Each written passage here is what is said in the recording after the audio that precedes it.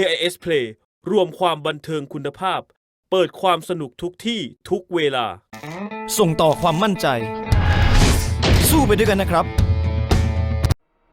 And then once they reach Subang, it's the same course for those of you who were able to watch the women's road race yesterday. Uphill, testing gradients. We might have a small group coming to the line. Can somebody win solo for the first time since 2002? We're all ready for the start then. Riders lined up. Lots of different jerseys there. Hong Kong on the left. There is Chung King Lok in the blue and white. The Iranian jersey, one of the most classy and classic in professional cycling. Alongside me, here to talk about the race today, it's a very good morning to Jonathan Harris-Bass.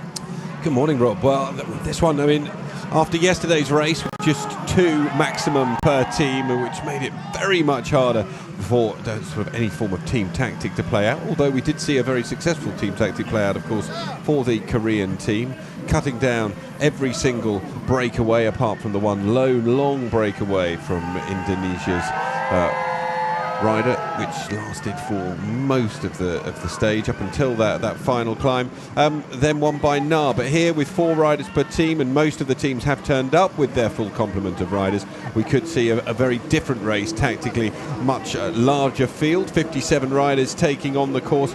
It's going to be interesting to see what takes place in the opening out and back segment, because as we saw yesterday, the likelihood is that the medals will be decided on the final climb. However, how many attempts will be made in that earlier part of the race to get in a breakaway and just try and put yourself into a good position coming into the base of the climb. We're ready for the countdown then. Which teams will want to get riders up the road? Which teams will be wanting to hold back their considerable firepower? And I'm thinking here of the likes of Kazakhstan, chase any breakdown and then organise the finale. We're off. There's no neutralised or rolling segment here at the Asian Games. It is a start from the off. The riders begin to roll out, have a look, and as soon as they get onto the wider road, once they turn the corner, I'm sure there'll be a few, certainly some of the smaller nations, ready to try their luck. There are a couple of nations who have just one rider on the start list. I'm thinking notably Bahrain and Syria. Japan, one of the largest cycling nations in this part of the world, only have 2 riders, and they're missing one of their potential winners. Unfortunately, the first big news of the day comes in the shape of a non-start for Yukiya Arashiro. Arashiro, who has won races in Europe on the World Tour, but he fractured an elbow racing in the Netherlands last week at the Big Bank Tour and is not present today. So it's down to Fumiyuki Beppu, the rider who rides for the United States team, Trek Segafredo, to try and go out there and do his best. He's a rider who's ridden the Tour de France. Let's see who's going to be up against today. Very interesting to know, as with yesterday, of course, a national holiday in Indonesia. We had thousands of people lining the roads, and it's exactly the same case today. Wonderful to see people really embracing this event taking place to the east of Jakarta, and they're out in force once again to cheer on all of the riders as they make their way in a form of départ fictif, one has to say, at the start here on their way through to the proper racing. Well, here they come out of Subang. Maybe the commissars asked them just to respect the locals of the vans by rolling past for a few kilometres, but according to the rules, there is no official flag wave today, no neutralised start. Everybody, though, ready to get into it. So it looks like a much smaller group there than 57 riders. We do have and have had various versions of start lists thrown around in front of us. Chinese team riding in the red at the front there. Number 87 towards the back here is Murajan Kalmuratov. And on the left-hand side representing Korea, well, they're the defending champions. Ju Dae-yong there, but it is Young Kung-yu who took the victory 4 years ago when they were racing at home in Incheon. That was a very different course than the one we had today. Now then, let's have it at the back. This is why we're rolling along. Mechanical issue for one of the riders from Thailand. 79 is Navuti Lipongyu. And while the rider from Thailand has a mechanical issue, then nobody will attack here from the front. Well, it's a tactic you see employed sometimes, well, I rather cynically think employed sometimes at some of the bigger races one sees across the World Tour, where a rider mysteriously picks up a mechanical in the départ fictif and just before the peloton gets to the départ réel, and they're on a climb, and they then all take it easy up the first climb of the day. It definitely benefits some of the sprinters in the Grand Tours, but I'm sure it's nothing as cynical here. You non-believing so-and-so, you. 1 kilometre in already. We're in for an entertaining race today.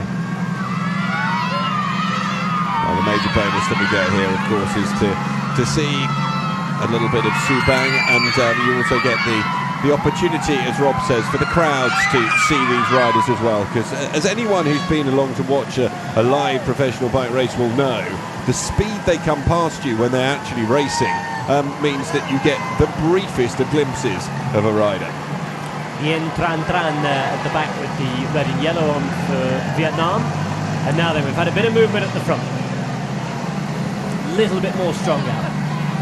Who's going to be the first rider to attack? Career on the right-hand side, having riders up towards the front. Yesterday they were on the defensive, and it's a tactic that worked very well for them. They knew that their rider was on a good day. The Iranians will be easy to spot in that very classy, and I said classic jersey. It's been around for a long time, the Iranian national jersey like this. They have been one of the big names to follow in cycling in Asia since the sport really began. Number 14 there is Bai Li Jun for China. China with no big name here, but again, the way that these national races are raced, and the way that we often get racing in national jerseys being a little bit more strange, a little bit more unpredictable. Anything can happen, as it seems as though a few of the riders are deciding to neutralise things themselves. Just saw Commissar's car go past, maybe just having a chat with a few of the riders and explaining that there's a mechanical issue behind. And this man's going to have an important job. There is Fumiyuki Beppu, and he's probably going to be the patron of this group. He's the most experienced rider in the group in what he's done all over the world. Not necessarily in terms of victories, but certainly in terms of seasons in a professional. He's ridden the Tour de France more than any of the riders in this particular group, and he's just at the back having a chat to the commissar, or maybe if you watch your cycling for the first time, the commissar, the referees, if you like, the people in charge of running the race. It's a strange old start here. Maybe some of the cars weren't in formation, and we now have the commissar's car in front of the group. Well, I'm not entirely sure that the Thai rider who was experiencing mechanical trouble has caught back up with the main peloton yet, and I have a feeling that might be what they're waiting for here. We could say it looked like a rather small group on the screen as we see some of the Indonesian riders there. Hands are up, and this is the sort of thing that we do normally see in a road race. Neutralised start. Perhaps there had been some agreement, but the local fans could see riders rolling through as well. But we did see that mechanical at the start, and that's the most likely explanation, because as we said in the rule book, it was a gun start, if you like, start to finish. It's what we saw yesterday in the women's road race as well. But it's actually much nicer for the locals to see. They get a chance to have a look at some of the best cyclists in the world rolling past. And on the right-hand side, Alexei Lutsenko there in the blue and yellow of Kazakhstan has been a former world champion at under 23 level. He's a stage winner at the Vuelta a España. Also won a stage at Paris 2 years ago as well, one of the top spring races in the world. He is a huge, huge talent. The first few kilometres, as it stands, passing off neutralised. Hand of the commissar still up there, and well, at this point in the race where you always get to have a look at the front and you wonder, well, who's hanging around the front here? Who wants to attack and who wants to try and force an early breakaway? Well, one of the interesting things to note today is that the Indonesian team aren't anywhere near the front. Yesterday they were. Well, there we go. We've got a guy out the back. We will not start for the moment, says our commissar. Commissars today, by the way, do come from all over Asia and Oceania, and that's Fumiyuki Beppu, who is just getting that information. And this is the rider who's making his way back to the peloton now. It's the rider who had the mechanical. It's Nabuti Lipongyu. Now that hand goes down, you imagine that the Commissar's car is going to speed away here, and this is going to be the race right now. Funayuki Beppu puts his arm up. As we said, he is the patron of the peloton, the man who is expected to unofficially organise everything, and he agrees now that racing can begin, and here go Iran. Iran with the early attack, being followed straight away by Korea, and of course the Iranians knowing all about bike racing. It is a traditional sport in their nation. They have hugely mountainous terrain, host some of the most difficult races across the Asia Tour. And they've got some of the best riders in that part of the world to this day who are going out and having a go.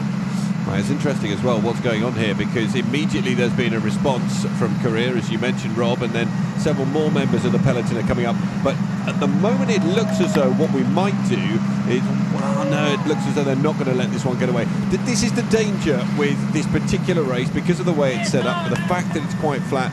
You are likely for, I think the main peloton are going to allow a small breakaway to happen, but if it's going to be any more than 3 or 4 riders, they're going to bring it straight back in.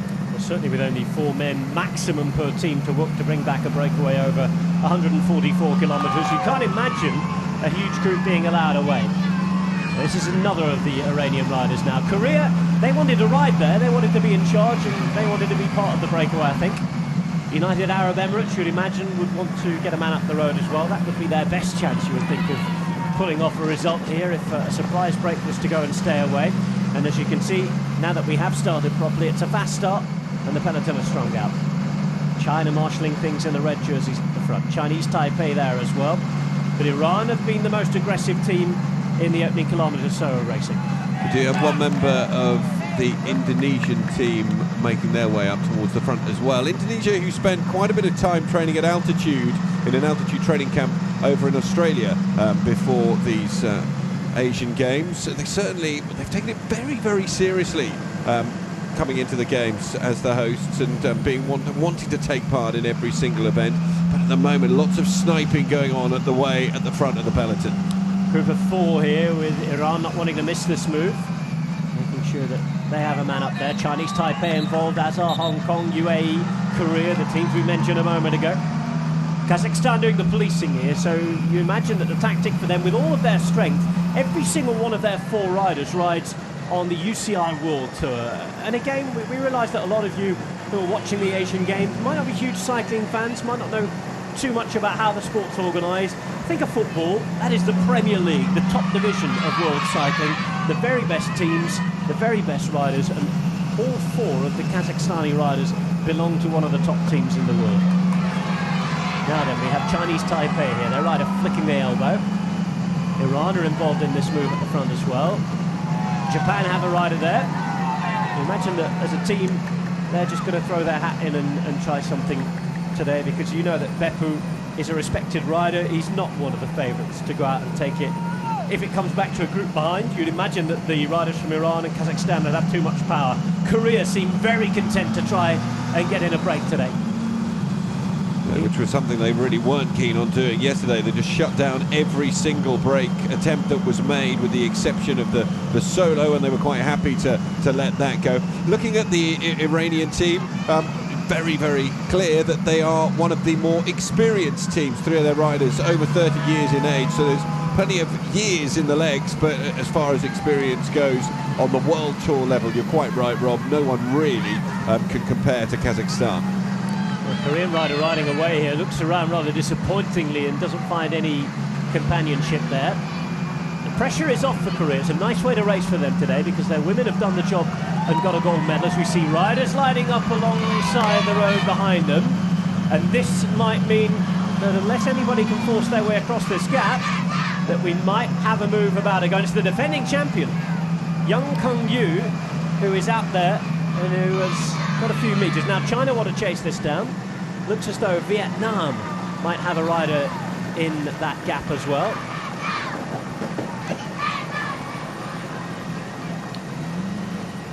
Well, there is an attempt being made here to bridge across. I think behind, a lot of people would be very happy with this group. Even though the defending champion's up the road, then it's a very different course today. And just look at Young's body shape.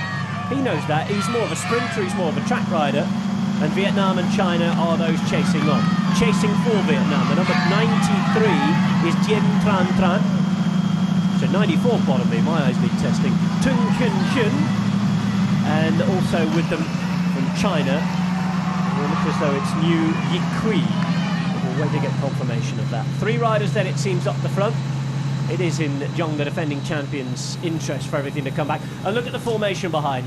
Riders blocking the road. They know that mostly they are content with what's up the road. Very interested to see that they've managed to block the road, because as we said, only 4 in a team. Quite often it does take the full complement of an 8-man team at World Tour level to block a road. Here they've managed to do it very easy indeed. We saw Fumiyuki Beppu talking to everyone else as the patron, even when racing got underway. I think he's probably gone, all right lads, enough's enough, you've had your little go, but here we still have, I think it's Korea going to chase this one.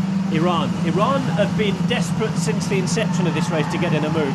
Korea thought about chasing that. It was they were trying to block things. Kazakhstan would have been trying to block the road as well. We're not talking about just one team here happy with it. I think most people in the peloton would have been very happy, and this perhaps was the last bridgeable moment. And okay, Iran, we're talking them up as one of the favourites maybe, but the advantage for them to getting a man in the break is that if they get a man up the road, they do not have to do any bit of work in controlling things, and it's not one of their favourite riders who's up there. This is Mohammed Gonjan Khanlu.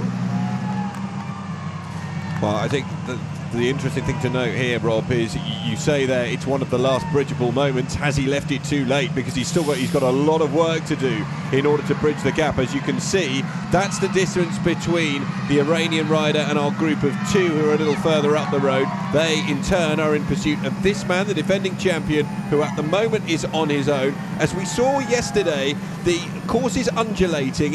We describe it as pan flat. Essentially, compared to the climb right at the end, it is very flat over the first 65 kilometres before they reach the U-turn and come back. But there are some undulations and there are some little ramps up, and that will offer an opportunity, and suddenly we see a response from the peloton, and they've decided that they are not happy with that breakaway. There are too many riders up the road now. May not be the end of the move for everybody at the front, but it might be the end of any more chasing behind. So the Korean rider here, the defending champion Jong Kyung-yu, is very happy to have 2 riders join. He wants, you can see from the hand gestures, a bit of organisation straight away. He wants them to come on and roll through.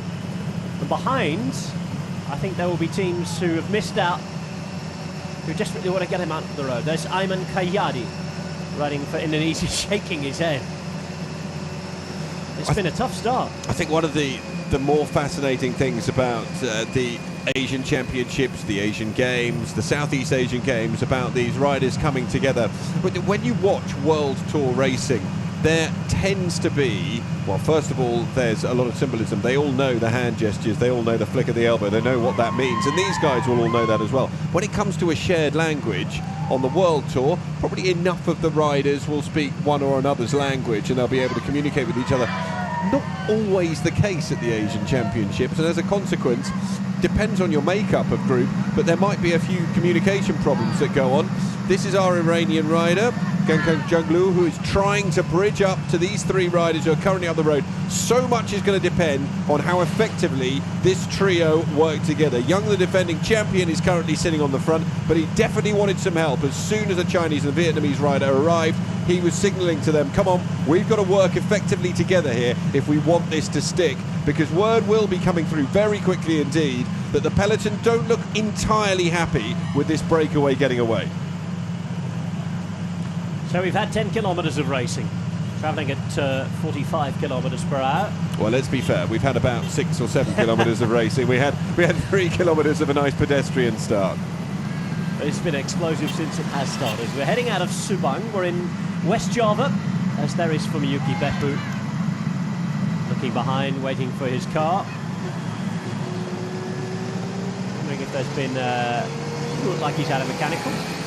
Having a chat about tactics, maybe. Beppu on the right-hand side there. He's one of the stars of world cycling, and he's actually just signed a new contract as the man they call Fumi. Trying to ride on at the top level with Trek Segafredo, riding races such as the Giro, the Tour de France, the Vuelta a España. He wants to compete at the 2020 Tokyo Olympics. So, 57 seconds on the peloton. 6 seconds on the chase lone rider. He's almost made it across here. Mohammad Ganjkanlu. And you can see that Kazakhstan have started to put a little bit of pressure on at the front in the chase, but I don't think they're content in chasing this group down yet. It looks as though they just want to deter any more attacks right now. I think they'll be very happy to let a group of 4 go up the road, tie themselves out, and let the real racing start just before the final climb. Man sitting in the back of the peloton there, Ayman Kayadi of Indonesia, who's got the number 1 jersey on for this particular race. He's a man who's competed in several races in Australia as preparation for this particular event. The Thai team sitting together. It's because we've got slightly bigger teams than we had yesterday. Not that that was hard. Only 2 in a team for the women's road race. 4 in a team here. Not everyone has come with their full complement of 4, but as you can see by the Thai jerseys all together, the Chinese team, well, they got 1 up the road, the rest of them sitting towards the back of the peloton at the moment. Teams riding very much more as teams today, and that's where the tactics are going to be played out. We saw Fumayuki Beppu dropping back to his team car just to have a little word about what are we going to do here. We know that they've got another 35-40 kilometres before they make a U-turn. It's a little bit of an extension on from yesterday's road race. This is the Iranian rider who's trying to bridge over, and well, the last time check suggested he was making some ground. We just saw it there.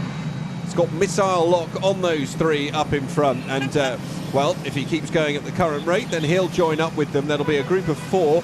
I think 4's the absolute maximum that the peloton would have wanted to allow, and be interesting to see just how much of an advantage they can forge, just how much of an advantage the peloton will give them on the run into the U-turn.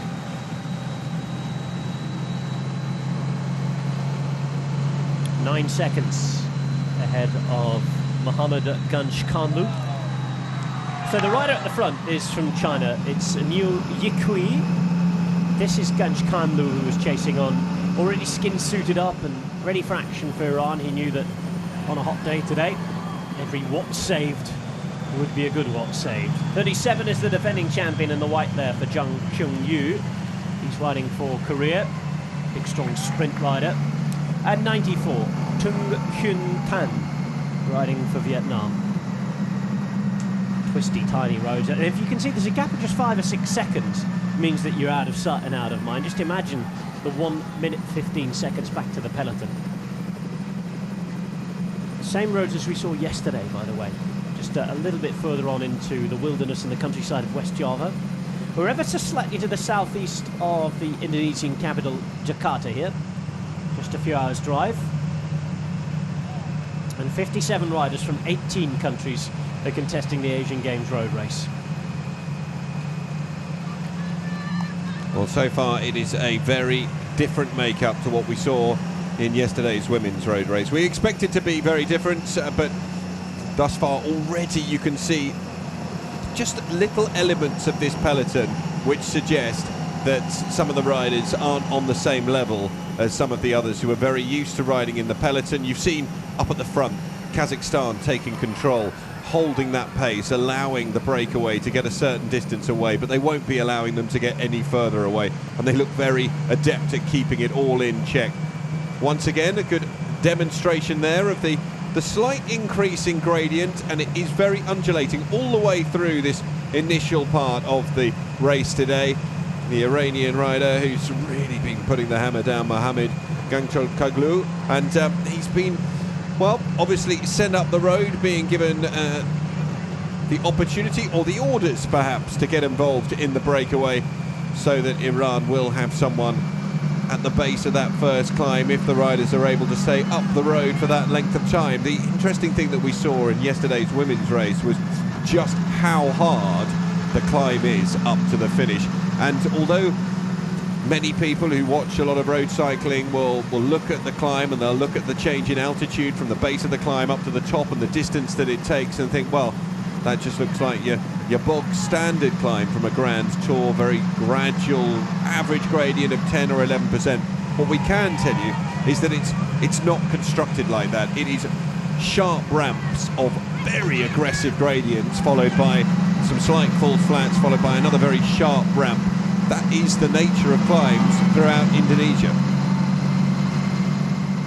130 kilometres to the conclusion of this Asian Games road race. Korea with a man in the break. Yet to settle down, and we expect that we're going to get 4 up the road. Korea man at the front, defending champion, honouring the title that he won 4 years ago. I think his presence in this break means that he expects that he's not going to win again, certainly with the type of course. Jung Kyung-yu won at a pan-flat course in Incheon, just outside of his nation's capital, Seoul. Korea have won the men's road race on 4 occasions. Also got them all medals in this event, 11. Hong Kong, China have won 3 times, and their best option of a win would be with 27-year-old Chung King-lok. But there are some class acts on the road today. Now look behind from the Iranian rider Ganj Khanlu. Just 5 seconds to make up now, and the peloton are allowing them a good minute and a half.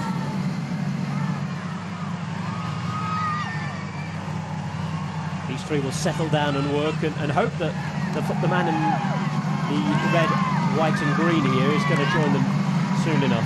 He should do, despite the big effort he's made to close the gap.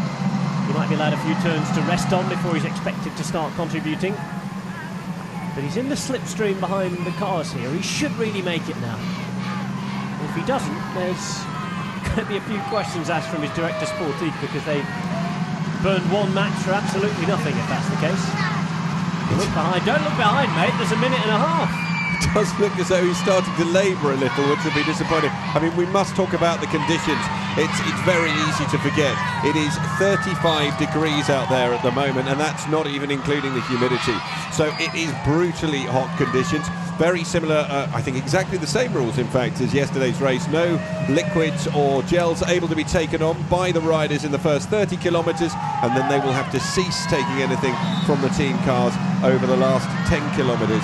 It's very important. As we saw yesterday, you have to get your refuelling strategy absolutely spot on, because those climbs at the end are going to be very hard indeed. And the Iranian rider looks as though he is really struggling, and I don't think that's a 5-second gap anymore. They're disappearing up the road here.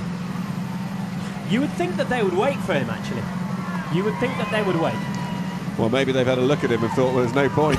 He's not going to help. So the defending champion in the breakaway at the Asian Games road race, and there he is in the white and blue. These 3 look comfortable, and you'd expect that to be the case now. They made the least effort to get out of the group. It was at a moment when I think most of the peloton wanted a breakaway to go away, and most of the peloton wanted an easier couple of hours. Oh dear. Oh dear, oh dear. Ay, ay, ay, ay, ay. Now, has he got a mechanical problem? Oh, he's stuck in the little ring. He's stuck in the little ring. And this is a very inopportune mechanical. I just wonder if the electric shifting isn't working. He's had to lift the chain onto the big ring there. So perhaps we were doing him a disservice. And that is a nightmare start for Iran. Rather than get somebody up the road, 25 seconds now, expend all that effort, Mohammed Ganj Khanlu, he would take some big recovery to be of use to his teammates again now. Oh no. And I think now that is him giving up. That is him waiting for the rest of the peloton and trying to get some recovery time and see if he can be of use to his teammates later on. What an absolute nightmare start for Iran. And in the meantime, Kazakhstan start to control. We imagine for Alexei Lutsenko, and Lutsenko sits 3rd wheel there with a white helmet on. He's got a different colour helmet on for Kazakhstan. This is Zanjosh Vichikutov. And this is a job that he does, this is his day job, controlling people up the road. He'll allow them a certain bit of time. He's got help from United Arab Emirates. Now, whether UAE consider themselves to be serious contenders or they've gone a little deal with Kazakhstan to try and control the race, help themselves. Maybe say, well, you help us at the front and your guy can duke it out with ours towards the end. We shall see, but there are 2 teams riding at the front. And well, with the Iranian rider drifting back, you might start to get Iran contributing to a chase if the gap is allowed to grow anymore, and that's the way that tactics work as well. Kazakhstan might let the gap grow even further to try and entice a few other teams to help them chase. In the meantime, we're looking at about 3 minutes of a gap between the front of the race and this peloton. Do you find it extraordinary when I was looking back through the history of the road race that Kazakhstan have only won the gold medal on one occasion? I mean, they come here as the firm favourites to win.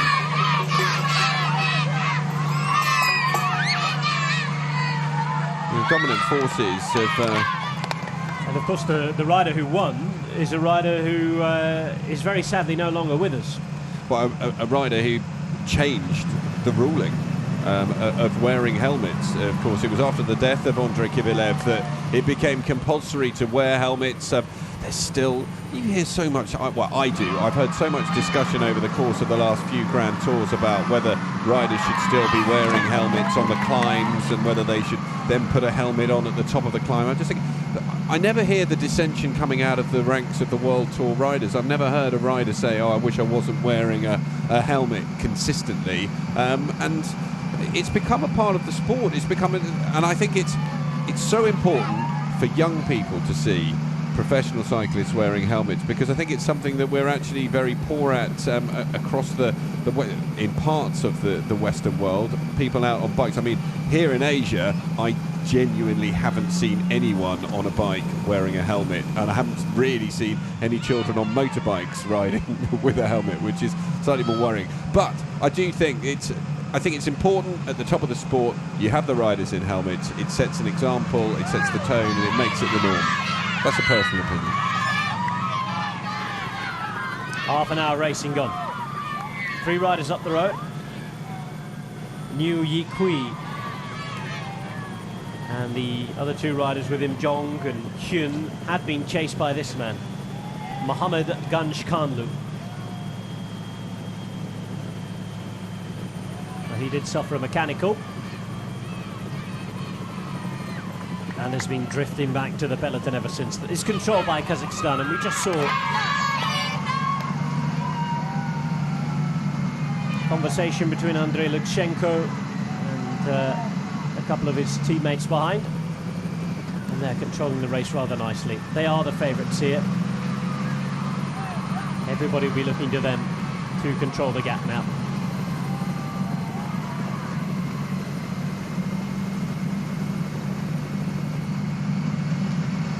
As far as the history goes in the race, Wang Campo of Hong Kong, China, the most successful rider in Asian Games history. He won the gold medal 3 times in 1998 in Bangkok, in Doha in 2006 and in Guangzhou in 2010. He was a bronze medalist in 2002 in Busan as well.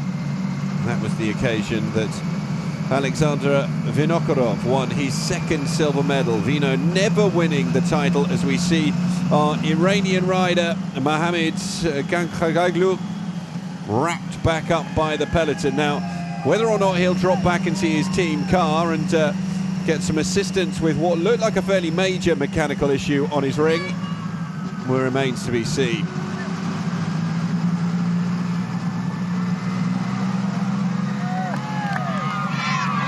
UAE here with a full complement of riders now sitting on the front. It looks as though, I'm not necessarily going to suggest a deal's been done between the UAE team and those from Kazakhstan, but they have been working very effectively together at the front of the peloton as we come past huge throngs in the crowd once again cheering on the race.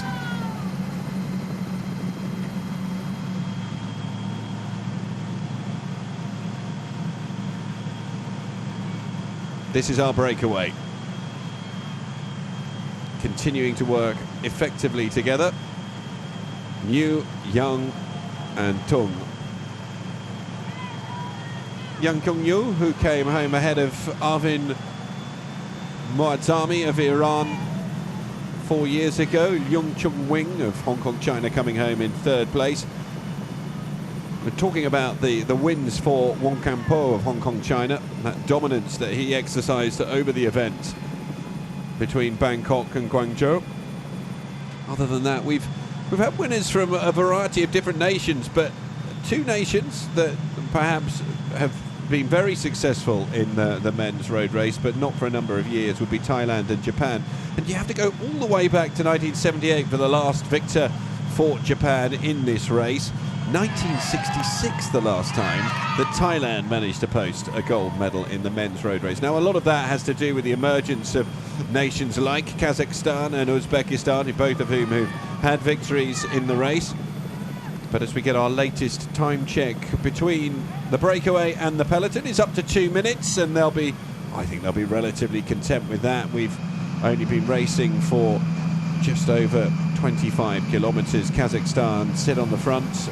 They're in great control here, and the peloton stretched out and bearing the exact resemblance that you would expect from a Pro Tour race. As we come through this swathe of primary rainforest.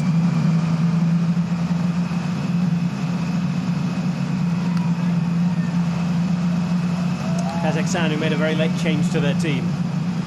Daniel Fuminyuk replacing Dmitry Gruzhiev, who's gone off to race the Vuelta a España. Third Grand Tour of the year. He'll be starting in the Costa del Sol at the weekend, Malaga.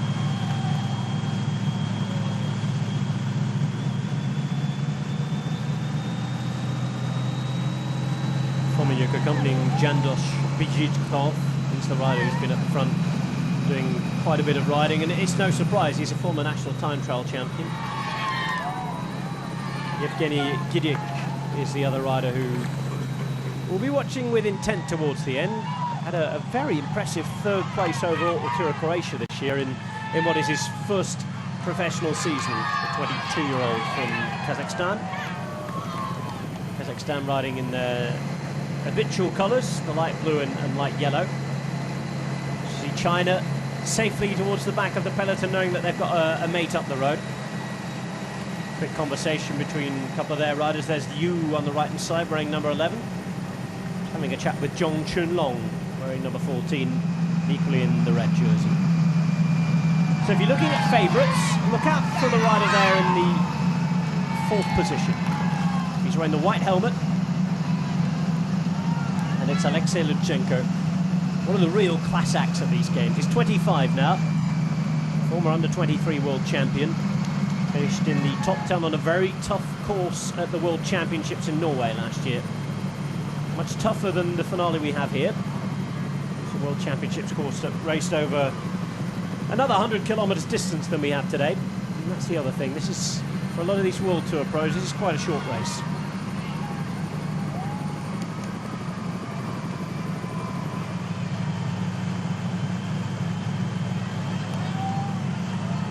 Three riders who must keep working together.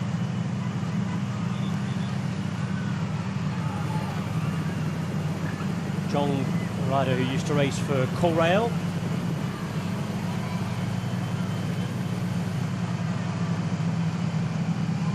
There he is on the left-hand side. He's had general classification victories in road cycling as well as his track success. He's a 2-time winner of stages at the Tour of Korea. Former national road and time trial champion, and the GC he won was at the Tour of Hokkaido. 2 minutes 14.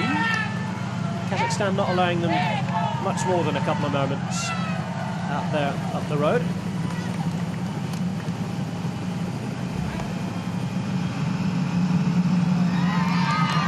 And they're strong out. This pace up. There'll be a few riders who, with all respect to them, are used to riding this sort of level in this sort of company.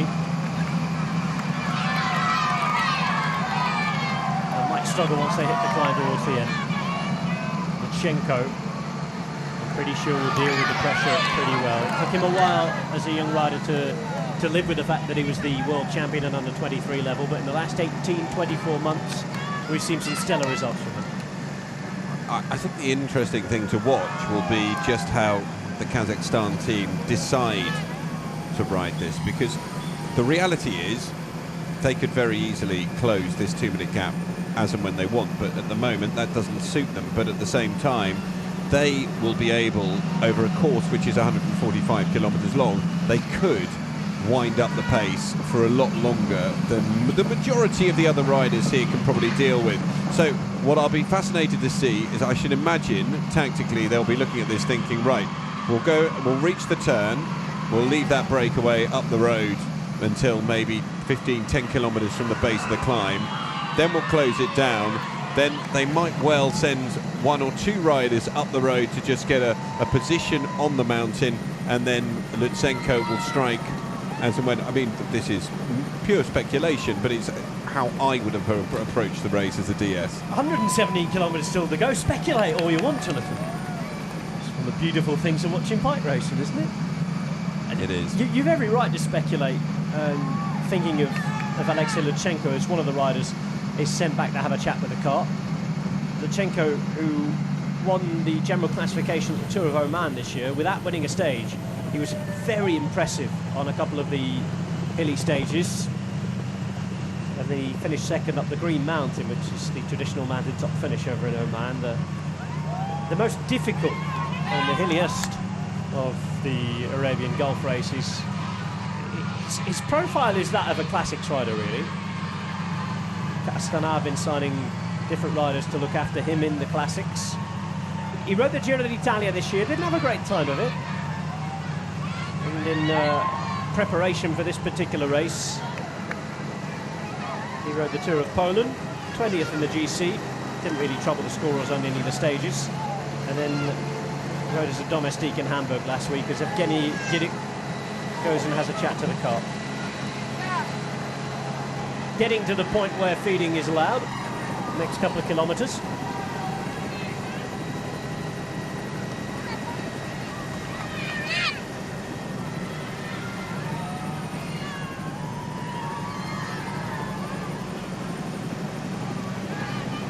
.226.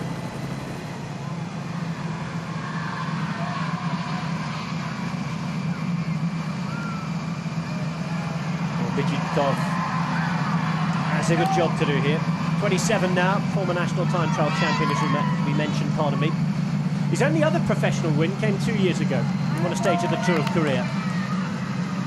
Third at the Asian Championship in 2017, but it's only his second year in the top level ranks. He rode, for one of the best named teams I think we've ever seen in the professional peloton. Vino forever. Now, those of you who might not know, Vino refers to Alexander Vinokurov, a former two-time silver medalist at these games. That's the first bidons and bottles are allowed.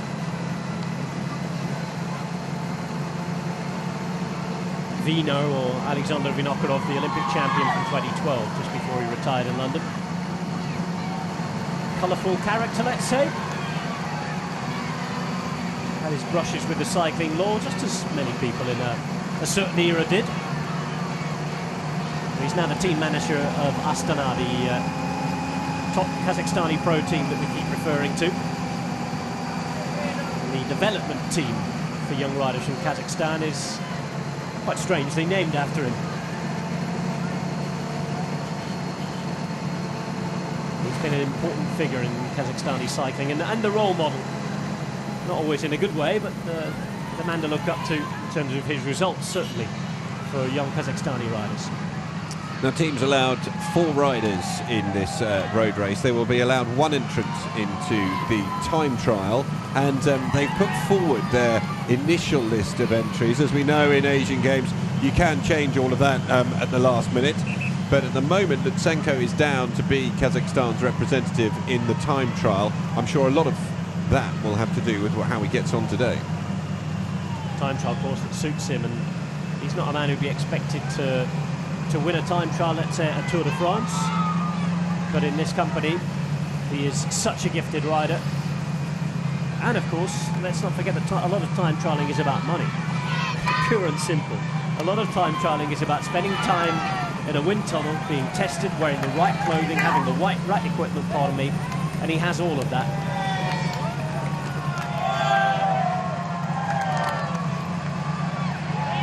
All of the riders have plenty of people Well, we saw a time check come up on speed just a few moments ago, which I think was probably being taken from the motorbike that's in front of these guys. The speed was holding steady at around an average of 45 kilometres an hour from the riders themselves, which is it's a decent lick that they're going along at. As we take another look at our commissar. Now then, maybe just surveying the back of the group, and he knows that feeding's now allowed.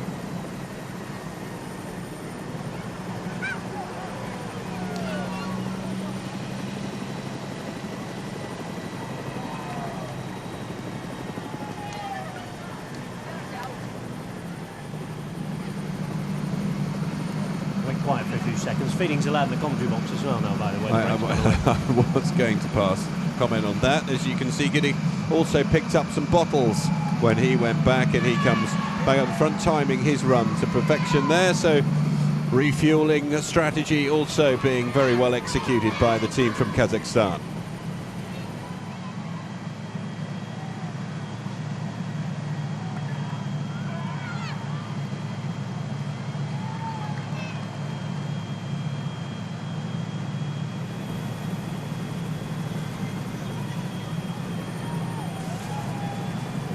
After those early exchanges and the slightly stuttering start to today's men's road race due to a mechanical for one of the Thai riders, when racing got underway, three-man breakaway formed. Initially just one man, the defending champion, Yang Kyung-yu, heading off up the road. He's been joined by Hyun Tan Tung of Vietnam and Yu Yikui of China, and it's those three who currently hold 2.5 minutes over the chasing peloton, a peloton that has been controlled pretty much from the off by the team from Kazakhstan, who will come into this race undoubtedly as favourites. The man who's being tipped, Alexei Lutsenko, to win gold, which would only be the second time in the history of the Asian Games that Kazakhstan have picked up a gold medal. United Arab Emirates wanting some food, and the commissar's having quite a job there to control the convoy behind. Got a chocolate cookie and an espresso coffee in my musette. What was in yours, John? Just the espresso coffee for me, thank you. I might be delving into a chocolate cookie slightly later on in the stage. Don't want to overfeed in the early stages. Finishing bottle for you, is it? Yeah, absolutely. I'll hand him an energy gel with 20 k's to go. In the meantime, it looks as though there's maybe a mechanical problem here. I never like watching the mechanics do this job on their own. A little look around. Does that feel all right? Saif Al-Kabi of the UAE team, the man who's having something sorted out. He's not happy.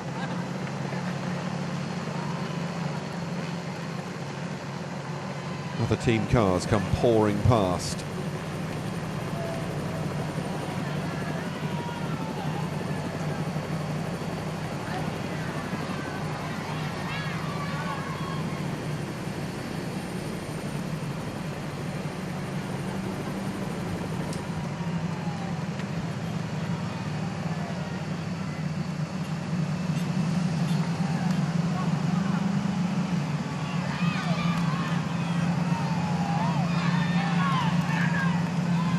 Nobody giving them any help, are they? They aren't. It's been interesting. Uzbekistan with just two riders in their team, one of their riders sitting just behind that trio. They've picked up one gold medal in the past in the men's road race, but with a team of two, I'm not overly hopeful of them certainly getting the gold here today. It's going to be very interesting to see, though, who are the teams who emerge in the latter part of today's race to challenge Kazakhstan. This man, the defending champion, well, as we know, doesn't favour the mountainous reaches that we'll be getting towards at the end of today's stage. So his bid based entirely on being involved in a solo breakaway.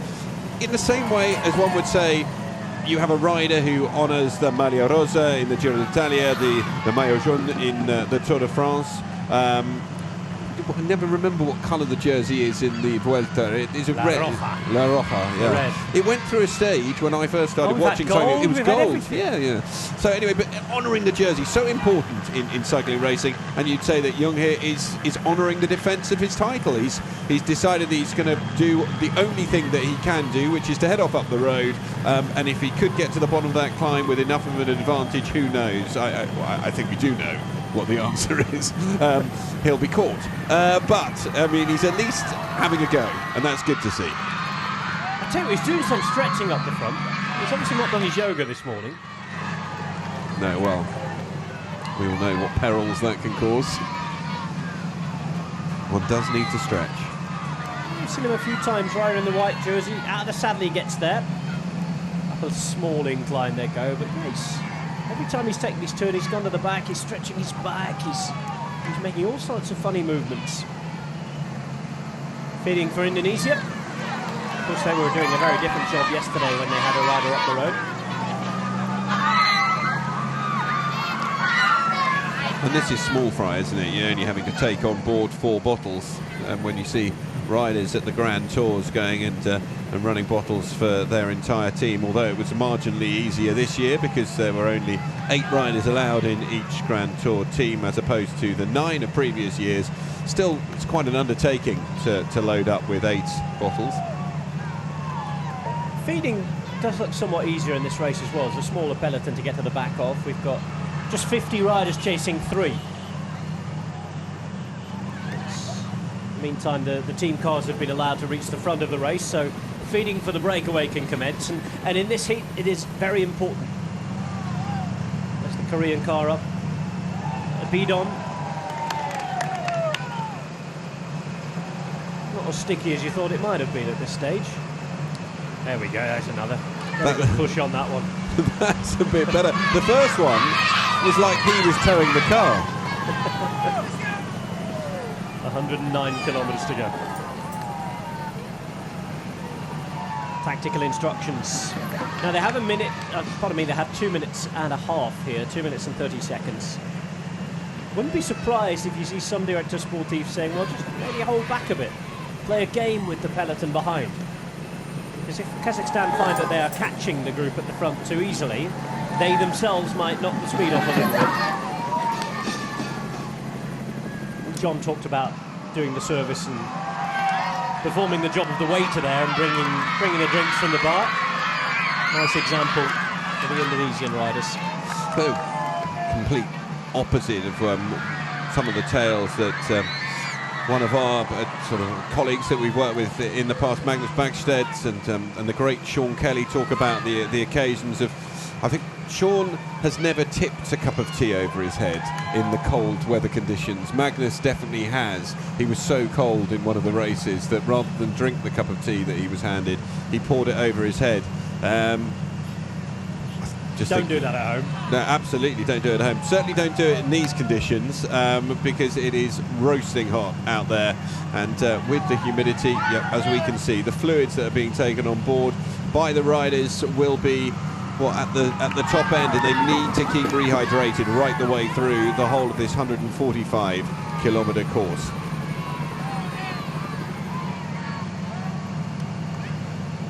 We've seen exchanges though in yesterday's women's race, and we've just seen a clip of it today, riders pouring water over one another. Yesterday the exchange of friendship actually stretching between teams. We saw one of the Chinese riders pouring water over one of the riders from the Hong Kong China team. Here so far we've just seen Indonesians showering each other with water. It's something we see in cycling quite a lot. Teams will give each other drinks, give each other food, service each other mechanically when need be as well. But you never know when you might need a favour. Of course, that's what teammates are there to do primarily. Now Malaysia, quiet start of the race from them. Very, very good cycling nation in this part of the world on both track and road. They've had Australian and British coaches down the years. I know a lot of their road riders who race for Terengganu are coached by Jeremy Hunt, who used to race for Team Sky. Of course, former British champion. And of course, they have an Australian coach at the moment. as far as the track and road is concerned at a national level. It's Mr. Beasley, who's been doing the job for quite a while.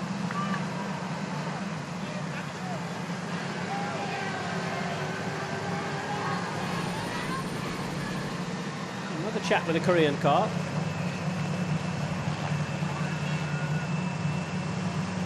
Out of the three riders, by the way, he's the man who's done the most work early on. He performed the first escape to get in the break. He was on his own for a good 10 minutes before he had company.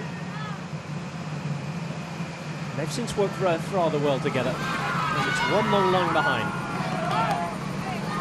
Well, this is something that we just didn't see yesterday in the women's road race, with a peloton strung out in this form, but then there were only two in each team. Well, we've got two riders chasing down three, essentially. The mathematics of this equation right now. Two riders from Astana chasing three. Zhigitov is the rider in second wheel who's done most of the chasing. He's been joined at the moment by Fomenyuk.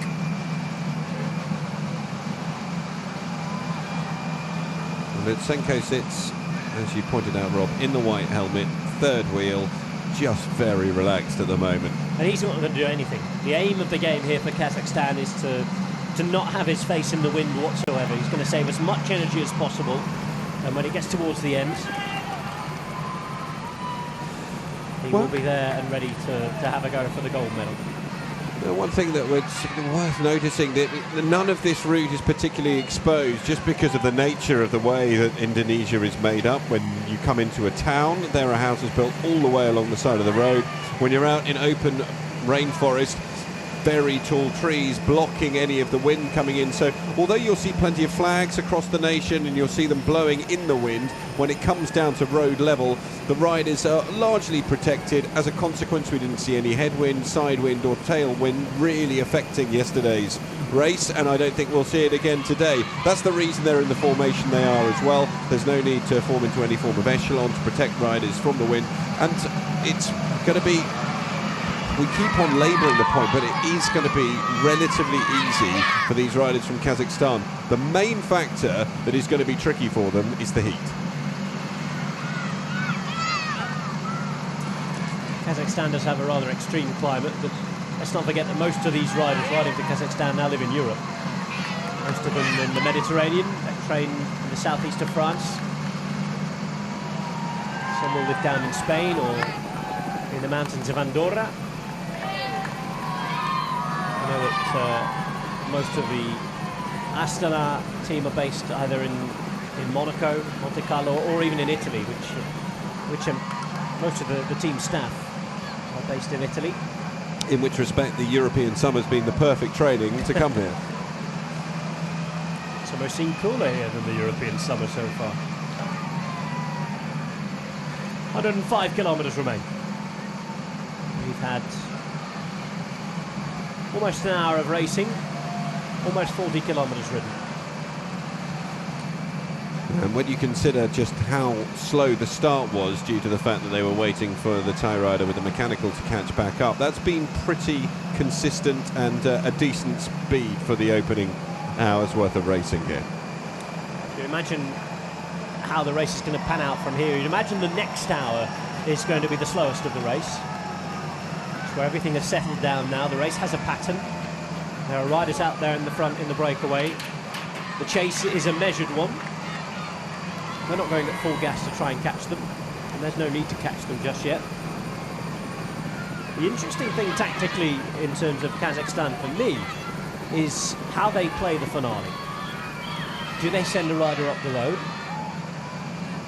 that isn't Lutsenko and attack late on before we get to the climb? Does that then draw out other teams and then they can follow and Lutsenko can be the strongest man at the end? Or we know he likes riding on his own. We know that most of his big wins in his career have come from sole breakaways. Does he choose to take it up early and attack either at the bottom of the climb or even just before it? I mean, he has the strength to do that, we know that. And the question is, does he have the form? Best form of his season so far has been in the very early part of it. Has he been listening to my statistics about the last time there was a solo breakaway? Does he want to affect Asian Games history in that way?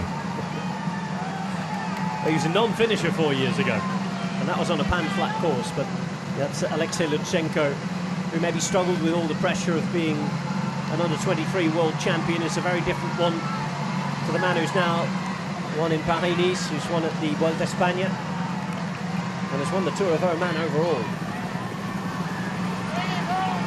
Are you surprised that he's not at the Vuelta? Well, I think he's sort of been there and done that with the Vuelta now.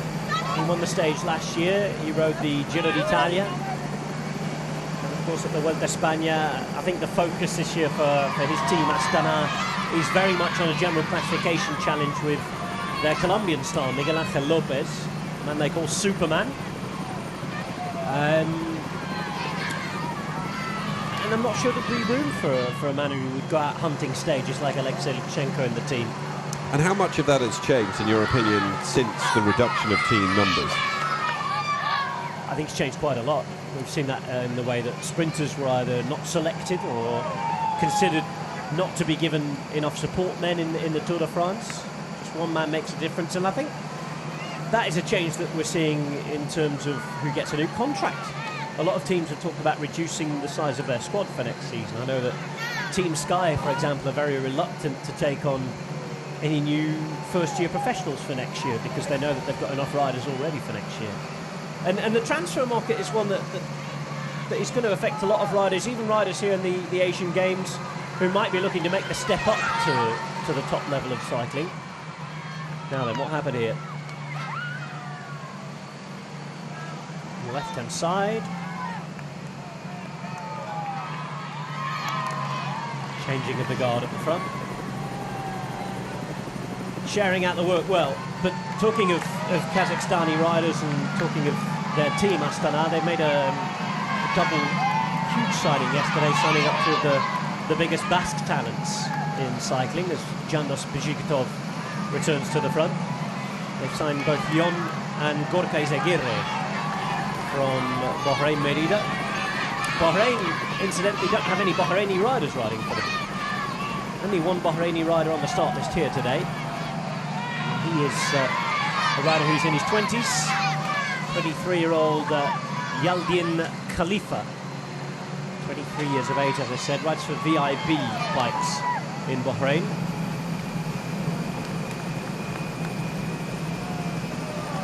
One minute and 47. Well, just very briefly returning to the Bahrain Merida setup and their team, their lack of Bahraini riders and the lack of Bahraini riders that we have here.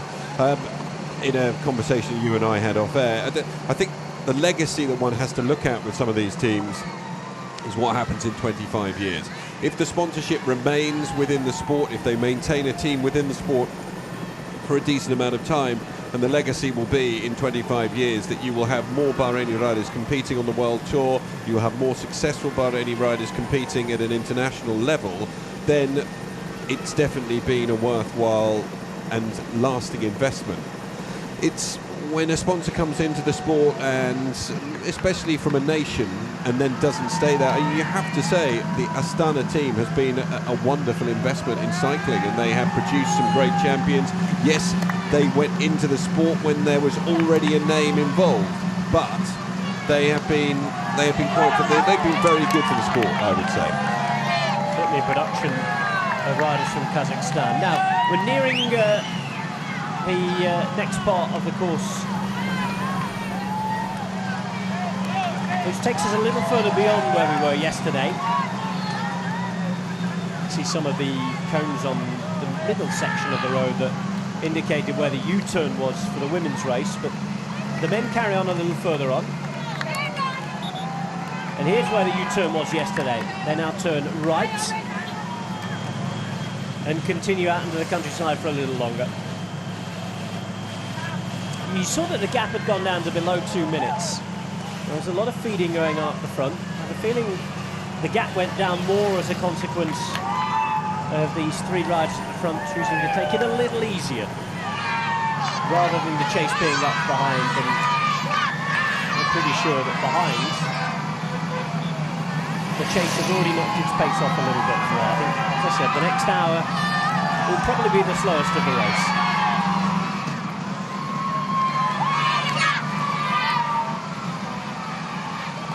There's Lutsenko on the right-hand side, and look out and enjoying the moment.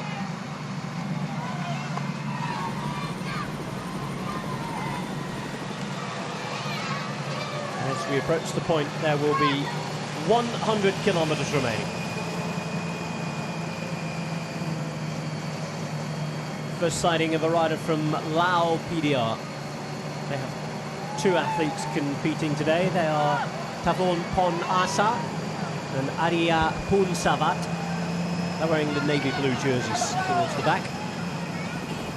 Uzbekistan there as well. No Kyrgyzstan on the start list today, which is a little disappointing in terms of the stories we can tell, actually, because they were scheduled to have a 43-year-old Evgeny Vaka riding for them. A man who just returned from 15 months of suspension for being caught using meldonium. Now, that's the substance that was not on the ban list until rather late, and quite a few riders were caught out. I'd say quite a few riders, quite a few athletes from different sports, the most high profile of which was Maria Sharapova, the tennis player, caught out for using meldonium when it went from being a legal substance to an illegal substance in professional sport. But Evgeny Vaka became the first track cyclist from Kyrgyzstan to compete at the Olympic Games. He's in the men's points race in 1996 in Atlanta. He also became the first athlete from his nation to compete in road cycling, and a real pioneer, and we expected this to be his final Asian Games appearance. He's an Olympian on the road, multiple medalist at the Asian Games, track and road. Was he taken silver at the last 4 editions in the time trial, so perhaps he decided to concentrate all his efforts in the time trial here. We'll see if he's present on Friday. He's never won an Asian Games gold, the 43-year-old, but he was the surprise non-starter of the day for Kyrgyzstan. We were due to have 19 nations competing and 63 riders. In the end, we've got 57 from 18 countries. Heading today from Subang to Chayak. And these are the 3 riders we have up the road. China with just the 1 rider up there. Yu Yikui. They'll be riding, we imagine, today for Yu Jiankun, 23-year-old who's part of the Mitchelton Bike Exchange development team. Chinese registered squad, but run by the Australian World Team Mitchelton Scott. Sort of a mix of good young Australian talent that's come through the Australian Institute of Sport and the Chinese development team. And China, as a nation, now has an Australian coach, Shane Sutton, who did run the British development programme for a while, as we see the champion giving himself a good stretch again. Knew we'd catch him on camera eventually. Obviously not feeling 100%. As Jonathan was saying earlier, good that he's out there and honouring the title.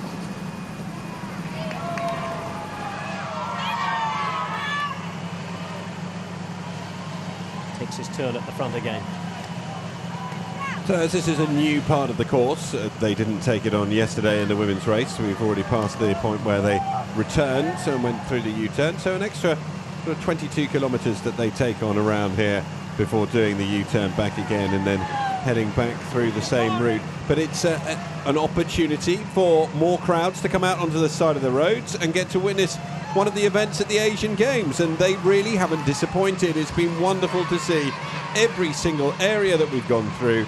There have been hundreds and hundreds of fans there, and we're heading through huge swathes of primary rainforest here, but also one has to remember that here on Java, which is the 5th biggest of the 17,000 islands that make up Indonesia, you have 56.7% of the population. That's a population that's up at the latest count of 267 million people. So it is a lot of people here. We've been travelling in Indonesia for 3 or 4 weeks before these Asian Games. Help me out here. this is the fifth biggest island. Pop quiz, which is the biggest? Well, that's actually a very good question. I don't know the answer to that. I think... How you disappoint me, John. I think it's Borneo is the biggest. And that's an island that's shared between 3 nations. That is an island shared between 3 nations. The largest part of it is Indonesian, however. And then I've been on Sumatra, which... That's to the north of here. Is to the north. It's where Palembang, which is the city sharing the Asian Games with Jakarta, is located on the southern side of Sumatra. Sumatra, beautiful island. If you ever get an opportunity to go there, still wonderfully unspoilt in large parts. You can still visit primary rainforest there. You can go and do what I did, which is to camp out in primary rainforest, which is absolutely fascinating. I think one of the most memorable moments of that trip that I took into central Sumatra is just how noisy the jungle is. I mean, people had said to me, oh, the jungle is so noisy at night time. It's deafeningly noisy. And that wasn't my children making a racket and staying up all night. That was just the noise of the insects in general, and animals calling to one another. Quite spectacular, a really memorable experience. Noisy on the side of the road here with the thousands of people who've come out to watch this race. It seems now that the gap has been controlled and quite stable for a while at about 1 minute and 40 seconds. 1:42 was the last check we had.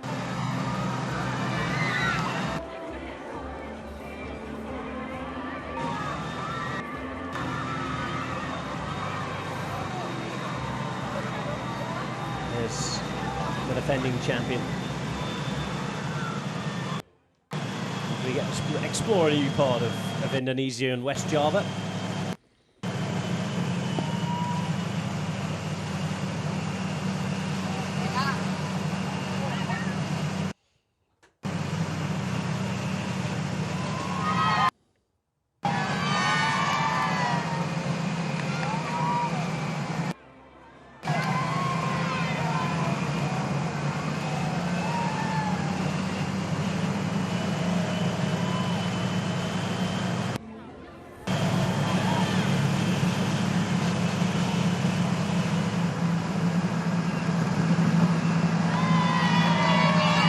Ferminyuk and Bishigitov have been sharing the work for Astana.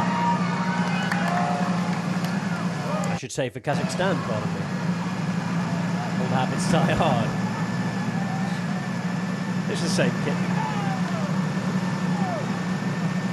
And the same team. It's a job they do often. A lot of other teams will be able to profit from this if there are any other riders feeling like today is their day. They'll be sitting there waiting very patiently. We know that Japan haven't had to do any work yet. Hong Kong haven't had to do any work. Iran, yes, they have wasted the energy of one particular rider, but their favourites, Sorabi and Bursaidi Gulapur, have been able to sit in the peloton. And Bursaidi is the Iranian TT champion, one of the most successful riders on the UCI Asia Tour in the past few seasons. Do you know what? He's won the GC in Japan, in his native Iran as well. Qinghai Lake, big race in China, a very mountainous race as well. Langkawi up in Malaysia and in Taiwan as well, which is another very mountainous race. He's been continually racing now since he came back from his 2-year suspension for EPO. That was between 2011 and 2013. And you mentioned Mehdi Sorabi, former Asian champion, 3rd at the Asian Championships this February. He has ridden on the World Tour as well. He spent 1 season with Lotto. Belgian World Tour Lotto, that is, back in 2012. Is that Lotto Sudal or Lotto Fixal? Depends on the time of year. That was Lotto Belisol back in the day. But Lotto, the primary sponsor, have been a huge investor in cycling over in Belgium. And to ride for a team as prestigious as that is big news. Now here's Fumiyuki Beppu on the right-hand side. What's going to happen here? A little look from the left-hand side for Kazakhstan. Beppu going up the road and looks like he's looking for something.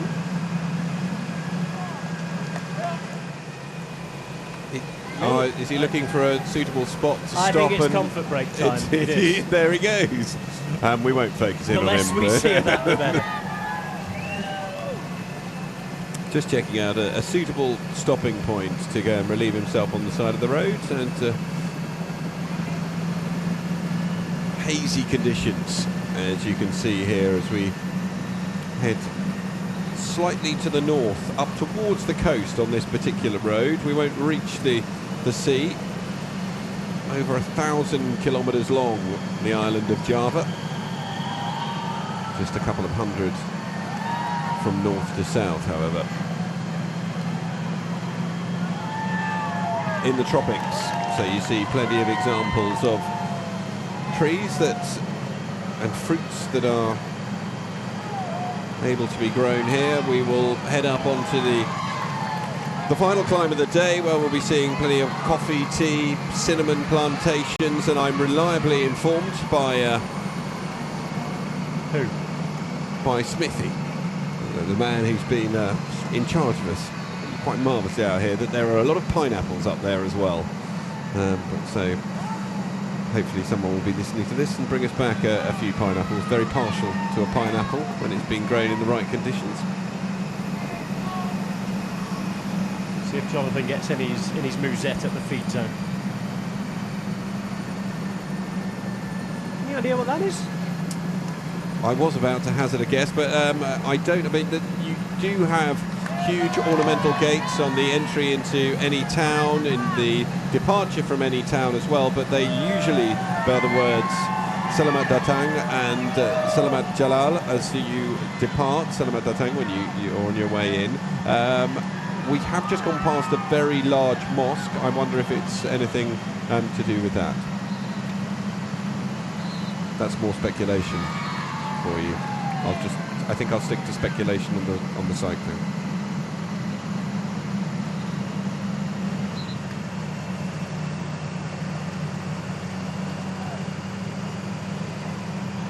Vietnam in the breakaway. They bring a young team to this race.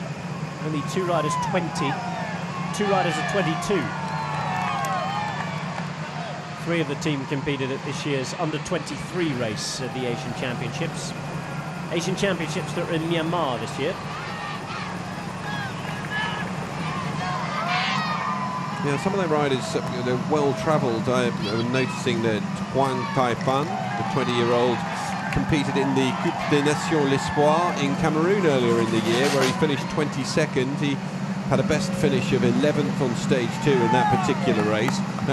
Now that's an example. Not all riders do get the opportunity to travel the world in exactly the same way. A lot of Asian riders especially tend to stay concentrated around Asia for their racing. Now that doesn't mean to say they don't get to travel large distances, because of course Asia, a vast continent, as we see with the 45 nations represented here at the Asian Games, and just how far some of those competitors have had to travel.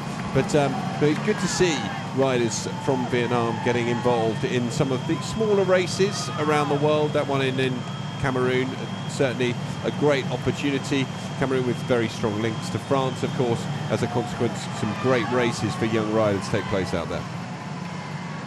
Here's Niu Yikui of China. Zhong, the defending champion in the white from Republic of Korea. And Hyun is the man just out of shot at the moment. He's going to roll through into the centre now from Vietnam. Again, very organised, working together very well, this trio. 90 kilometres to go, and you know that they have to keep doing just that if they're to stay out there for as long as they want to do. They've not been given any sort of big lead that might, you talk of speculation, John, lead people to speculate that they could win the race, because Kazakhstan have this under control.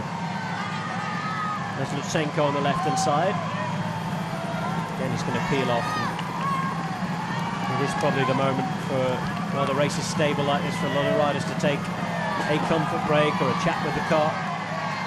You can see riders from China with hands up to indicate they want feeding.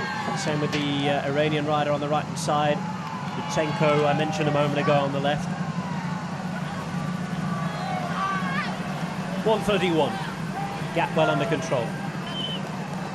And it's remained very well under control throughout the whole of the race so far. Maximum it's gone up to is about 2:10, 2:20, but they haven't let it go any higher than that. And the Kazakhstani team really have just been looking very relaxed at the front of the peloton. There hasn't been a moment where there's been anything other than just concentration and just ticking over and doing what they do week in, week out on the World Tour.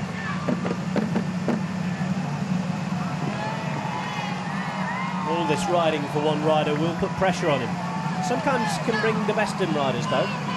And Alexei Lutsenko here, on his way back to speak to the car from Team Kazakhstan.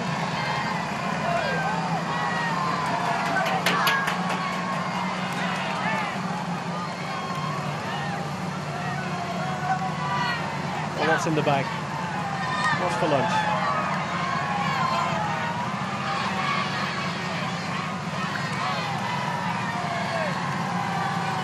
Thousands more fans lining the road here to cheer on the main peloton. They've already cheered on the trio up the road.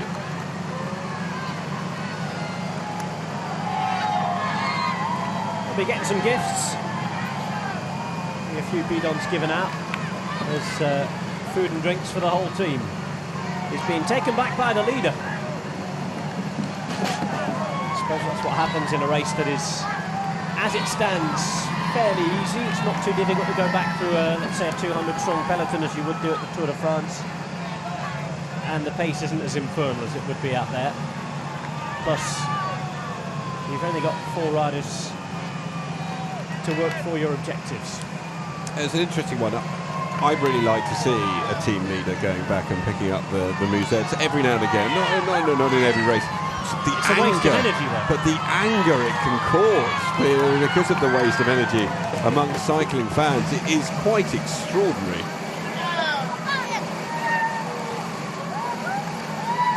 Here's the rider who was trying to get in the breakaway, Mohamed Ganj Khanlu, and now he's not in the breakaway, he's on bottle running duty.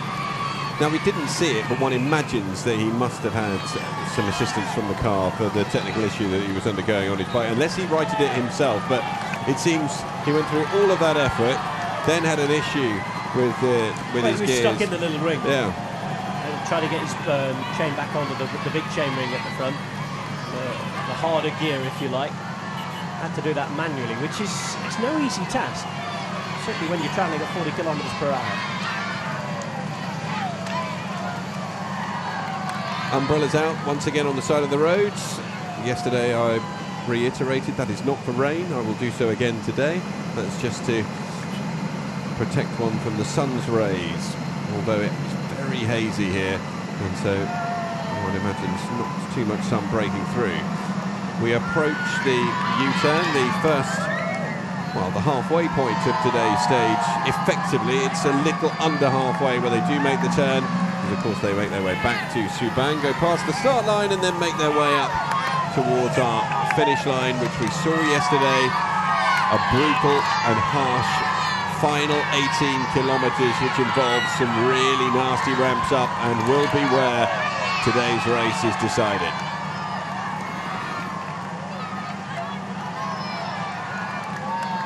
Here's Lutsenko with the musette, passing on lunch to his teammates. Passing on the words exchanged at the team car on tactics, what they're going to do, how they're going to allow the race to pan out. I'm sure some of the words of advice would have been, don't press too hard because you are already closing the gap on those 3 up the road and it's a little too soon to be doing so. The ideal situation for Kazakhstan, I think, would be to let this group stay out as long as possible up the road. Naturally, a few of these smaller nations and riders who aren't used to riding at this pace for this long will be tired anyway in this group at the back, even though they've been drafted along for, let's say they stay out 100 kilometres, 120. And the rest of the favourites will still have it all to do anyway. Maybe a perfect situation for Kazakhstan for this group to stay out until they got back to even back to Subang. And no panic if they're still out there on the first slopes of the climb whatsoever. As soon as the incline changes, these 3 with the energy they expend will be absolutely done for. If you pay some close attention to the housing on the side of the roads, you will notice that the majority of people's front rooms are shops. And this is something that you see right the way across Indonesia, that people will turn just the front porch will be turned into a shop selling a variety of different sorts of goods, quite often just snack goods, but also, very interestingly, I noticed as I was travelling around Sumatra, a number of minaret shops where you can buy small minarets for your mosque. I'm assuming it's I know it's a booming business. This is the most populous nation that follows Islam in the world. So there are lots of mosques. You will hear the call to prayer in the morning. You will hear it as well in the evening. Yesterday was celebrating the festival of Eid, and so there were plenty of calls to prayer and plenty of celebrations here in Indonesia. It runs as the biggest religion on the majority of islands. However, you do find on some islands there are other religions that influence and other religions that are the more dominant. Bali being, I think, the best example, or the most famous example perhaps within Indonesia, where Hinduism is the biggest religion. However, there is this wonderful street in Bali where you go down the street and there is a Roman Catholic church next to a Protestant church, next to a Hindu temple, next to a Buddhist temple, next to a mosque. All 5 religions, all living in harmony, which is something that's rather lovely.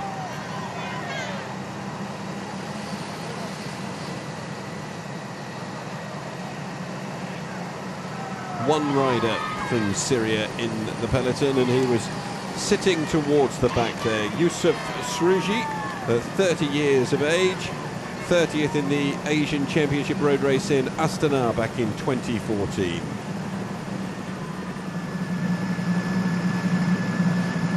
Little point there from the finger to show that there was a water bottle lying in the middle of the road. Good camaraderie exercised here between all of those taking part in the main peloton.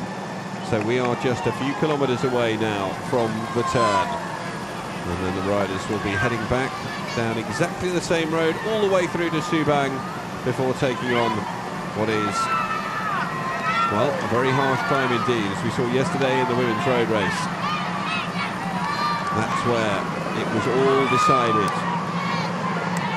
and one imagines it will all be decided there again in an hour's time. I'm being a little generous, hour and a half. That's a quick hour, isn't it? 83 k's an hour. Getting a bit of a toe. Deary me. That's a race I can't wait to watch. Still 83 k's to go. Mostly flat until they get back to Subang. Same road in reverse, as Jonathan was just explaining. Dual carriageway at the moment. So part of the convoy have already made that turn. You can see them coming back just on the other side. So that means that our lead 3 must be getting pretty close, although there was a member of the public who just charged across the road waving a massive Indonesian flag. Here is our breakaway group of 3 riders. They are approaching what will be the turn and heading back down towards Subang, and haven't had an update on the time difference between these 3 and the chasing peloton. Last time we saw it was around a minute and a half.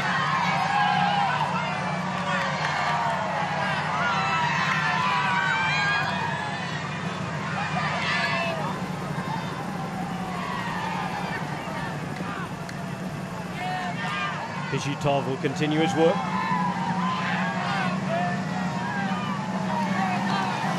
Fominyuk in second wheel at the moment. Lutsenko third. And then it's the young star, Evgeny Gidik, who is just 22 in fourth wheel. There is Vizhitov.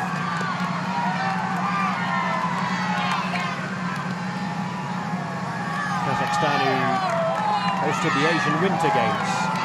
That is 6 years ago now. 7 years ago.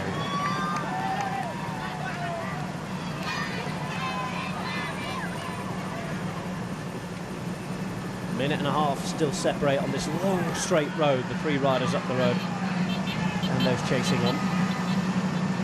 Still more than enough firepower to chase them down. And they're in no rush to do so. The race's pattern has been set.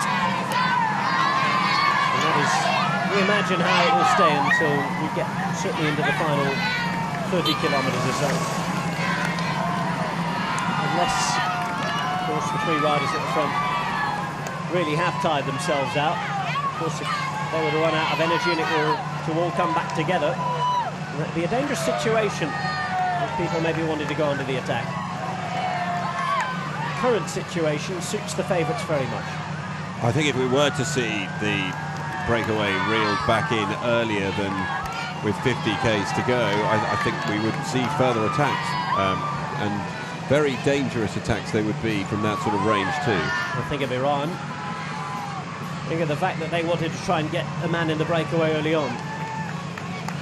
They wanted to have some influence and some control over the race and the pattern. There's a present from one of the Chinese riders there. So those riders on the roast potatoes, pardon me, on the side of the road. Souvenir bidon, bottle to take home.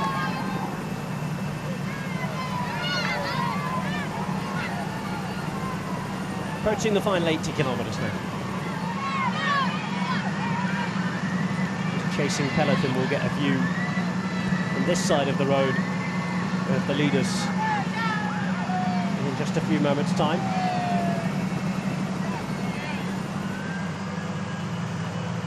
So New, Zhang and Hyun are the three riders up the road. Hyun is the rider at the front now.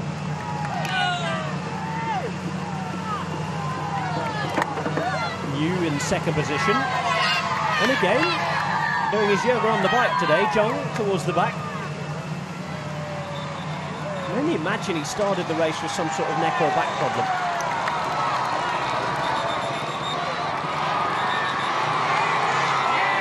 Here goes the 180-degree turn. Listen to the noise for these. We're 80 kilometres from the finish, and this is something you don't even see in the Tour de France. Such passion and fervour for a relatively unimportant moment of this bike race. There will be those who will argue that you did see it when the Tour went to Yorkshire. Those may be born and raised in Yorkshire. Yeah, occasionally. Very proud people from Yorkshire I found over my life.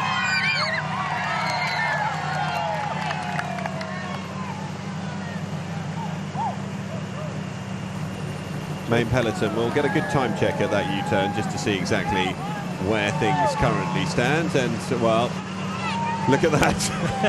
Slow down, guys. Nice to see. Well, they've just been given their time check. 1.5 minutes. Inside 80 k's to go now. Group behind will not be too interested in speeding up too much at the moment. It's a set pattern, an hour and a half into the race. Roughly travelling at around 40k per hour average at the moment. For a flat course is nothing too special. Here we go, something for a fan or two. That's nice to see. Make sure everybody makes it around this nice and safely, and this is one of those moments in a bike race where you're chatting to your mate in the peloton, maybe somebody who rides for a different nation, going around that 180-degree turn, and any touch of wheels can bring you down. I'm glad to say nobody did come down there. So one of the, or probably the most dangerous point on today's race, successfully negotiated by everyone. 1 minute and 30, the difference between the chasing pack and those up the road.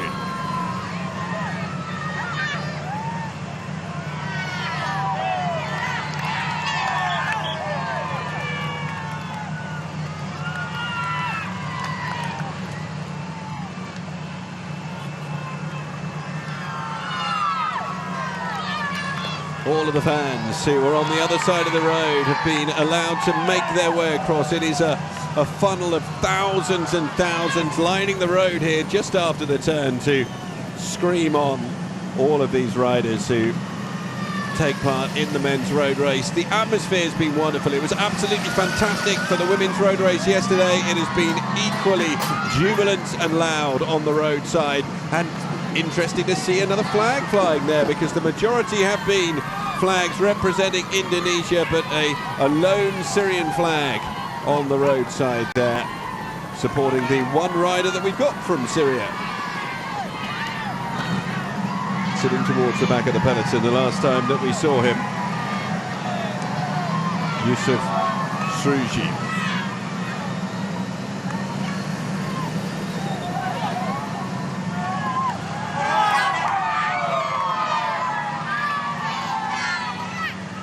Korea Republic's record in the men's road race, the best.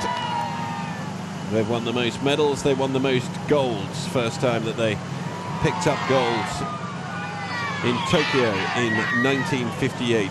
Lee Hongbok, the winner on that occasion. They had to wait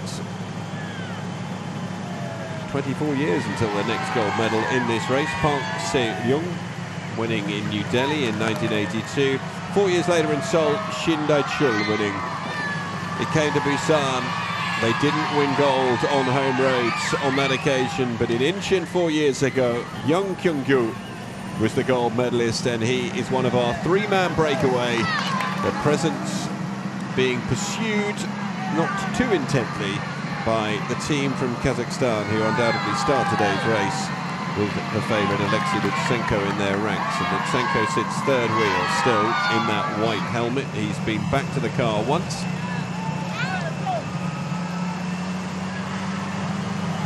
Neutral service, dropping off a few extra water bottles to those guys up the front, and Chinese rider Niu Yikui pours the majority of that bottle over his head.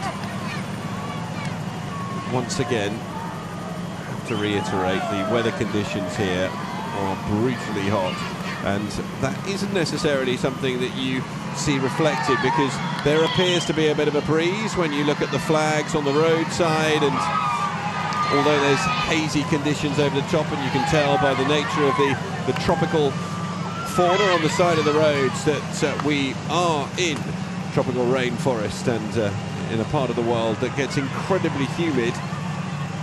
You won't know that the temperature necessarily is up at 35 degrees today, and riders really struggling with that heat, having to take on conditions which are considerably warmer than a lot of them have to take on for the majority of the rest of the year.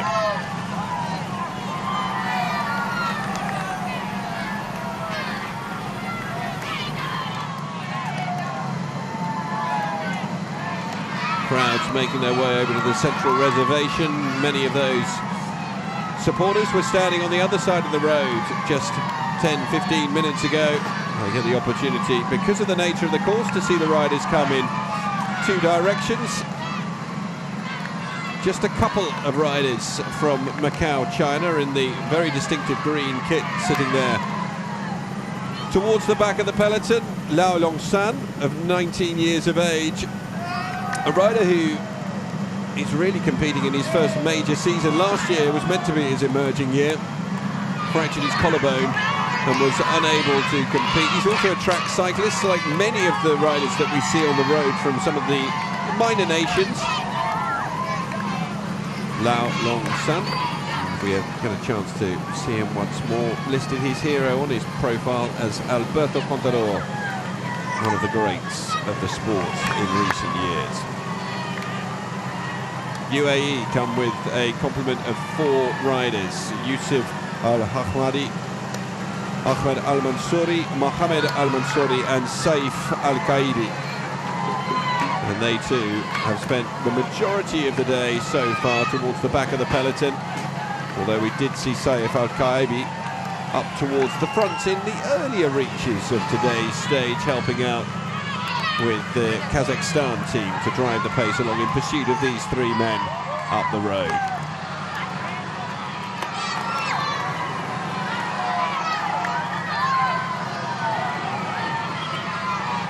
It has been a relatively thankless task. There's a lovely example of friendship once again. We've seen so many examples of it throughout the game, some between differing nations, some between, as we saw there, riders from the same nation, a bit of sharing of water as they make their way back up into this very strung out peloton.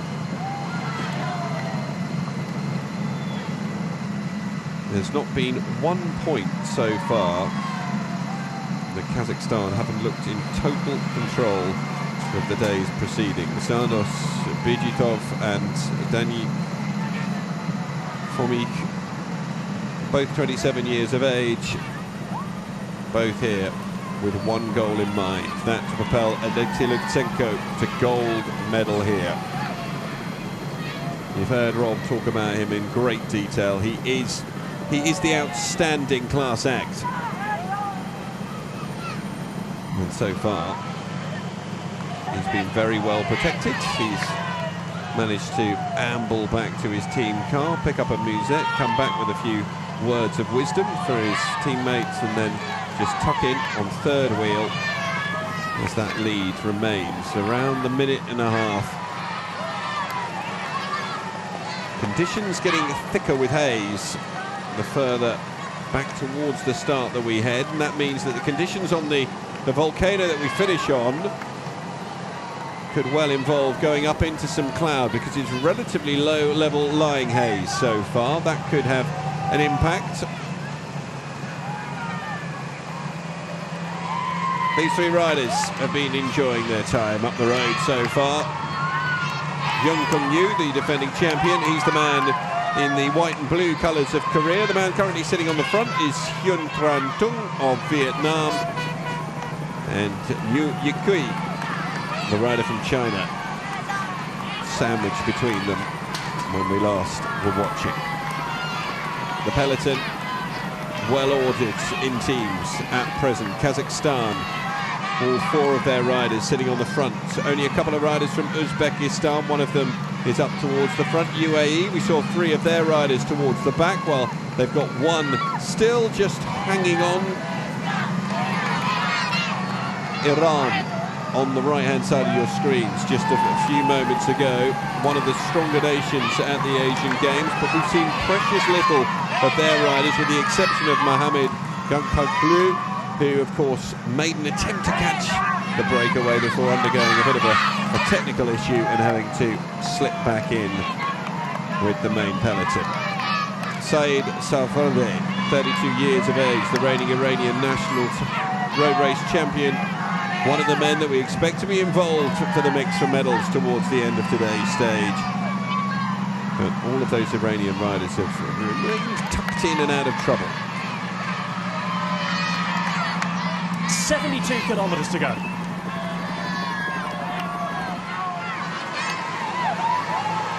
First look at those Mongolian jerseys towards the back.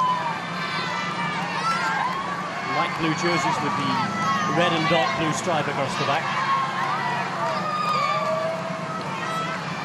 Mongolia with their main man being Maral Erdene Batmunk. Rides for the Malaysian continental team Terengganu. National champion in both the road and the time trial. Made the Worlds a couple of years ago as well, on the 23 level.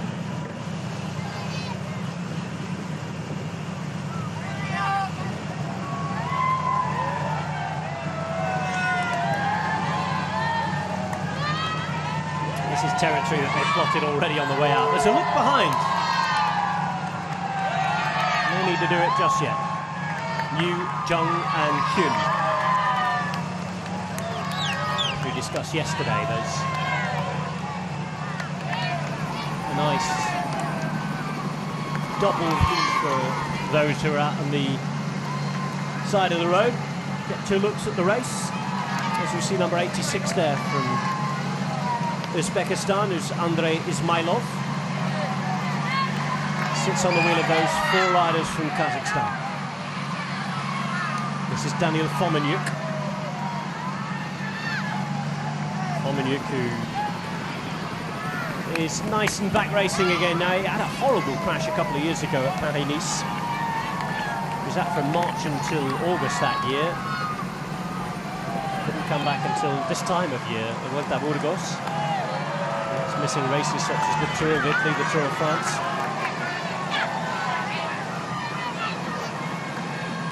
Four years ago was the national time trial champion of Kazakhstan.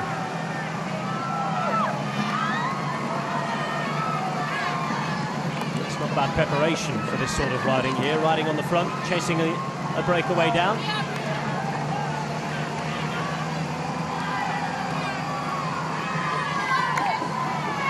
Mohammed Al Mansouri racing for United Arab Emirates.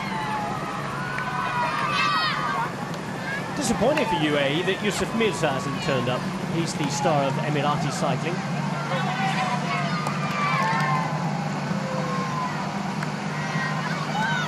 Races on the World Tour as well now. National champion of UAE for UAE Emirates. It's a team again that is backed by UAE nation and their money.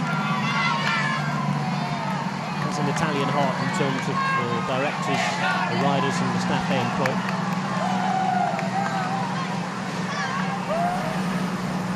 And here's that first day morning haze. Wind coming from the north. Not too much of it though, just 12 kilometres per hour and 35 degrees now. We're approaching the hottest part of the day.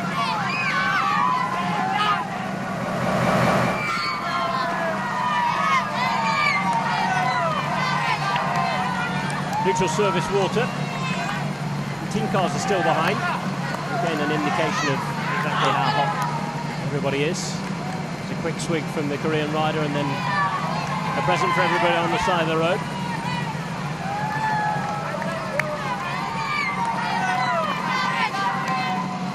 Vizhikov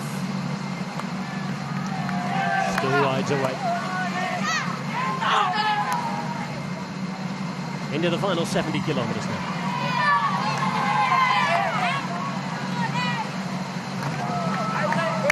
No Singapore here. They're already planning for the next days yet.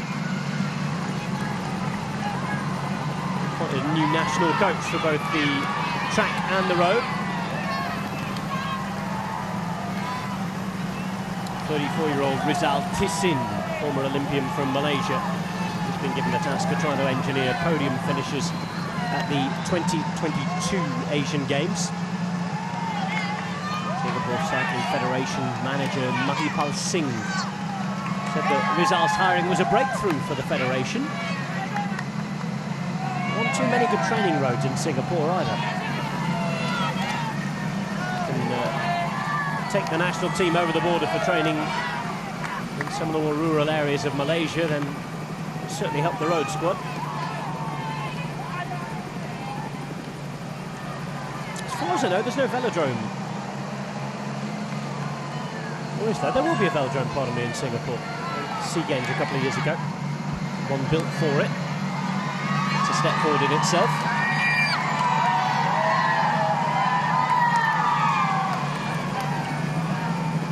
So the gap down to 1 minute and 13. And without even trying really here, Kazakhstan are reeling them slowly back in. It's a little too early, I'm sure, for them to be brought back in yet. Travelling at a good 43 k's an hour up the front.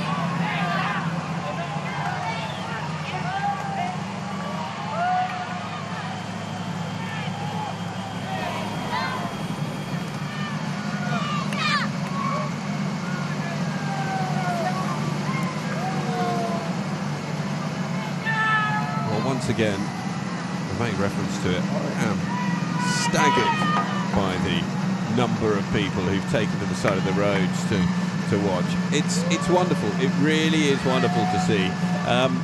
It very fairly reflects my impressions of Indonesia that I've had over the last 3 weeks, which is of just one of the friendliest nations I have ever travelled to. People so helpful, so happy everywhere that I've been, and I haven't just been to major tourist spots. I've been off the beaten track, and it's been quite brilliant, and it's reflected here. You just the joy of people going along on the side of the road has been just outstanding. We see one of the riders here from Hong Kong, China, very proud record in this event. Lao Wan Yao, Vincent Lau. as he's also known.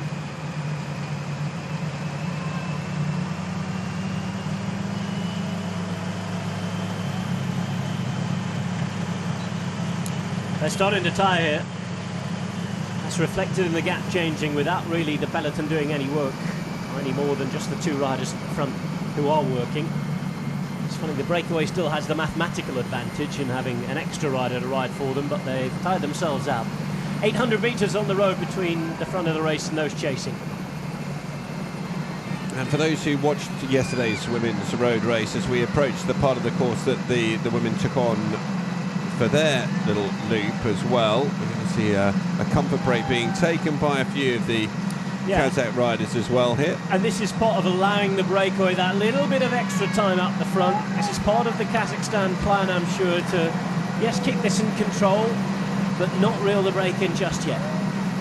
They are in no rush to bring this race back together. Because what I was going to say was that in the latter part of the 40 kilometre out and 40 kilometres back that we saw being taken by the women yesterday, if you'll remember, towards the end of it, it becomes very undulating, and actually on the way back in, quite a bit of extra uphill. Naturally, they are going to reel them in during that period.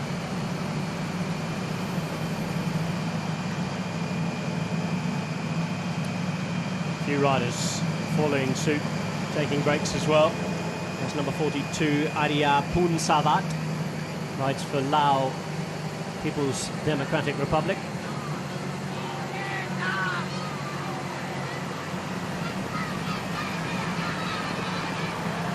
A different shape to the peloton straight away. Suddenly a bunch of riders, that just indicates that the pace has been knocked off. Not one long line as we've seen previously. And a result of the gap going south, heading towards just the moment, just the minute. One of those beautiful mosques. Not quite as old as some of the grand buildings that we've seen. Some of the grand buildings that are in the host city of Jakarta as well. As there are 66 Ks between here and the finish line. Seemed like an eternity for this man, New Yukui. Still out there in front, still racing against 50-odd riders behind him.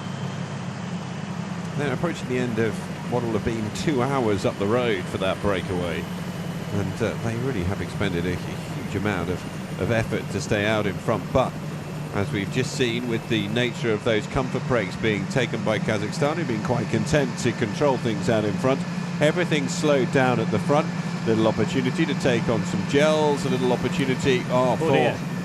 Now then, is that a bike change? They haven't had a good day of it, had they? I mean, right from the off, Tyler were in trouble with a technical that took place very early on, and here it's a bike change. In all fairness, this is the best time for it to happen. Out now when the rhythm isn't high at all. There's a lot of waiting up going on. We've seen riders going back to the car for some food. They're not in a rush to chase down the breakaway. They're happy to let them hang out and suffer for a little longer, as cruel as that may sound. I think there'll be no problem for the Thai rider getting back into the group.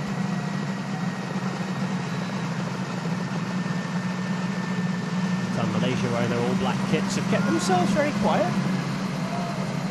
Not necessarily a bad thing for Mohammed Shahrul Amin and company. The Terengganu team, from whom many of them race on the road, is one of the top teams on the UCI Asia Tour and has been consistently for a good decade now. That is Damil Fominyuk returns to the front of the group. Here he is on the left-hand side, settles into his position, setting the pace at the front.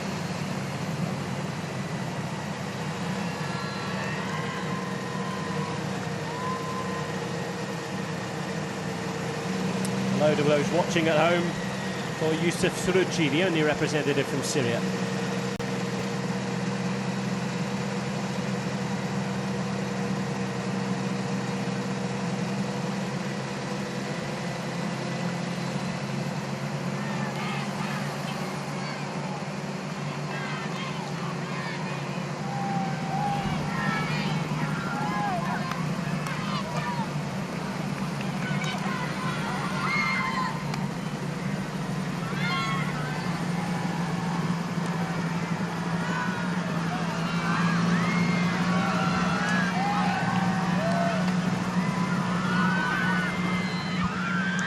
Fominyuk and Jandos Bijigdov.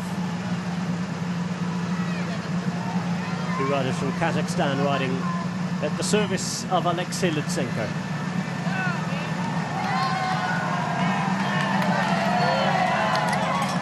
Seven riders from 18 countries started the road race today between Subang and Chayak. Chayak is the finish up at just over 500 metres. By no means a hellish climb. For the riders such as Lutsenko who race on the World Tour and the very best races in the world, this is nothing. A lump in the road, but it's not always about the parkour, it's about how it's raced. Now, was it Lip Hong Yu who was the rider who had a bike change? I saw that image of one of the members of the team from Thailand getting back on with the peloton. We've seen a number from this wonderful overhead shot that we get from our helicopter. We were seeing a number of riders dropping back. A rider from Uzbekistan was going back to the team car as well. Because of the nature of how far strung out the main peloton is, it is a very long way back to your team cars here. But as Rob has already pointed out, absolutely the best time to be doing it at the moment when the Kazakhstan team have decided that they're going to drop off the pace, lead these riders out in front, and as you can see, reflected there in the time gap between the chasing peloton and the three-man breakaway, it is held steady for the last 5 or 10 kilometres now at 1:16. It's the final 18 kilometres that we wait for expectantly, because that is going to be where the medals are decided.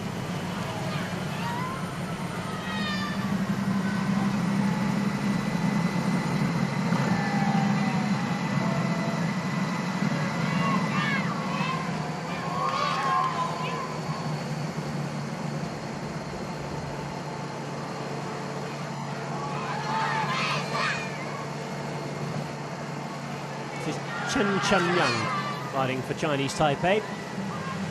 Haven't seen too much of Feng Chun Kai. Rides for Bahrain on the road. Has been with Lampre. Meantime, there's encouragement for the rider from Vietnam. That's a skill, isn't it? Taking a sticky bottle while you've got a water bottle in your mouth. Yeah, all while riding at 45k an hour. He wasn't very happy with the 2 bottles he was initially offered. He sent those back in through the window, and he's got another couple out instead. Wrong flavour? I think they were. They weren't orange enough. He's very content with what he's got now.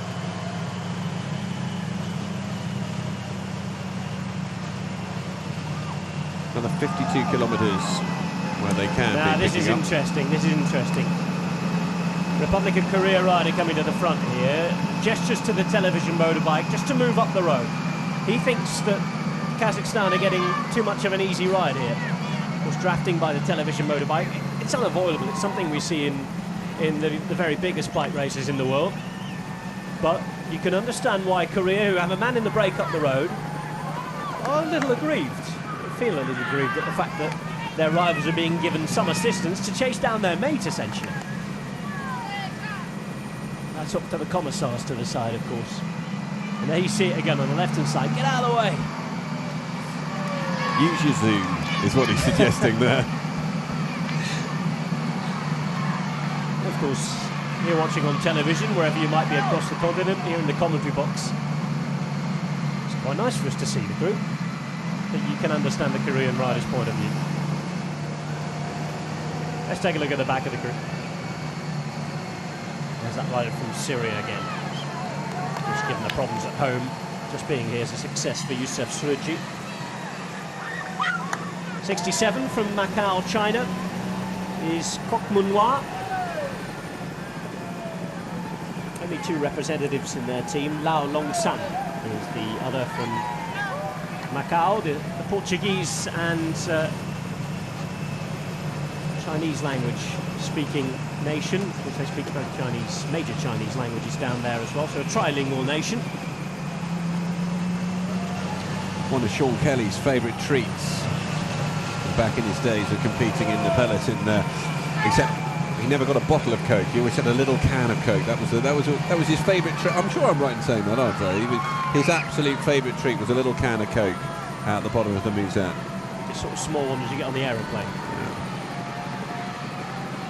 You can hear the call to prayer in the background. Midday call to prayer. No time to stop in this group though. So there we have that call to prayer coming out of the top of one of the many mosques that we will go past on the course today. Been speaking about the riders from Uzbekistan. One is right up at the front of the peloton, tucked in just behind the group from Kazakhstan. The other, there he is, just on our left there in the blue, white, green and black kit, and that is Andrei Ishmailov. At the back of the peloton, Muradjan Kalmuratov. Adi Surai there in the red jersey. Very, very different shape in the bunch and the group here with the gap at just a minute. That explains what we were talking about a moment ago when we were just saying that these three riders are out in front, they're tiring, but the peloton, particularly Kazakhstan, do not want to catch them yet. So this is the point where we turned yesterday in the women's road race, now making our way back along the route towards Superyang. Then it'll be the climb up towards the finish. So plenty to think about. China, now they've been relatively anonymous so far. Of course they have a rider in the break, so as a consequence they haven't really had to do anything, and here comes, I think it's Kalmuratov. Well, with a gap at 1 minute now, it certainly becomes bridgeable. Iran want to do the chasing as well, and we've got our first action for quite a while. A minute is still a fair enough gap to try and bridge. I don't think Kazakhstan will be too worried, but it would give the breakaway a fresh impetus if they had a little bit more energy. Now, third rider comes across. Now, what do Kazakhstan here? How do they react? This is the rider from Uzbekistan on the attack. It's Kalmuratov. Behind him, one of the Iranians is chasing. It looks to be the rider who was initially trying to get in the break earlier on in the day. Mohammed Ganj Kanlu. Trying to atone for his error, but we'll get double confirmation. There's a rider from Mongolia chasing as well.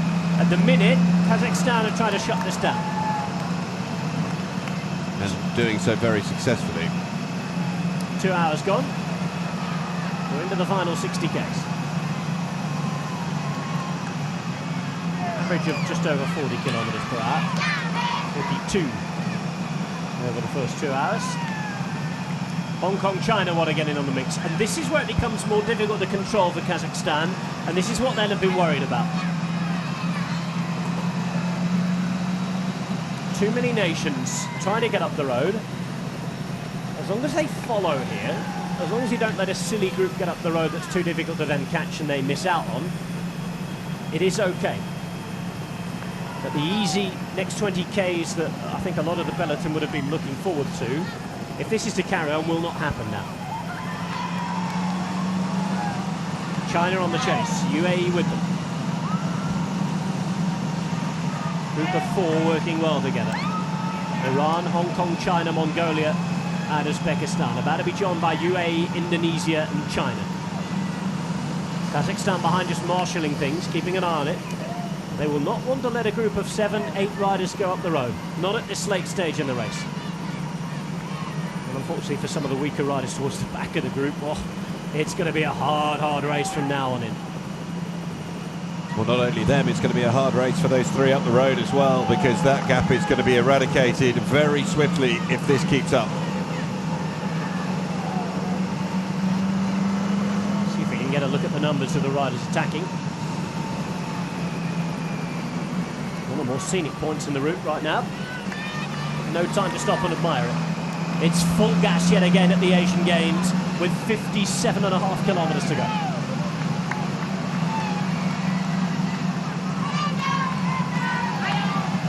Kazakhstan, no race radios here. They'll be using their considerable knowledge, and tactical nous to try and know when to chase, how hard to chase.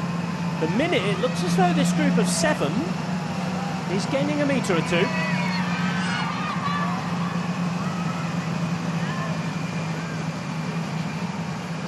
Looks like it might be Chun-King Lock on the left-hand side.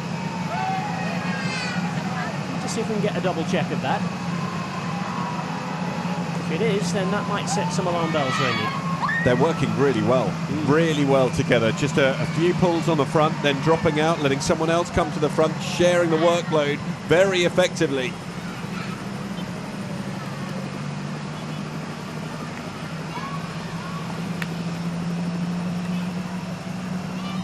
So 7 riders. Vietnam involved. So 18 there is Mohammed Al Mansouri. 87 is Kalmuratov. 23 in fact is Chun-King Lock. Number 30 is Mohammed Ganjkanlu. 59 there for Mongolia is Jambalmat Sainbayar. And there are, well, just 11 seconds now for the breakaway. They know that their day in the sun is done. And we've got a whole new dynamic to this race and suddenly blown wide open with 56 kilometres still to go. Well, the only opportunity really for these 3 riders now is going to be to join up with the 7 coming through, and if any of them have got the energy to remain with them. They're sitting up here. They know that they're about to be caught. They will not waste any more energy. Look at that behind. In the meantime, the Vietnamese rider wants to get them organised and riding again, but it's a difficult task now. But he's got a teammate coming up to join them, so I mean that could work effectively for them because they could have 2 going into the base of the climb. It's an interesting stage of the race. 55.9 kilometres left to go. Remember, 18 kilometres from the end. It's climbing pretty much all the way through to the finish. This is a move that is designed to certainly unsettle Kazakhstan, who up until now have really not been taxed at all. The group is giving them no rope whatsoever though. Kazakhstan are not interested in giving them too much here. The interesting thing to happen, or to see what happens, is whether anybody decides, okay, this is not dangerous enough. Well, I think Kazakhstan are worried by this, certainly with the presence of Chun-King Lock, and I feel that this is all about come back straight together. Up the front, they will know that, I think. Chun-King Lock being in there is a big thing, really. There he is at the front in the blue of Hong Kong, China. Iran getting a rider up the road, which is not particularly what a lot of people are keen on early on. They know how dangerous they can be. Kazakhstan are doing well to chase this, without going into the red and doing so as well. They've still got their 4 riders, and there's still 55 k's to go. We're effectively in exactly the same situation we were at the beginning when racing finally got underway. You've got breakaways attempting to be made. You've got the main protagonist sitting in the main group thinking, are we going to let this one go? Who's gone up the road? Who's there? No, I'm not sure that we like that. Let's close it back down. Smaller group now seems to be sniping off the front. Are they going to be happy to let this one go? This is a much more acceptable situation to Kazakhstan than the one they had a moment ago.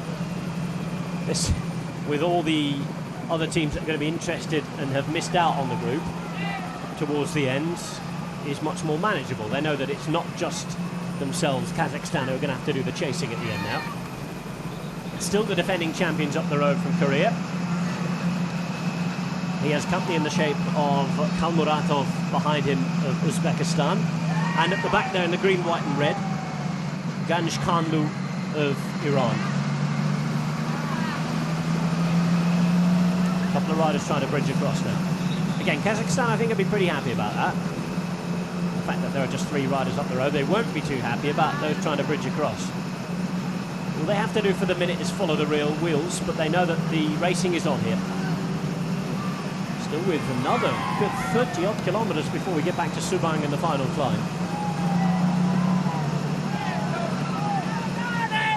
It's a full gas race out the road to the Asian Games.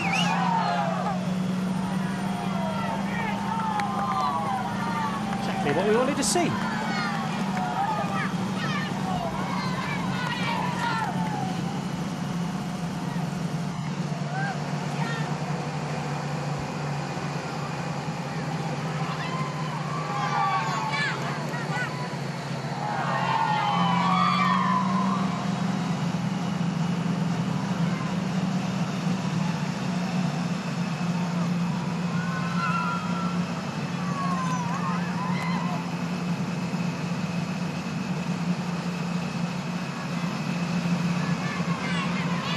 6 teams try to take it to Kazakhstan.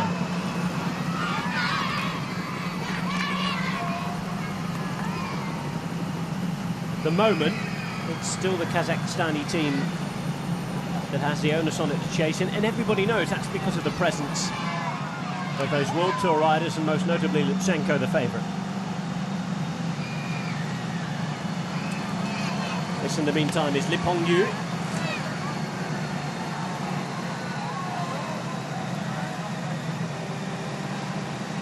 The back of the group there. Kalmuratov for Uzbekistan. They're gaining. This is an interesting move. 6 riders working effectively together. We've seen the 7 that briefly managed to pull away from the Kazakhstan-led peloton, but they were then reeled back in as soon as the word went out, and that's too dangerous. We're seeing exactly the same here, similar group of riders forming. How happy are Kazakhstan to let this go for a period? This is Vincent Lau this time for Hong Kong. Mongolian representative is Bolor Erdene Ektayvan. There he is at the back in the light blue, red and navy blue. It's Saif Al-Kabi for United Arab Emirates. There's a quick chat between the riders from Kazakhstan there, but the chase is still on. As long as they don't waste too many resources, I think Kazakhstan will still be trying to just commit the 2 men and have somebody with Alexei Lutsenko on the climb as long as possible. Mongolian riders sitting at the front pulling along. They've had 1 medal in Asian Games history in the road race. That was a bronze back in 1990. Confirmation of the group then. Vincent Lau, Mohammed Ganjkhan Lu, Zhong, who's there again. That is not Lutsenko, by the way. He's not in the group. Kalmuratov is. The man who perhaps should have been highlighted there is Sain Bayar from Mongolia. Lutsenko is safely back in the group. He's in the group from the bottom of your screen now. Former World Under-23 champion. And you can just see by the pace that they're going along in the main peloton that they're not too concerned here, as they haven't been throughout the majority of the day. And as we said, they're using the same 2 men to do the chasing. That was the job at the start of the day. In the team meeting, Zhigitov and Fomenyuk would have been told that they were the workhorses. They had the job to do. As the remaining rider from Kazakhstan has gone back to the car to do some bottle running. Yevgeny Giddy. 14 seconds. It is interesting to see that it's been a number of years since Kazakhstan have medalled in the Asian Games men's road race. Alexander Vinokurov, the last man to pick up a medal when he got silver in Busan in 2002. They haven't managed to get on the podium in the last 3 years. Now, one does have to remember that the Asian Games takes place at different times of year. So you go back to Doha, where it was taking place in December, quite often the off-season for cyclists, and so as a consequence many of them probably weren't too keen to travel to the Gulf to take on that particular race. In Guangzhou it would have clashed directly with the Vuelta. Now I know the riders here aren't travelling to the Vuelta, but at the same time have come just after the Vuelta in Guangzhou, and I think similar in Incheon. So perhaps the time of year this time does suit the riders from Kazakhstan a little better than in previous years. And Incheon actually clashed with the World Championships that were in Ponferrada in Spain at that time, as we get the full updated confirmation of the 6 riders with a 15-second gap up the road.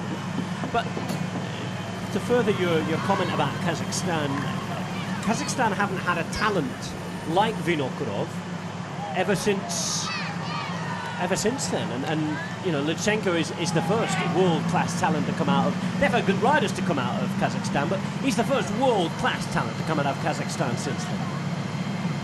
Iglinski, I mean, Liège-Bastogne-Liège winner. Unfortunately, I mean, there's a couple of races that were won by Iglinski, let's say, that have been decided by other bodies. We'll leave that one at that. zipped my mouth closed. The Lipinski brothers, one of whom was forced to retire, they're returning a positive test.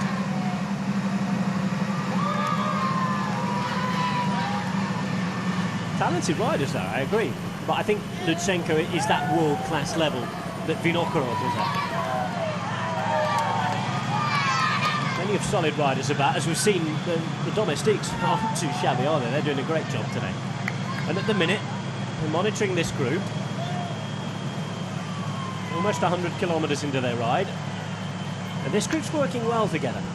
It's going to be very interesting to see what sort of a lead they can or are allowed to build, because at the moment this is a much tougher prospect for Kazakhstan. We're further into the race, so the domestics are a little more tired, and instead of being up against 3 riders, they're up against 6 very strong riders, some of them from nations who expect to be challenging them for the medals at the end, and I'm thinking Iran and Hong Kong in particular. And I have to say, if they do manage to get the tactics completely right, Uzbekistan, because Kalmuratov has dropped back. Now, it's been very noticeable that his teammate, Andrei Ishmailov, has been sitting just behind Kazakhstan's 4 riders right the way through today's stage. He's dropped a little further back in the peloton now, but if he can hang on to their coattails onto the climb, then anything's possible for them, and he will have the bonus at the moment of having his teammate up the road, perhaps to link up with. Well, if Kazakhstan can pull it off for Lutsenko today, it would have been a brilliant team job. They've ridden from start to finish, they've controlled the race. At the moment, they've allowed the gap to grow to just under 30 seconds. No panic at this stage, with the terrain still to come, and all the other interested teams who are going to want to help them towards the end. But the fact that Iran are up the road, the fact that Hong Kong, China are up the road, makes it difficult for them. They are 2 of the favourites you'd have expect to try and help if, let's say, 2 or 3 other nations had gone up there. They'll be looking maybe to Japan, looking maybe to Malaysia, with some assistance towards the end. But all of that will have been part of the plan for these other teams, because they will have known that the likelihood was that Kazakhstan were going to sit on the front of the peloton and control things. Now, you don't want to make it too easy for them, and that's exactly what these nations are now not doing by getting riders up the road. Iran and Hong Kong, China having riders up the road here. Korea having a rider up the road as well. It gives more of a possibility of unsettling Kazakhstan, who have been relatively calm up until this point. You just saw the neutral service car drop into that gap. That means that it's above 30 seconds now. Conversation in the meantime between Lutsenko on the left in the white helmet and the man who just did the bottle running for him. Evgeny Gidit. This is Daniel Fominyuk, who's at the front now.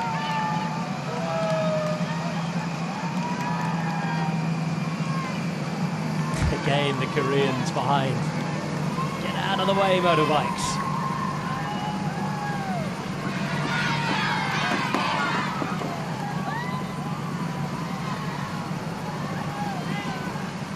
Approaching the final 45 kilometres. Almost 100 k's into the race. There's Mohammed Al-Mansouri at the back. On the right of him, wearing number 41, is Asad Tavon Pon. Rides for Lao. This now is Mohammed Ganj Khanlu. The rest of the Iranian team has kept itself nice and sheltered throughout the race. Ganj Khanlu will be feeling a little bit better about things that he's finally managed to make it into a move up the road. But this could be a move that would have been more useful to his team than the early move, I think. How things work out sometimes, eh?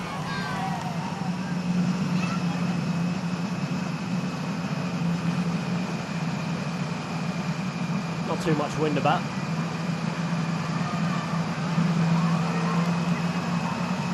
A bit of resurfacing here on the road for this race. Part of the benefits that having a bike race in your region brings. As well as the motivation and the inspiration for those who are stood on the side of the road today to get themselves on a bike and maybe become the champions of the future. There's 400 metres of a distance between the front of the race and those chasing behind. This is Jandosh Pichikitov.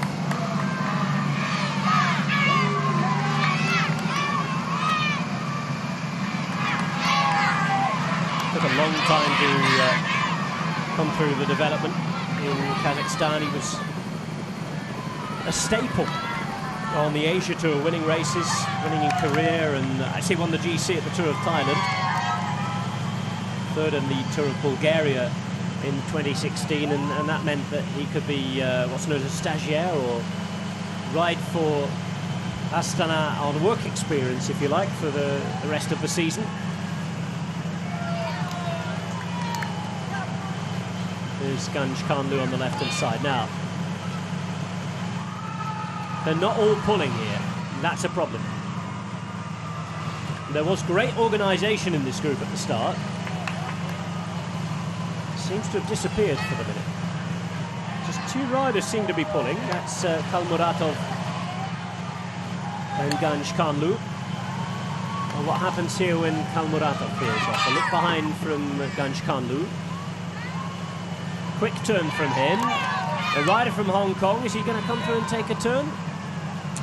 Yes, but he's not as strong as the Iranian. Zhang with a little word in the ear of the rider from Hong Kong there. Zhang, the defending champion, doing a really good team job for Korea today. They rode for him 4 years ago. He's riding in the service of the team today. This is Lao Long San at the back in the green for Macau, China.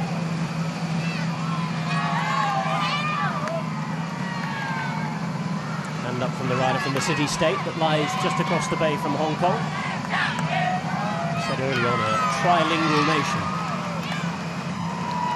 Speaking both Portuguese and Cantonese, with Mandarin as well now. And some Chinese influence.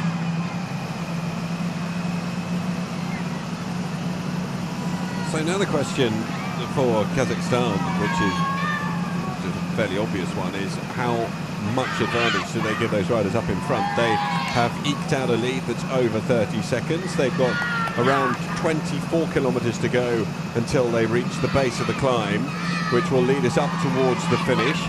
Exactly what was the plan?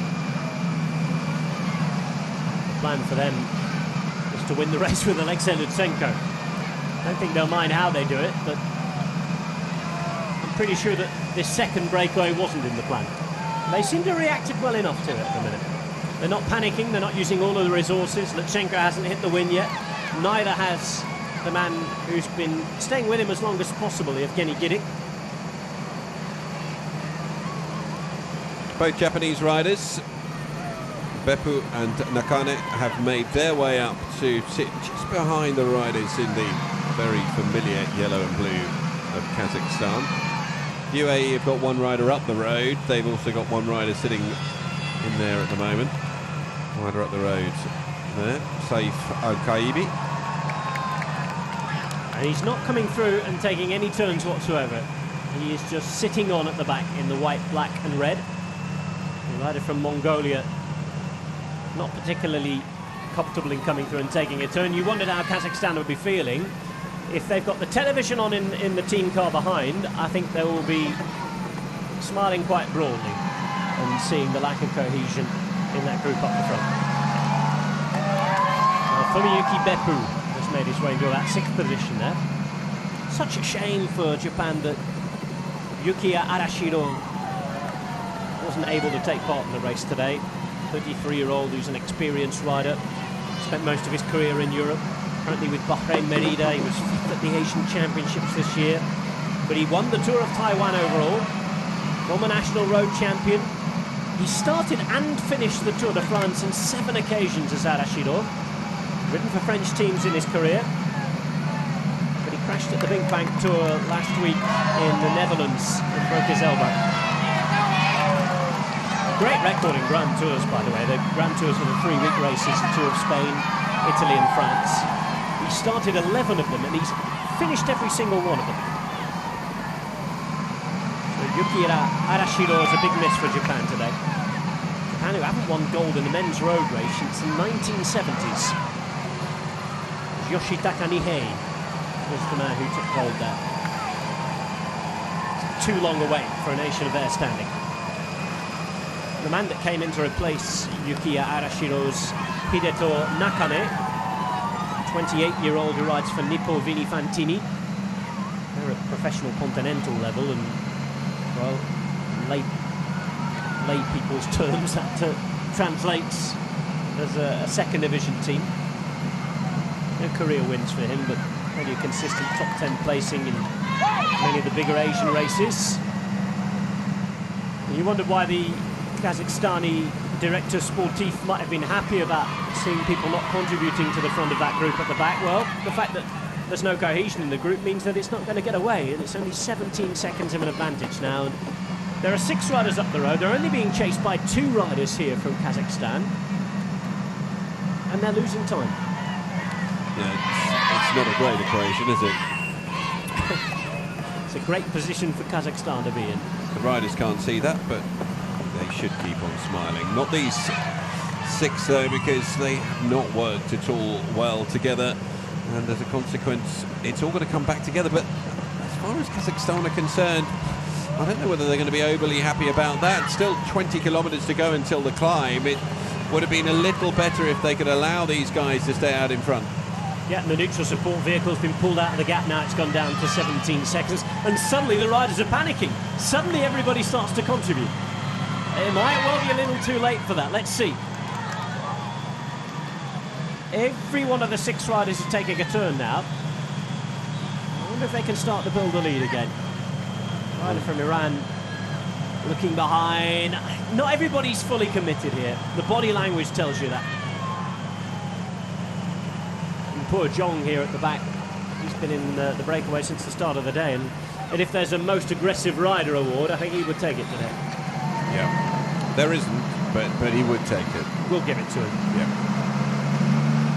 18 seconds, the advantage for those 6 riders, but when you get a lead of over 30 seconds at this stage of a race, you really need to try and put the hammer down and make that count. I suppose the issue that they have is that they know what's coming up in the final 18 kilometers. It's not as though you can get away and it's going to be flat into the finish with a little bump. It's a major climb and some really aggressive gradients that are going to be taken on in the final 18 kilometers. Can often scare off good racing, the fact that there's an uphill finish, as we mentioned yesterday. Travelling at just over 30 k's an hour here, ever so slightly uphill. Into the final 40 kilometres, and as Jonathan was suggesting, that means that there's around 20 k's before the real serious stuff begins. And we expect the big attacks then. As we saw yesterday in the women's road race as well, initially there's a harsh ramp, but it wasn't too big to totally decimate the lead group. But I think what we'll probably see is that when that first ramp's taken on, we'll have a serious sorting out of exactly who's going to be going for the victory and the gold medal. It comes about 3/4 of the way up the final climb, the main gradient, the main point of attack, and I think if you're going to see attacks launched, that's going to be where they are. Japanese rider coming flying up the outside.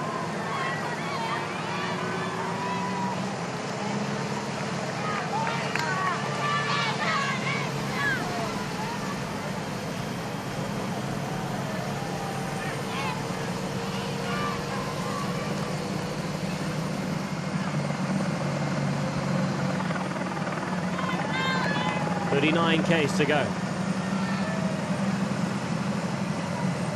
There's Beppu in the white jersey, the black shorts. This really would be... He's nothing to lose, actually. He's not one of the favourites. Yes, he's the big name here, but he's never really been in the business of winning too many races. He's always been a star domestique who's been appreciated by his teammates. He's been a good presence in the team. Riding without any pressure here is the 35-year-old towards the end of his career. Hugely popular rider within the peloton from Yuki Beppu, has been for years. Now then, attack at the front. Oh, and he's still got more to give us, John. Oh, what a ride this has been.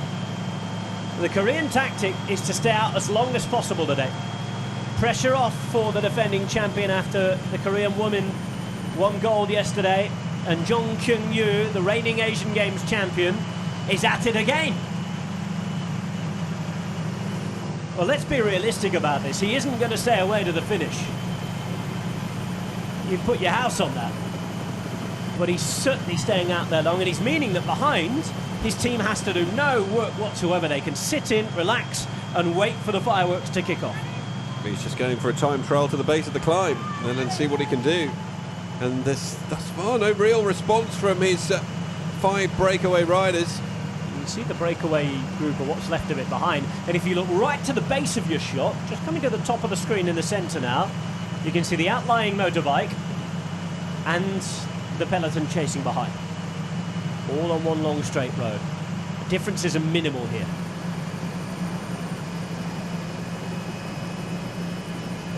Five riders in no man's land here.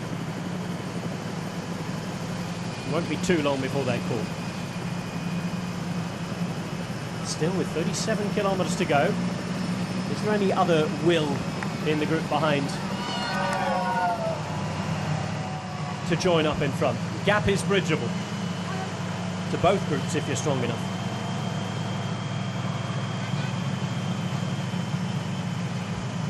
A very, very light tailwind, which will assist attackers, but it's not too strong. This is a proper attack from Young.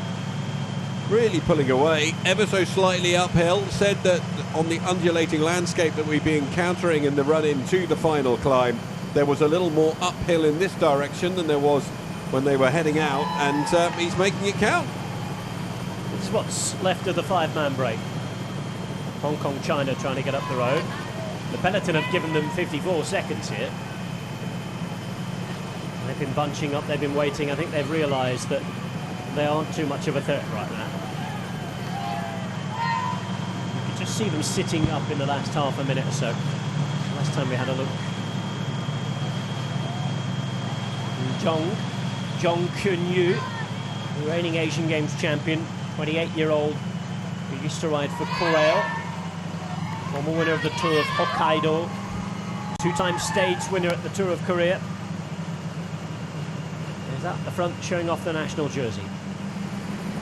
In the chase, Vincent Lau in the navy blue and white. In the blue, white and green, it's Murajan Kalmuratov of Uzbekistan. Vincent Lau, by the way, from Hong Kong, China. 16 years ago, the last time we had a solo breakaway victory. Sergei Khrushchevsky.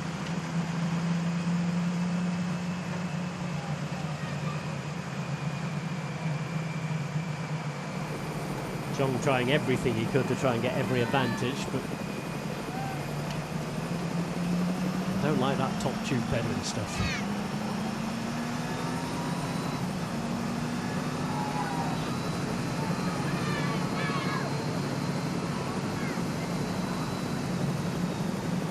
Well, that's a good effort once again from Mohamed Gangkhanul, managing to catch up with the riders from Hong Kong, China, and from Uzbekistan, Murajan Kalmuratov, alongside Vincent Lau.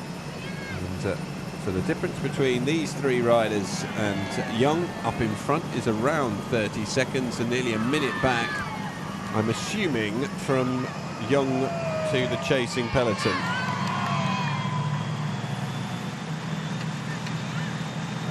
Well, there's no potholes ahead of him. Painful if there are. Yeah, right in the Jats crackers if you get that wrong.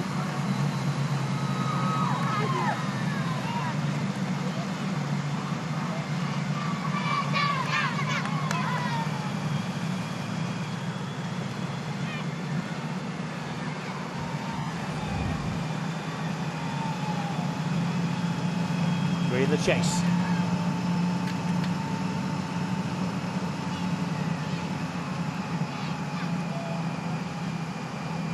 .55k still to go. It's the long straight road back to Subang. This is the shape of the peloton behind.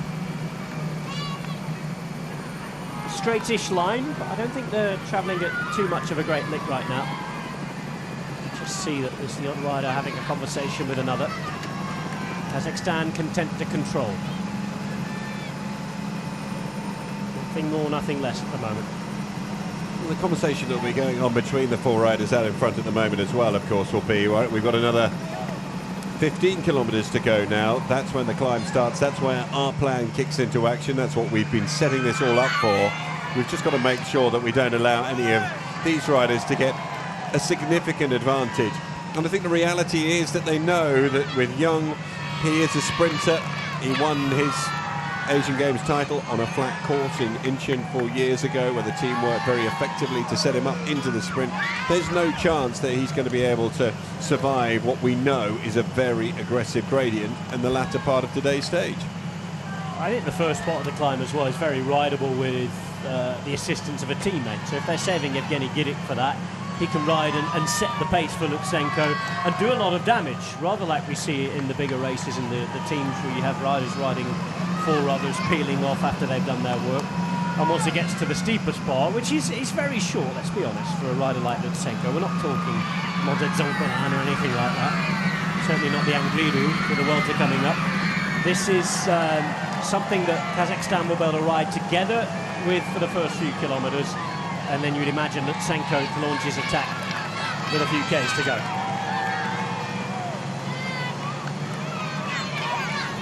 So bang up in the distance. It's where we started today. We'll finish just outside of town, up the hill, in a place called Chayak.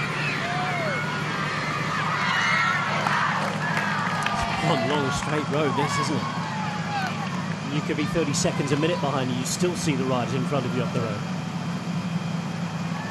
This is the second group on the road, by the way. Chasing Zhong.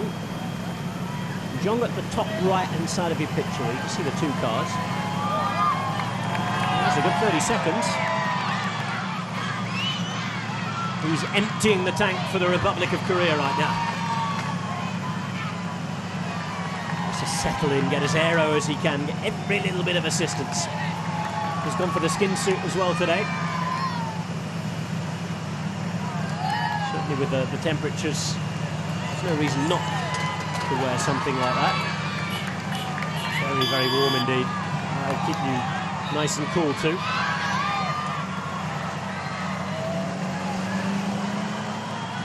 Interesting that neutral service has just been told to get in that gap, so it must be more than 30 seconds. Shakes off, stretches out again. We've seen him doing that on plenty of occasions throughout today's stage.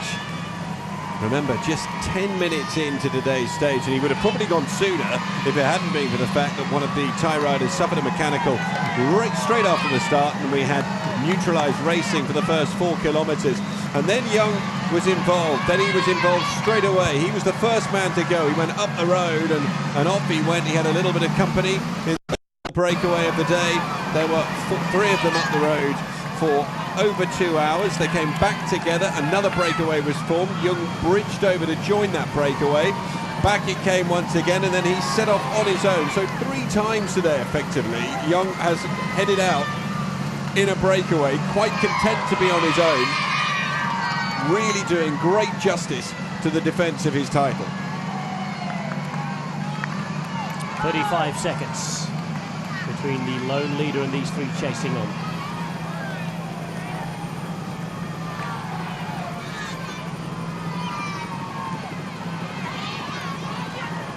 Approaching the final 30 kilometres. 10 Ks or so more of this particular terrain. The road will start to get a little bit more busy in terms of furniture, as well, there's no replacement bidon, but you can have a bottle of water if you want. Bar doesn't close until 10 Ks to go today, by the way. But there's no team cars allowed in that gap at the minute. Well, 1 minute and 40 for the leader ahead of the peloton.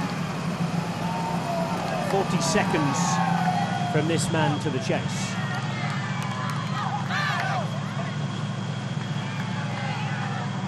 If that's the case, he should hit the base of the climb on his own. I have a feeling he's going to have nothing left though by the time the gradient goes uphill. Yeah, well, we saw perhaps the best of the women's sprinters. That of Vietnam absolutely blow up on the climb yesterday. So, well, you never rightfully know, but it does have some really nasty ramps.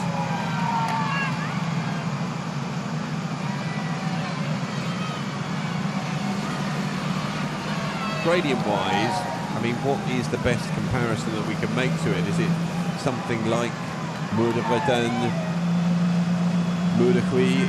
I mean, it's not as long as those climbs, but the gradient in parts it looks really nasty. I'm sure it must be There's a pushing 80%. short section in the middle that is quite steep, but it's an 18-kilometre climb, let's not forget. This is a long climb that isn't too difficult in the grand scheme of things. It has a very, very steep section in the centre, but apart from that, this is nothing that a lot of these riders haven't seen before.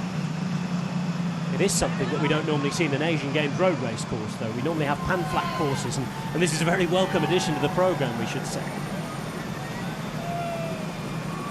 29.5k still to go. We're approaching the finale. 3 riders now at the front for Kazakhstan.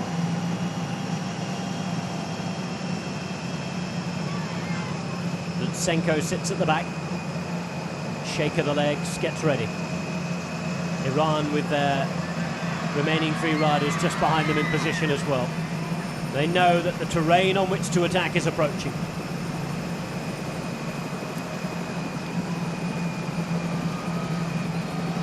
In the last few years, we've had victories for Korea, for Hong Kong, for Uzbekistan. It's been a long, long time since there was a winner from Kazakhstan.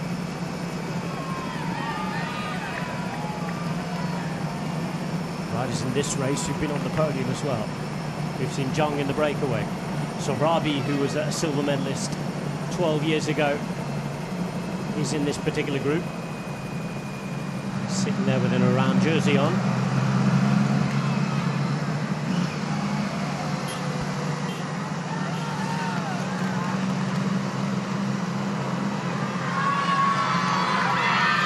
Another motorbike taken out of the gap, which suggests that the gap is decreasing in these 3 to the peloton. Racing for almost 2 3/4 hours now.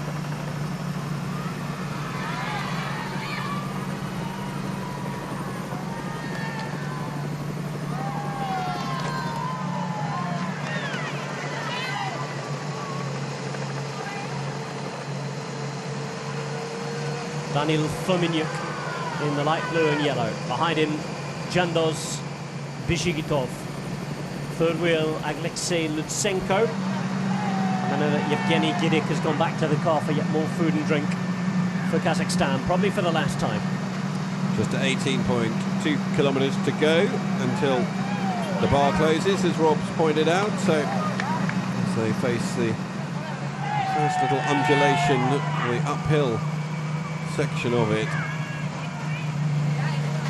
10 kilometres to go for this man until he reaches the base of our final climb. He must be absolutely tired out, this jump. What a ride it's been so far from him. 120 Ks at the front of the bike race almost. Very impressive performance, even though he's unlikely to be amongst the top finishers.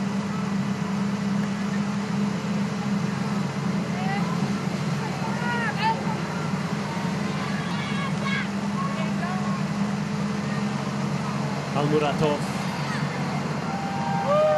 just sitting in front of the rider from Iran, Ganj Khanlu. And at the back, not overly enthusiastic to contribute, Vincent La. Behind in the peloton, they're slowed down.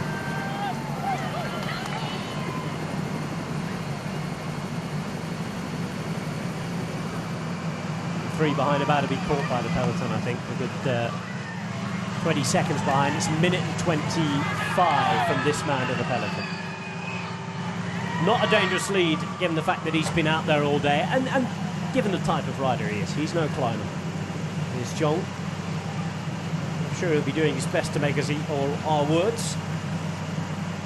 I think we can be pretty confident that this isn't the man who'll be contesting the finish today.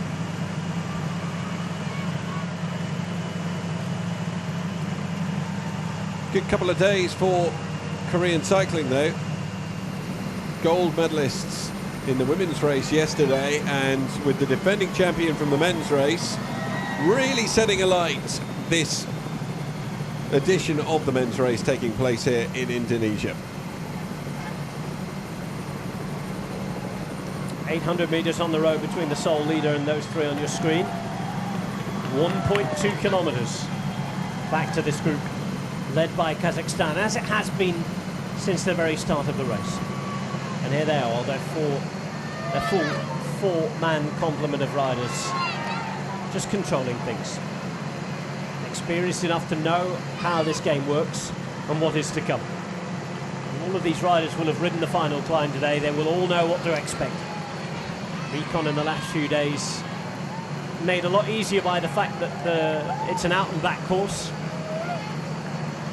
Riders can probably just ride up the climb from their hotel. All four of the main road events finish at the same place up the top of the hill. Men's and women's road race, men's and women's time trial. Roads committed to recent memory. Oh, it's a long, long look back from Jong. Well, Jong's not involved in the time trial. That comes up tomorrow, but what he is involved in is a time trial on his own now. It is just him against the remainder of the field. Keeps on glancing back over his shoulder. He should just put his head down and go for it now. I mean, that's what he's committed to doing. It's no other real option, is there? Looking back in the rear view mirror then, and there was nothing to see. Empty road as we approach the final 25 kilometres.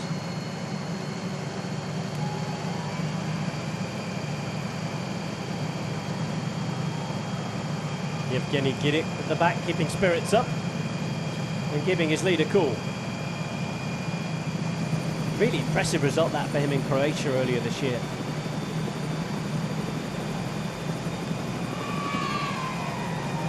Won the final stage of the Tour of Qinghai Lake this time last year.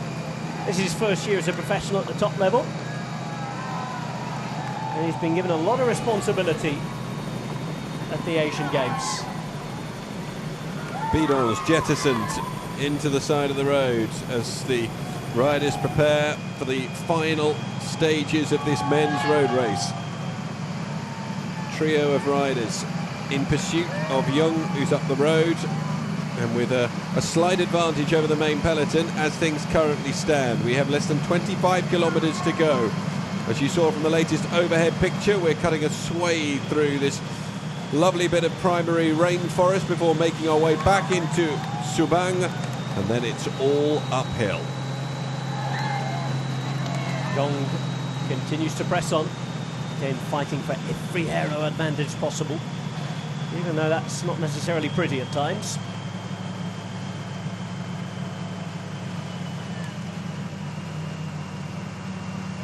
Gap good enough for that car to be in the gap. Republic of Korea.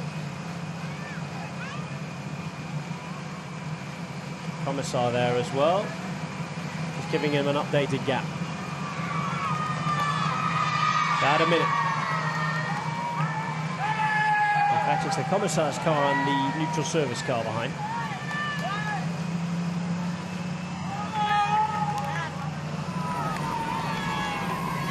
Neutral service car being exactly as the name suggests, not affiliated to any of the teams. There to help out in case of a mechanical or any of the riders who have a problem.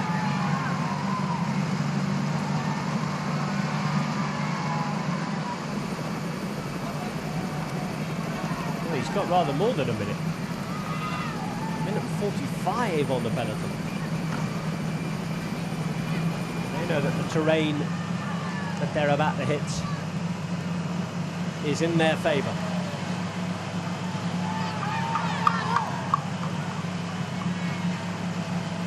They get a good 46 k's per hour here. Here's Jong. And he's approaching the final 22 kilometres to go.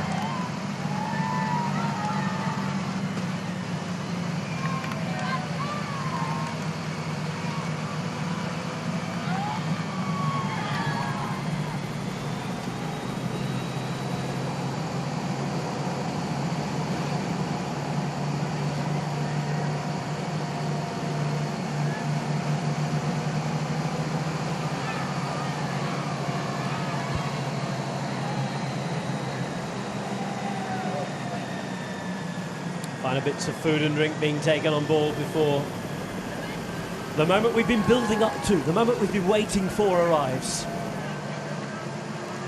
I think these three know they're done for. Well, it is a definite race where the past will be prologue and the real racing will begin in around 4 or 5 kilometres time. Young on his own, still putting the hammer down, trying to drag out as much of an advantage as he can before he gets to the climb. The defending champion still going and forging a lead, and he's drawn out an advantage that's over a minute over these three. And I know cycling can be a hard sport to understand sometimes, and this isn't a real defence, if you like, of his title. He wouldn't have set off today thinking that, barring a bizarre break, getting maybe 15 minutes up the road, he wouldn't have been thinking that he was a realistic candidate to win. But the way he's honoured that title, the way he's helped his team, the way he's still up the road, this has been a brilliant, if you like, in inverted commas, defence of his title. It's been a show of honour and respect towards the gold medal he picked up 4 years ago.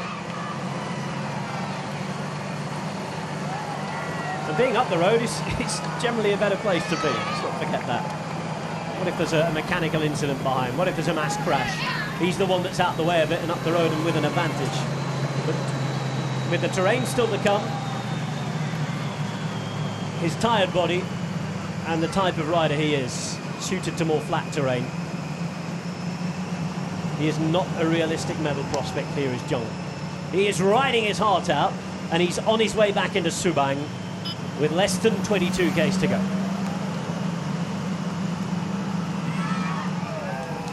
These are those we expect to contest the win. It will come from the peloton, we think. Will be really interesting to see how that peloton becomes organised and how quickly it becomes organised when they start the climb. All of that on the menu coming up in the next half an hour.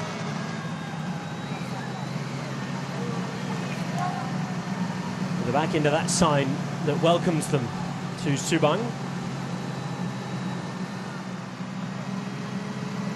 Familiar roads for all of those who flew in a few days ago, stayed in this area.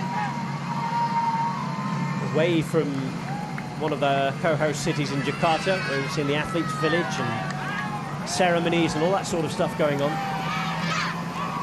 Not many of these riders will have marched at the end of last week. They'll have had their heads on this road race, and they'll have been down in this area training and on the road for quite a few days now. 2 minutes and 1 second for Zhong. Wow. It's quite a head start, but I think you need a little more. Certainly once he hits that big gradient and once Kazakhstan get to work here, we know we have a real race on with 20 kilometres remaining.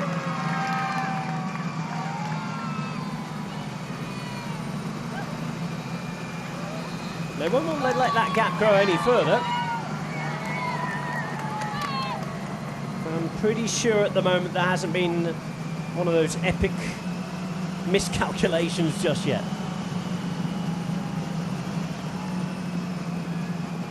In the words of an esteemed colleague of ours, Kazakhstan have been making the calculation pretty well today, as we see those three riders absorbed by the rest of the peloton. So it is just a 2-minute gap between the lone rider at the front, the defending champion Zhong, and Kazakhstan and company. Kazakhstan, if you're just joining us, with the pre-race favourite Alexei Lutsenko, the former World Under-23 champion who rides for Astana on the World Tour. A winner of a stage at the Vuelta a España, the Tour of Spain last year. A winner of a stage of Paris-Nice earlier on in his career as well. He is a top rider. This is the man they're chasing.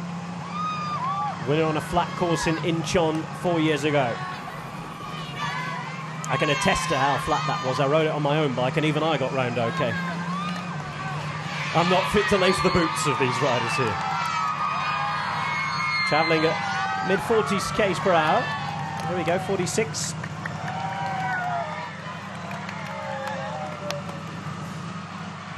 Hot day, remember, 35 degrees, lots to contend with. And Kazakhstan have done really well just to use up their two men.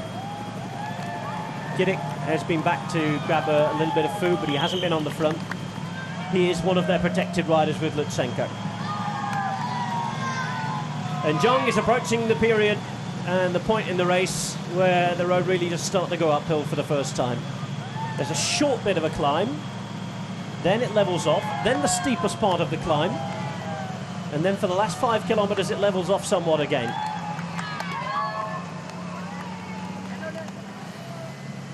Interesting to start watching the gap and what happens to it from this point on, I think, now. If we got an overhead picture, you'd see the same streets that we were passing at the start. This is where we are in relation to the race overall. Subang, where we kicked off this men's road race at the Asian Games 2018. And it's the man who won in Incheon who's out in front on his own. Almost 3 hours of racing for Jong Kyung-yu, the reigning Asian Games champion, the 28-year-old from the Republic of Korea.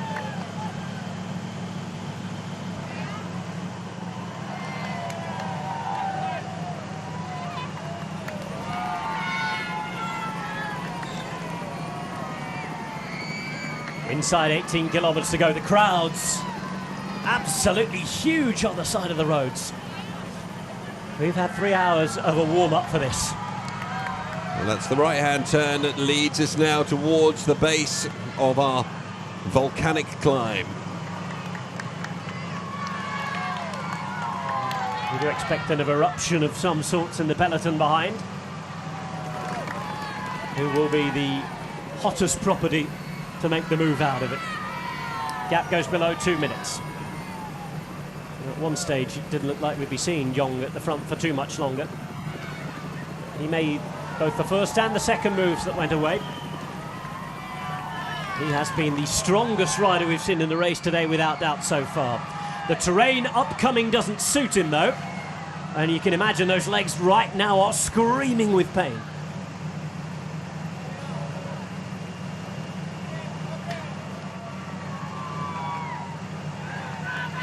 Holding on, cheered on by those who've taken to the roadsides to support the men's road race here.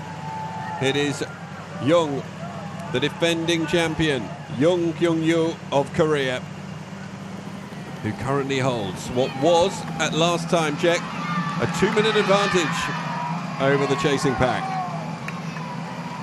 Kazakhstan are seriously going to work now. There's a serious upping of pace in the peloton.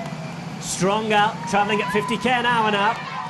Both Fumanyuk and Bishkov know that their time to empty their own tanks has come. Every last little bit of energy will be given for their leader, Lutsenko, as we approach the start line again.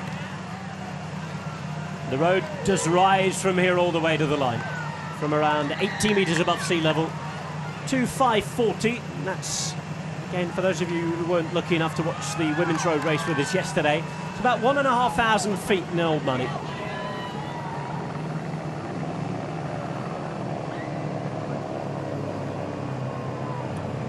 Well, how he'll be wishing that this was the finish line. He is swinging already here. He's given everything on the bike as Jong. And it's going to hurt as soon as they go uphill. He's still got those cars in between the gap at the moment, as the gap is still considerable, but I have a feeling it's going to come down very, very quickly indeed once the road starts to continue to go uphill. 1:44, he's lost 15 seconds since they made it into town, and we saw that marked increase in the rhythm behind from the peloton. Look at this, one long line of riders behind. The chase is seriously on now. And it's as stretched out as it has been in the entire race, and that is just a demonstration of how much power is being put on the front here by Kazakhstan. Lutsenko sits third wheel still. I mean, has there been a surprise made and they're going to give it a go for Giddick? We shall see. We think that Lutsenko's the biggest name here. The course suits him, but of course Giddick was third overall at the Tour of Korea earlier in the season. Let's not count him out. He's been just as protected as Lutsenko so far. Both of those riders to take it on the final climb. The domestics have done the work. It is remarkable, for the last 120 odd kilometres in that big long group, there have only been 2 riders doing any sort of work whatsoever. They have been Daniil Fumanyuk, the 27-year-old from Kazakhstan, and his compatriot Jandosh Bijikrov.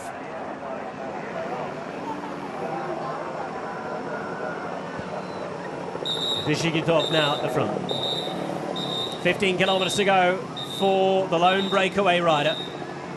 A minute and a half behind. This is the peloton. Iran sit waiting, sit ready. Pulsaidi might want to go at this as well.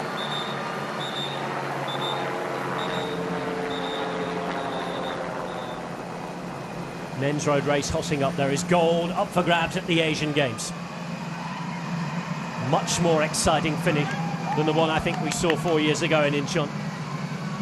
Little bit of a conversation. Oh, there are riders who are already out the back who are not going to finish amongst the top. 2 from the UAE. Shows the difference in level. On the right-hand side, Chung King Lok and Hong Kong, China, making their way up to the front of the bunch. Towards the back here, number 48, who's done his job already, is Yevgeny Gidik. Final conversation with those from Kazakhstan. Of course, he is a top level pro. We'll be seeing him again at the front. This is Jong. Remember, no more feeding in 4 kilometers time, and you can just start to see the road narrow, the road start to rise uphill. This is where the next part of the climb starts. I don't want to completely write him off, but he looks all over the place. And he's still got 14 kilometres to go. Part of it is his style. We've seen this from the start. It isn't the most smooth. Now the first attacks begin in the peloton behind. Lutsenko has lost a couple of teammates. They've been working into the base of this climb. He now sits in 4th wheel, ready and waiting. And it's Chinese Taipei who start to make the move. 24, Vincent Lau, binned out the back. Indonesia go on the attack with a rider there as well. On the left-hand side, you can see the Japanese rider Nakane having a go. And as the road starts to rise up, the bid for Asian Games gold begins in earnest. And Alexei Lutsenko, the pre-race favourite, is exactly where he wanted to be. Not putting himself in the wind too much, but sitting there in the right position. 4th wheel with the light blue and yellow on. This is the group we will continue to watch. This is the group from which the winner will come. A couple of Malaysian riders are already feeling the heat towards the back, and it's been a sort of race that has been full gas for quite a while in the last 20 or 30 Ks or so. Certainly at the front. And there are riders who, with the heat, won't be coping very well. Now, Iran start to get organised. They have a couple of riders to ride for Pursaidi. And we've got movement on the left-hand side. Look at the gap. Look what's happened to the gap. 1 single minute. And Lutsenko is following the moves very well. So Young isn't going to be a feature for too long. In the meantime, there are problems at the back for a couple of riders from Korea. For China there, moving all the way back was Bai Li Jun.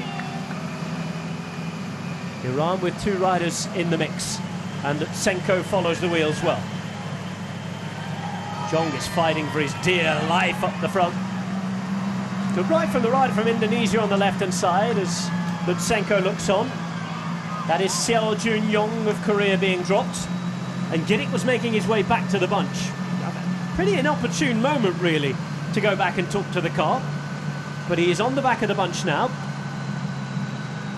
May well reach the front to be of some assistance to Lutsenko if he can.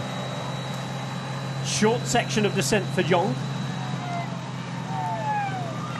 His gap already halved. Movement again from Indonesia. Lutsenko looks around. Still a big enough group now, about 30 riders here.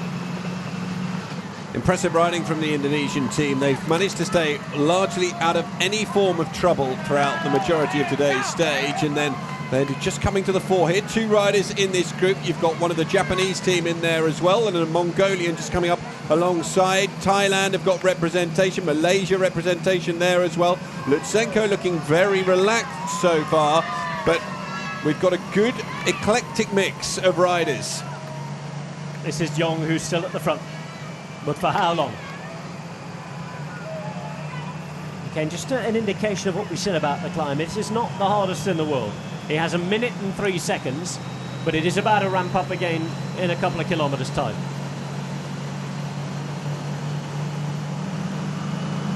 Chung King Lok now back at the front.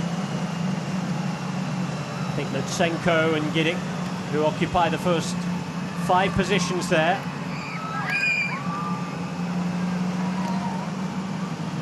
And Lutsenko glancing over his shoulder, I'm sure just to check where Giddick is to know exactly where his position will be. Just wants a little bit of company to go up this climb. I'm just wondering if Yevgeny Giddick is in fact the man they're going to give a go. Lutsenko has looked well and reacted well, but he sits there.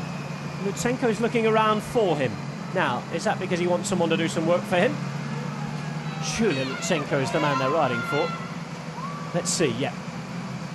Giddick comes to the front. This is exactly what we thought might happen before the start, and he now is setting the pace for Lutsenko on this climb. So we have our first conundrum of the day revealed. The answer to it is that Lutsenko is the man Kazakhstan are riding for. It's what we assumed, but what you're never quite certain of until they line up on the final climb. Yevgeny Giddick is setting the pace for the former World Under-23 champion. He's chasing down the lone rider who is 58 seconds ahead on the road, Zhong, the defending champion. Just under 12 kilometres to go here on our way up to Chayak at 540 metres above sea level in Indonesia. Started in Subang. 144 kilometres of a road race at the Asian Games, the 18th edition. And this is where we're headed now, up into the hills. What a ride it's been from this man. Zhong Kyung-yu trying to get every ounce of power out of that bike that he can. Wind blowing across the road, but not too strong.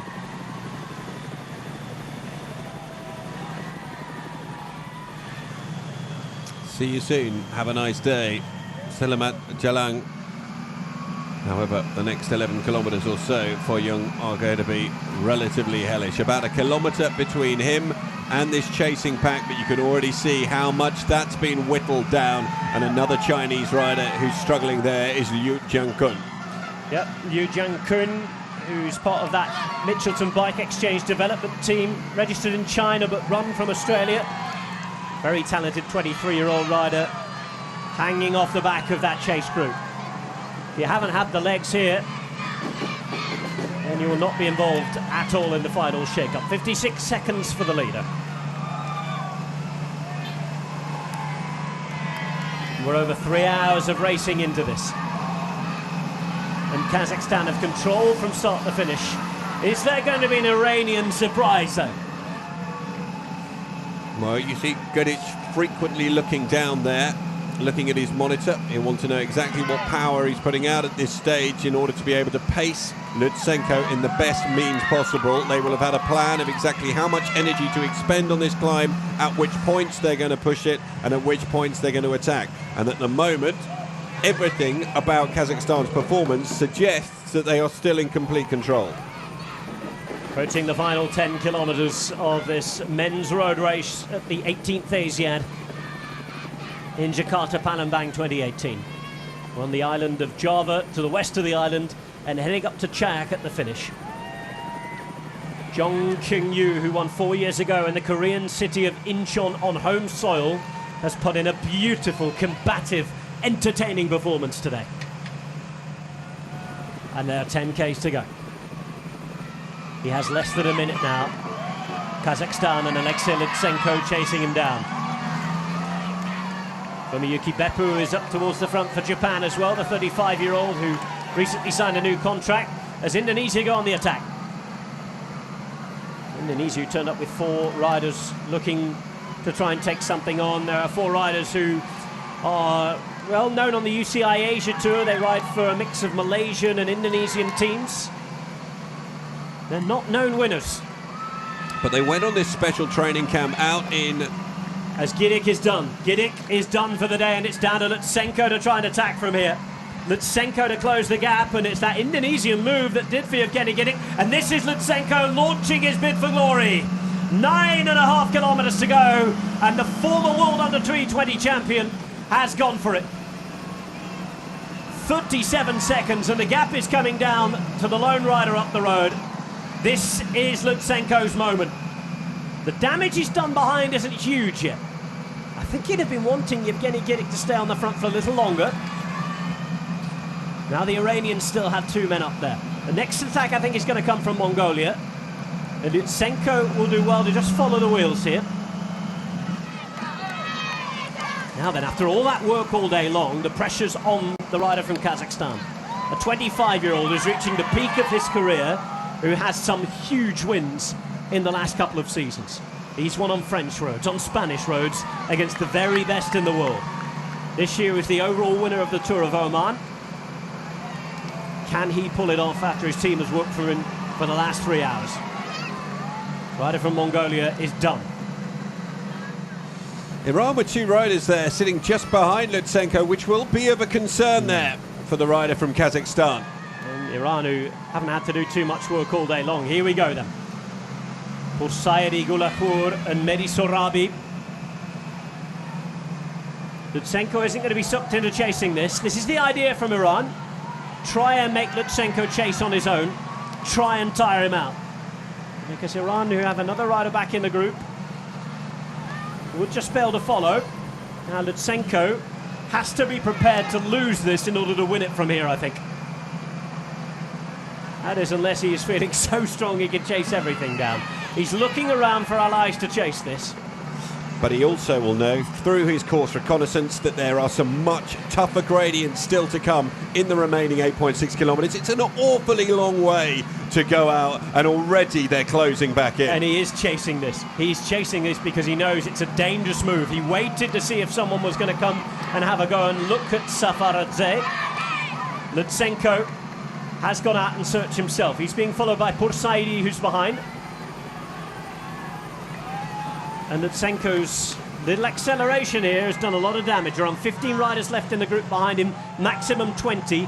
Jong is still at the front, but he has less than 15, 20 seconds now. 12, there we go.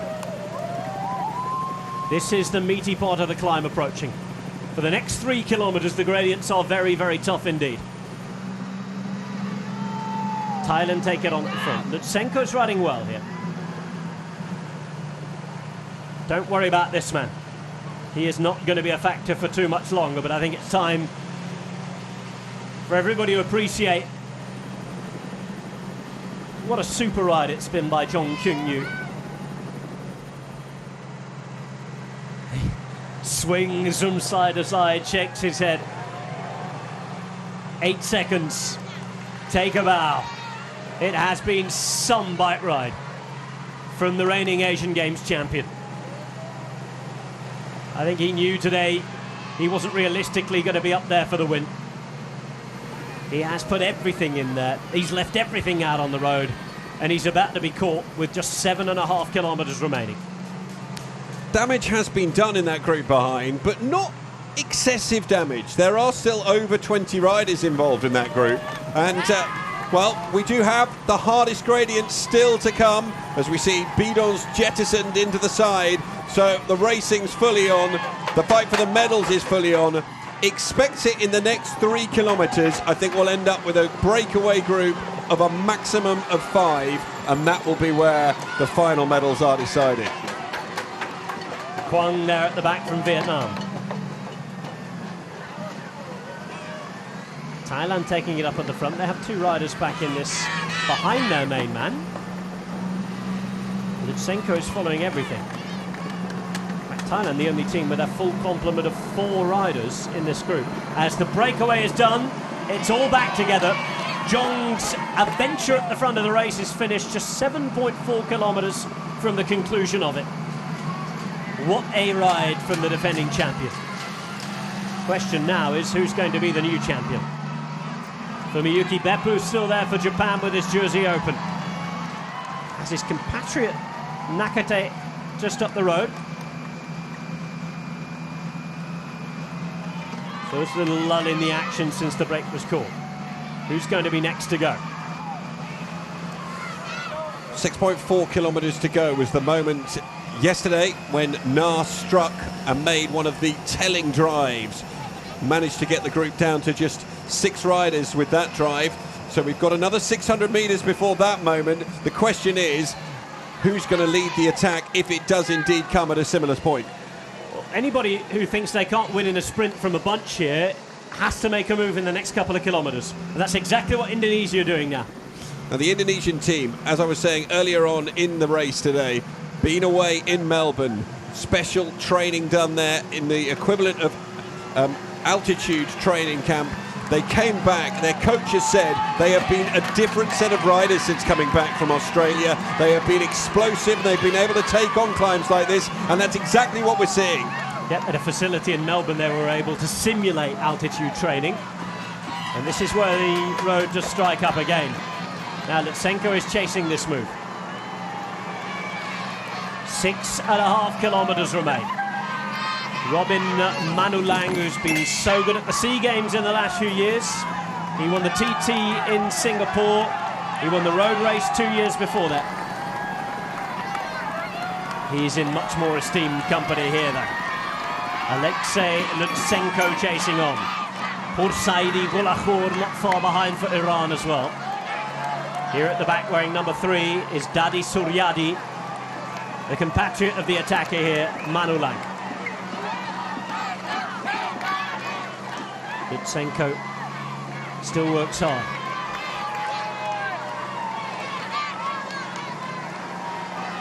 No shortage of encouragement for the Indonesian riding on. Robin Manulang still out there, but it's a huge ask to go away and take this race. Certainly with the quality still behind us. Someone else is being made to pay. It's Choi Hee Fung now, who is struggling to hold the pace. Looks as though he might be able to just pull himself back in, but it's because these gradients come thick and fast on this final climb that we saw it yesterday in the women's race, and I think we're going to see it again here in the men's race, that riders, if they do make it back, another attack will rain in very fast, and that's where they'll be dropped because they won't have anything left to give. At the moment, Lutsenko was looking very, very relaxed at the front of the chasing group. For the first time there, we just saw in the back of the shot, he was getting out of the seat onto the pedals to try and pull himself back. Lutsenko out the saddle now, making a move as his own. He himself is a strong finisher, but he'll be looking around and maybe wary of anybody that's hanging on. He'll want to do a little bit more damage to this group just yet. A couple of the Malaysians in there, they're noted sprinters as well. They're just hanging in the black jerseys towards the back. Lutsenko takes a drink from that bidon. So much pressure on the Kazakhstani to finish the job that's been done all day long by his team.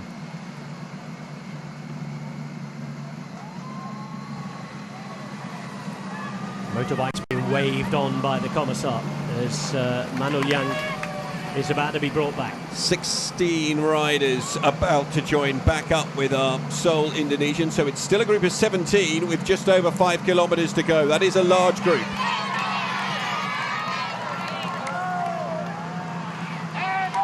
Well, a lot of the ramps, the serious ones, are about to end. Yes, it still goes uphill. Now then, a move on the right-hand side, a move from Indonesia yet again. And this time it's Ayman Kahyadi. And Lutsenko chases down once more. Thailand trying to react here. Look how steep the gradient is now. We lose 2 riders from Malaysia. Lutsenko on the attack. This is the moment he's choosing to attack. And this is a huge moment in this Asian Games road race. A look behind as Alexei Lutsenko launched onto the coattails of that attack from Kahyadi of Indonesia and has got out in the front. He's been joined by both Japanese riders who've ridden a good race here, Nakane and Beppu. Thailand have 2 men in this move. Chinese Taipei trying to follow, and notably none of the Iranians are present in this front group. 7 riders left, and it's soon going to become 6 as well, and 2 still from Japan. What a performance it's been from their riders. Well, this is Pursaidi Gulakhor being distanced behind, a big name for Iran. Malaysia have done well to hold on. Now Japan suddenly are big players in this game, as are Thailand. Lutsenko still the class act, still the name here, but is he going to be outnumbered and out-tacticked? 4.9 kilometres to go. Who's going to work in this group? You expect that it's Japan and Thailand, certainly Thailand with 3 riders now. What a performance it's been from them. Tanakan, Nabuti, Sarawut and Pirapol are all riders who started the race. 4.5 kilometres remaining. It's been anything but smooth going for the Thai team as well. Remember, mechanical right at the beginning, bike change later on in the stage as well. We have 6 riders up in front. 2 from Japan, 3 from Thailand, 1 from Kazakhstan. One Thai rider looked as though he was just losing the back wheel, and we've lost one. So that down is Sarawut. again. Sarawut who is dropped. Sarawut Sididonachai. And this is, well, the Thai rider too strong for his own teammate there.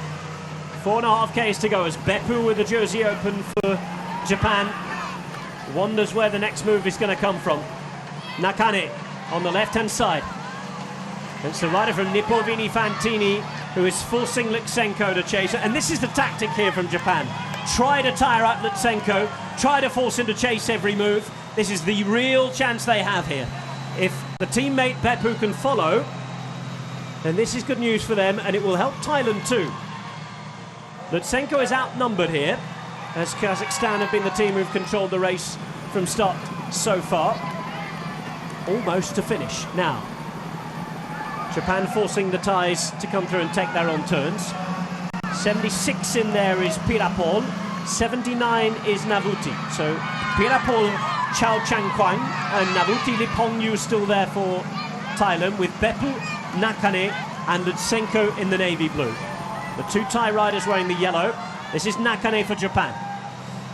And Nakane, as you can see, really putting the hammer down. As you'll remember from those of you who saw the women's race yesterday, it is a little bit of a false flat here before going up once again. So a little bit of respite for the riders. They should all stay together as a group here. We've seen riders hemorrhaging out the back of the group over the last 2 kilometres, as we expected. And we are now down to 5 riders. It's going to be these 5 who decide the podium here at the Asian Games 2018. 3.5 kilometres to go. Japan and Thailand trying to put pressure on Alexei Lutsenko.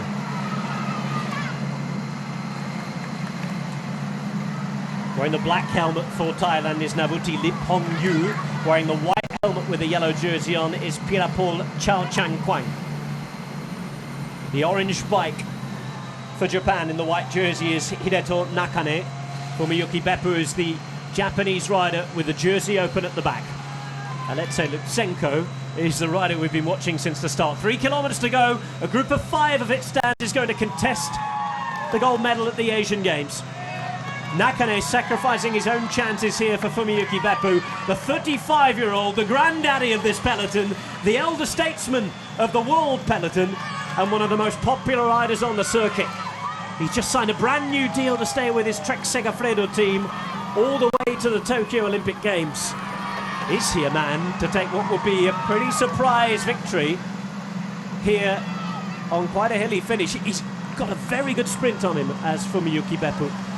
But we know that Lutsenko's second wheel is the strongest all-round rider. The 2 big unknowns are the Thai riders. They are not riders we have seen at any sort of the same level as Lutsenko or Beppu.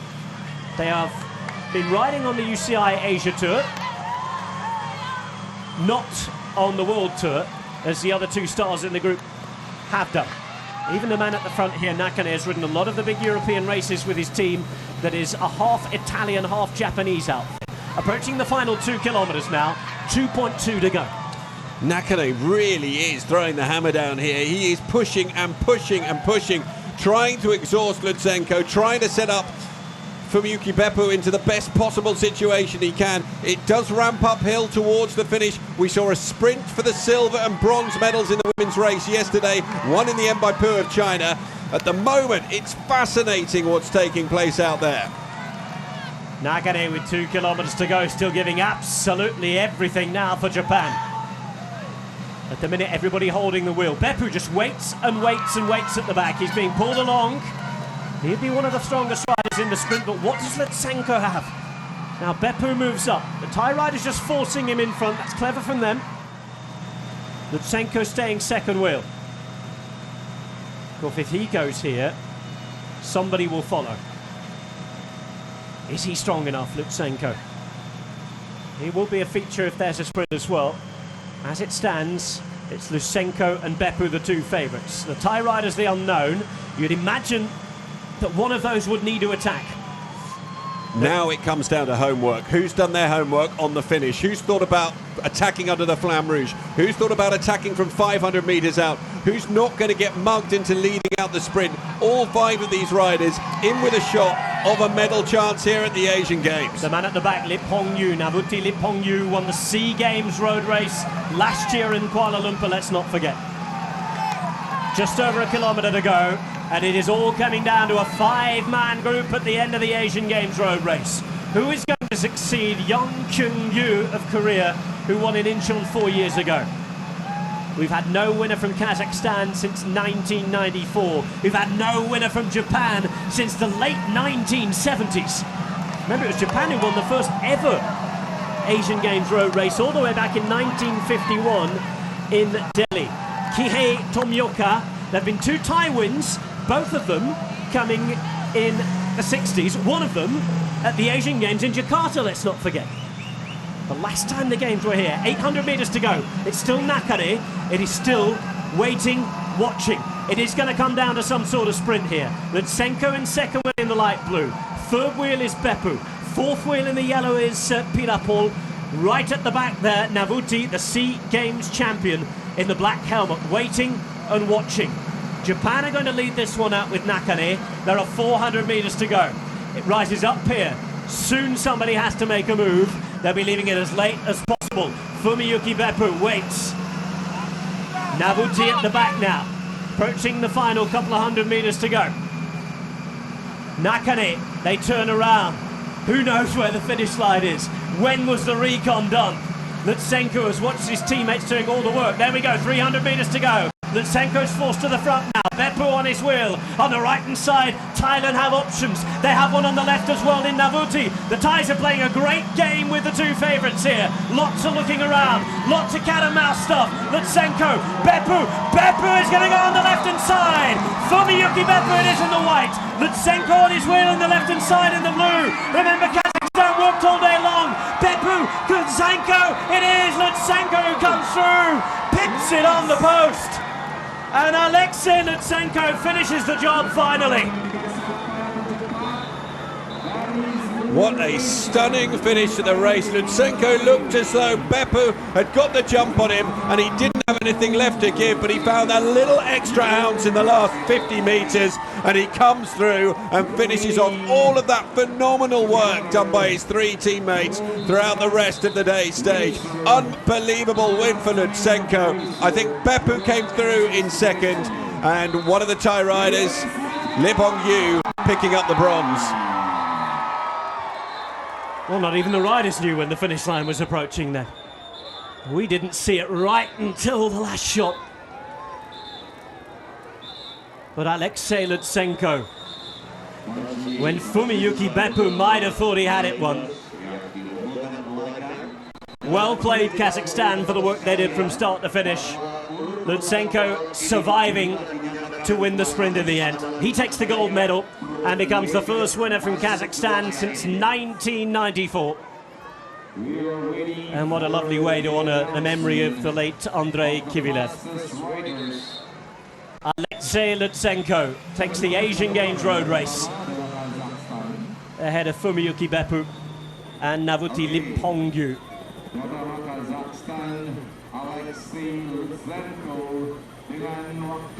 It looked as though he might not have the power to come around the Japanese until the very last.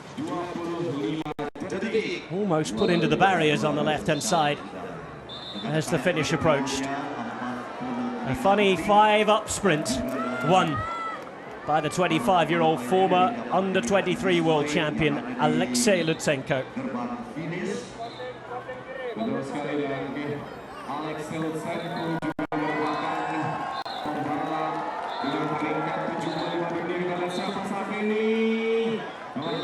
The rider still finishing, but Alexei Lutsenko is the champion, and the pre-race favourite has done it. Indonesia provide plenty of fireworks as they did on the climb. It was their attacks that proved the launch pad for Lutsenko in the end. And Alexei Lutsenko, the real class act at these games, has come through and taken the win.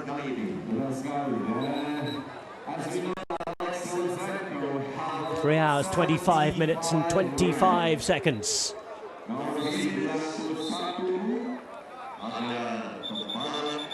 And once the sprint was launched, Thailand played it fairly well with riders left and right.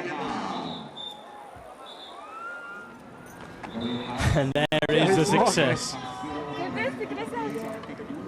He did what he was expected to do. And a lot of pressure on Alexei Lutsenko.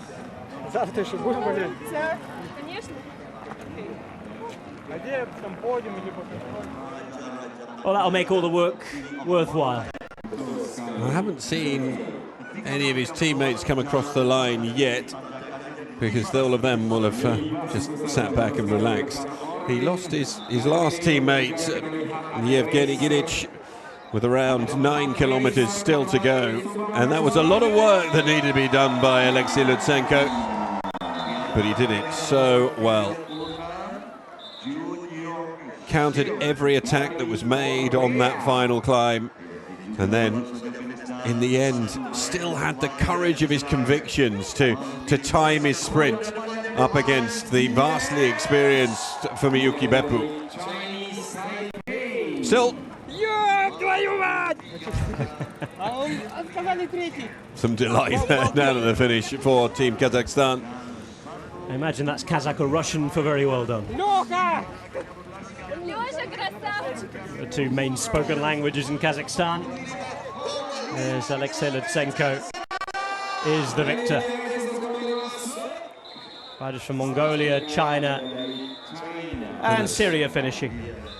Just about to say, that's our sole Syrian rider coming across the line there. Wonderful effort from him.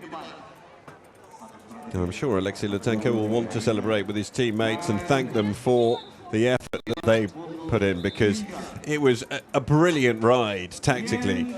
Bizhiktov and Fominik. Here's the sprint again. You can see Beppu launching there with about 150 metres to go. Comes through the centre. Lip Hongyung, the yellow jersey behind, and look at Lutsenko on the left-hand side. Not quite sure what the man with the flag is doing there. Almost putting Lutsenko off. Right on the line he gets him. He left it very, very late indeed.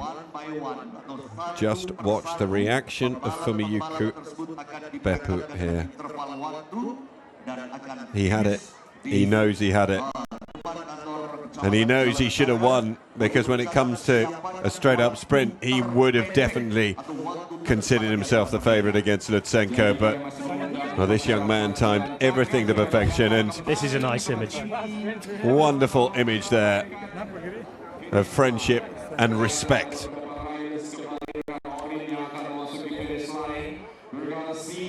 Disappointment for the Iranian team.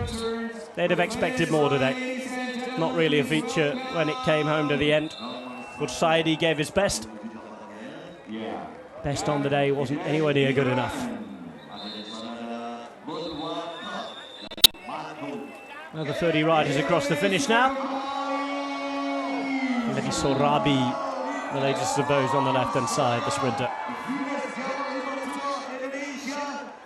There's a hello to everybody back home from Kazakhstan's new Asian Games champion, Alexei Lutsenko.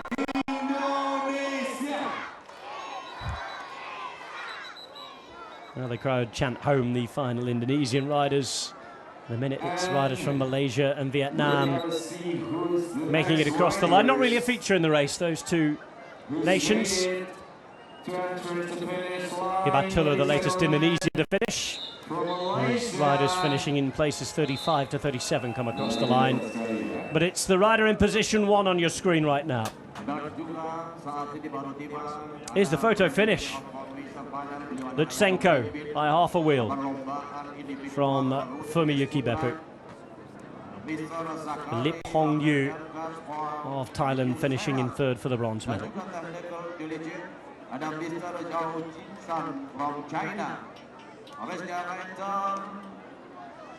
Mr. Yao Jin-san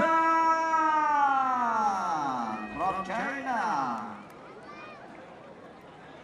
Dan Michael Delicit yang saat ini didatangkan memang perwakilan dari sana Mr. Yao Jin San from China. Korea put in a particularly combative performance through Jong Kyung Yu, maybe knowing that they weren't going to be a big feature towards the end. So 38 riders across the line now. 57 started, of course, Lutsenko, the champion. Only the second time Kazakhstan have won Asian Games gold. There's the second of two riders from Uzbekistan. Makes his way across the line.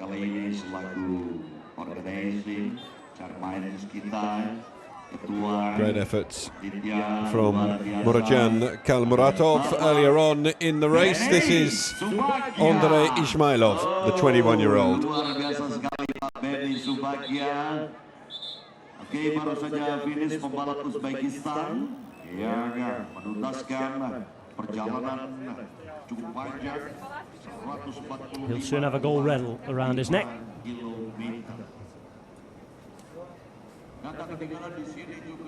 And it's another job very well done for Alexei Lutsenko. Lutsenko's victory is the 16th of his professional career.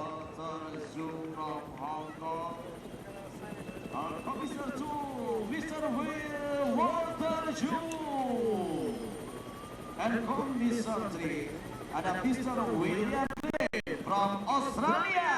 Oh, it's going to be a nice sight for Evgeny Giddick and company as they come across the line. They will see Alexei Lutsenko, the victor of the road race, and all of their work that will have been well played. There's the smile. There's the look up. Remember, no race radio here, no cries of joy in the earpiece. But you can see that Lutsenko's won, and all of that work is worthwhile. There we go. Kazakhstan, the winners. A gold medal for them and Alexei Lutsenko. And for those of you who ever doubted that cycling was a team sport, there's the evidence. Masih ada pembalap lagi. Boleh sambut dia, Hong Kong, China gave their best with Chung King Lok, but it wasn't to beat. Evgeny Giddick there coming home 9 minutes 54 down. And now please welcome from Hong Kong, race number 23. These two rode all day. Bishigitov and Furmanyuk. They played a huge part in this victory, controlling the breakaway all day long. Bishigitov on the right-hand side, Furmanyuk on the left. They look up, they see the win, and they are very, very happy with their day's work. Yes, a win for Kazakhstan, and they know it. They rode for about 120, 130 kilometers today. Off to celebrate with their man.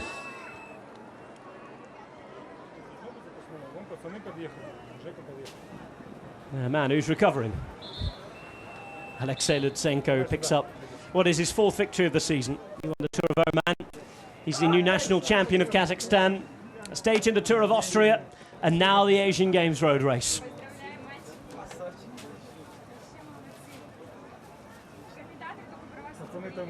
Well, great scenes here, seeing Giddick come in first. I'm sure that Bishigitov and Furmanyuk won't be far behind. Perfectly executed team plan from Kazakhstan.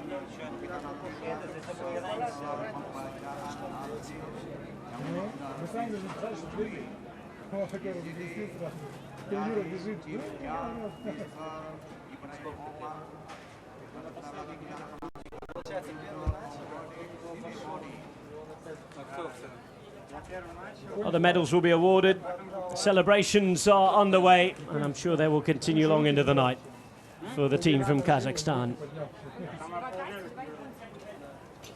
From start to finish, it was the Kazakhstanis who took control of the race, and they have their reward.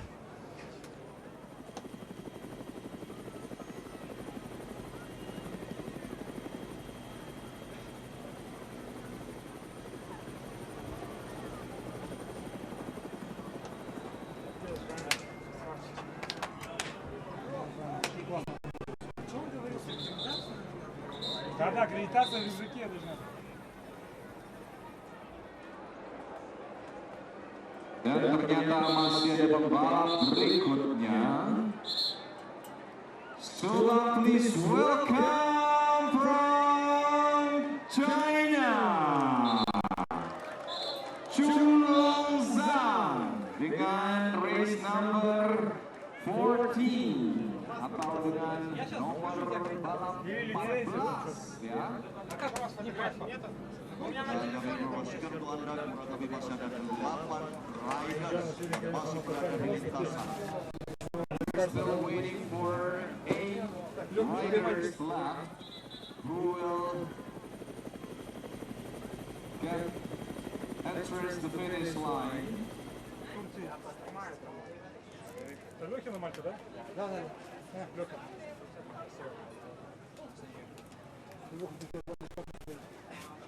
Сейчас сделаем это? За фотку пацанами.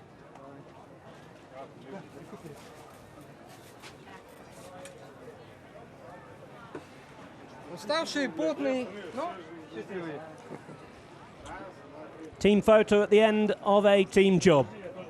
Finished off by Alexei Lutsenko. It's a Kazakhstani win at the Asian Games.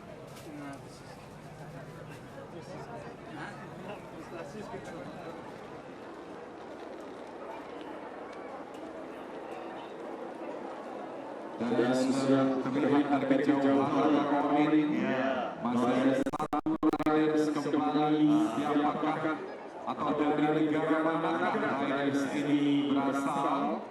Dan tentunya harus menghadapi karakter cuaca panas yang menghantui pada kesempatan kali ini dan harus menguras tenaga mereka. Betul sekali. Medan Subang yang luar 49 riders across the line now. So, even if nowhere else to finish, there would only be 4 non-finishers. Rider from Laos, latest to come across.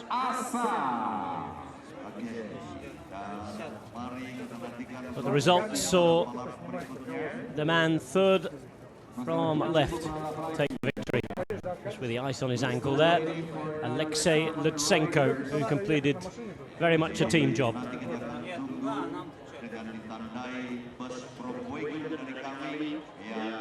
Mongolia going to get a rider to finish. Sorry, I mean there is 6 riders left. 6 riders left atau 6 riders lagi. Sementara dari kejauhan sudah tampak 1 riders. Ya sepertinya sudah terlihat kelas sekali rekan-rekan. Kalau tadi 8, 01 mestinya tidak tutup, tapi karena barangkali untuk naik ke jalan kaki sudah tidak mau naik ke Wing Jadi There is from Mongolia and luar biasa ya. Dan kelihatan kembali and we still waiting for another riders.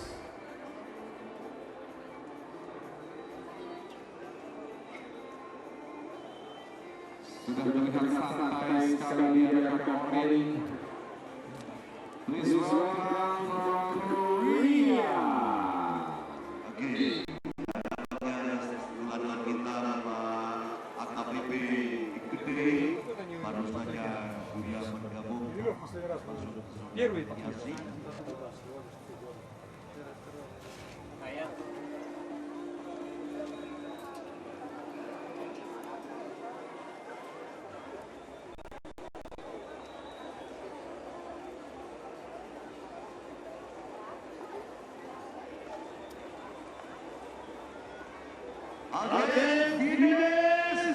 From China. Well, 52 riders across the line. The ambulance coming in behind. That looks like that might well be the last finisher. Handshake from the organisers for the new hero of Kazakhstan. Okay, there is still 3 riders left behind. Let's see if we can take a look at how the final results shook up. jangan meninggalkan tempat terlebih dahulu karena nanti Anda juga dapat mengikuti awarding ceremony. Yes, betul sekali. Medal So Alexei Lutsenko will make his way to the podium for the award ceremony. Seluruh riders memasuki finish Dan tentunya setelah hasil atau race shot ini dikeluarkan oleh timing kami dan juga ditandatangani oleh pimpinan perlombaan, tentunya kita akan segera umumkan ke Anda semuanya. Yeah, exactly. We are waiting for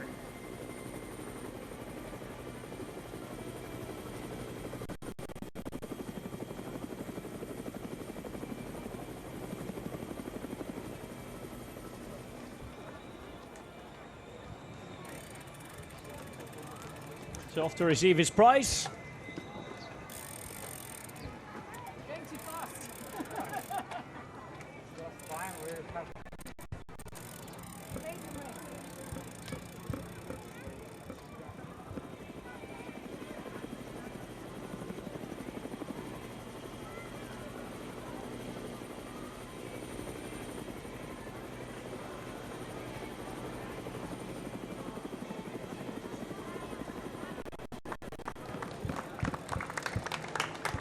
Thumbs up from the man who's done the job. And he's about to be acclaimed on the podium.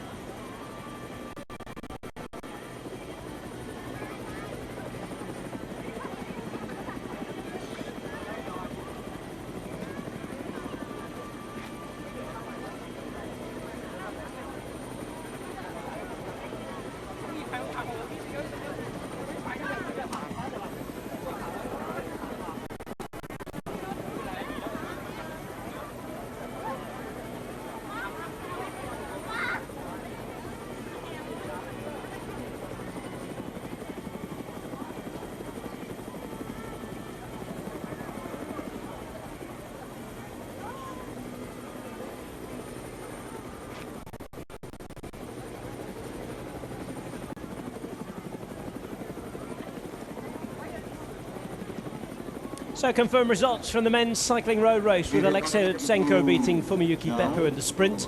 Navuti Lipongyu in third place, Pirapol Chao Chang Kwang in fourth, Nakane finishing fifth. Top 10 made up by the two Indonesian riders Kayadi and Manulak.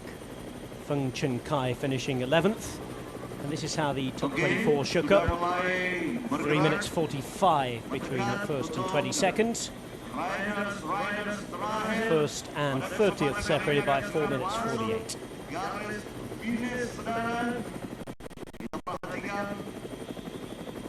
Kazakhstan occupying quite a few of the positions at 10 minutes down, but their job was well done for their leader. They bossed it from start to finish today. Two non-starters in Khalifa and Batmonk. 52 riders finishing the last. New Yikui was in the breakaway at 17 minutes down.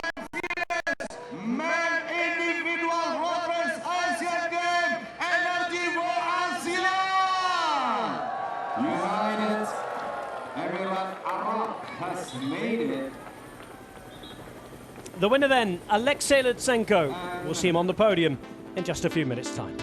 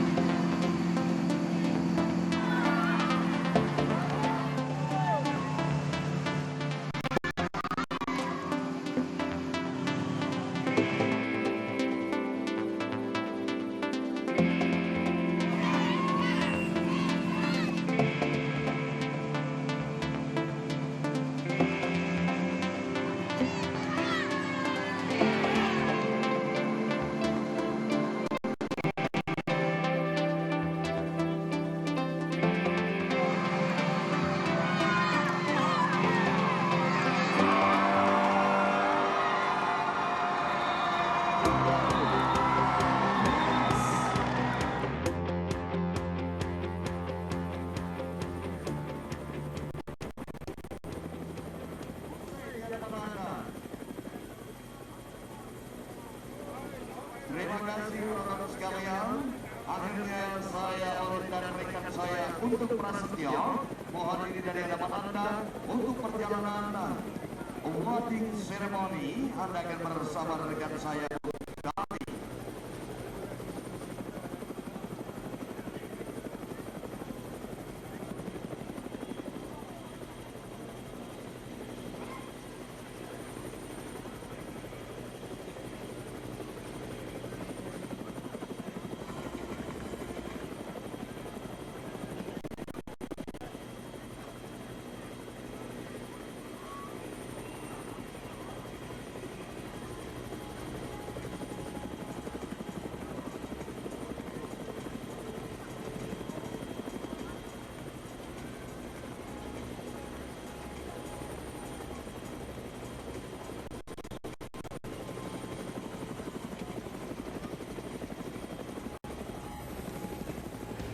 ใกล้เข้ามาทุกทีแล้วนะครับกับมหกรรมกีฬาที่ยิ่งใหญ่ที่สุดในเอเชียกับเอเชียนเกมครั้งที่ 18 ครับคนไทยทุกคนอย่าลืมส่งกำลังใจไปเชียร์ทัพนักกีฬาไทยด้วยนะครับสำหรับเอเชียนเกมครั้งนี้ครับจะเกิดขึ้นที่กรุงจาการ์ตานะครับที่ปาเลมบังประเทศอินโดนีเซียครับชมการแข่งขันถ่ายทอดสดที่ช่อง Workpoint นะครับไทยเชียร์ไทยเอเชียนเกม 2018 เริ่ม 14 สิงหาคมนี้ถ่ายทอดสดทางช่อง Workpointเมื่อดาราสาวสุดเซ็กซี่มาปะทะลุงอารมณ์ดีมากกวนแตงโมฟังป่าพ่อนะครับมึงใจเย็น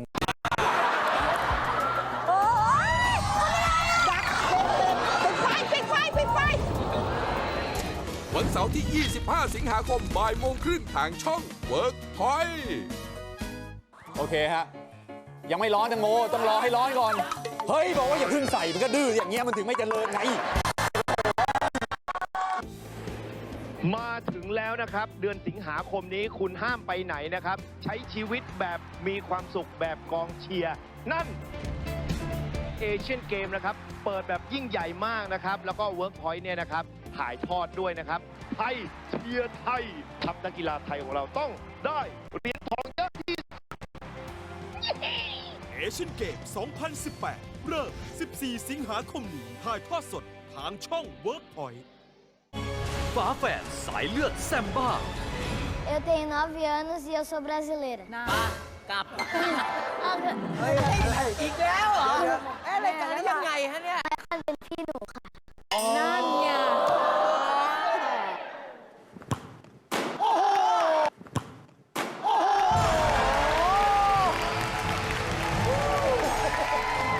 ซุปเปอร์เทนทุกวันเสาร์เวลาใหม่ 4:45 ทางช่อง Workpointเรามีมหกรรมกีฬานะครับระดับเอเชียเลยก็คือเอเชียนเกมครั้งที่8ครับที่จัดขึ้นที่ประเทศอินโดนีเซียนะครับอย่าลืมส่งกำลังใจครับไทยเชียร์ไทยครับเชียร์ทัพนักกีฬาไทยของเรานะครับในทุกๆประเภทเลยและที่สำคัญนะครับคุณสามารถรับชมการถ่ายทอดสดได้ครับกฎหมายเลข 23 ช่อง Workpoint นอกจากนั้นยังไม่พอนะครับทุกๆช่องทางออนไลน์ของ Workpoint นะครับก็จะถ่ายทอดสดเช่นกันนะครับติดตามเอเชียนเกม 2018 เริ่ม 14 สิงหาคมนี้ไม่ทองคำสัปดาห์นี้พบกับเจ้าของบทเพลงกลับมาได้บอกบิวสงกรานต์กลับมาได้บอกหัวใจไอ้คิดฮอดเจ้าและความสนุกสนานจากพวกเขาพวกเธองานหมุนอยู่ไซคอแต่ได้ยินเสียงฝนสีตกฟ้าผ่าเปียกเปียกเปียกเปียกเปียกมาเคยเกี่ยงจา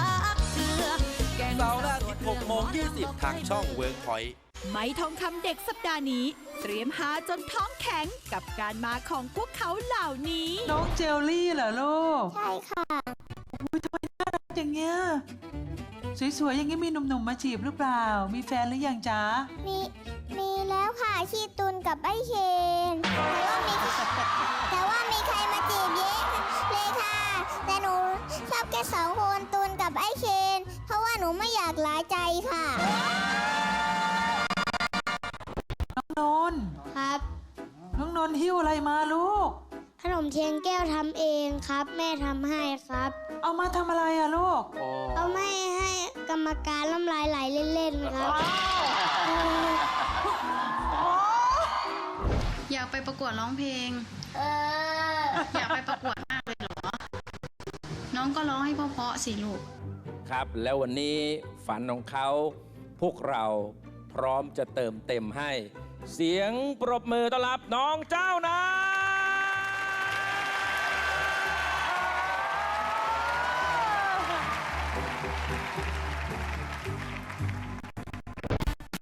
กับเสียงร้องแสนไพเราะที่ทำเอาผู้ใหญ่อย่างเราต้องทึ่งเสาร์อาทิตย์นี้20:05 นาทีอย่าสายนะจ๊ะไม่ได้ลูกกดแค่นี้ไม่ได้จะไม่ได้สักผ่านเลยต้องกดแม่เอาก็ได้ค่ะคุณป้าสุนารี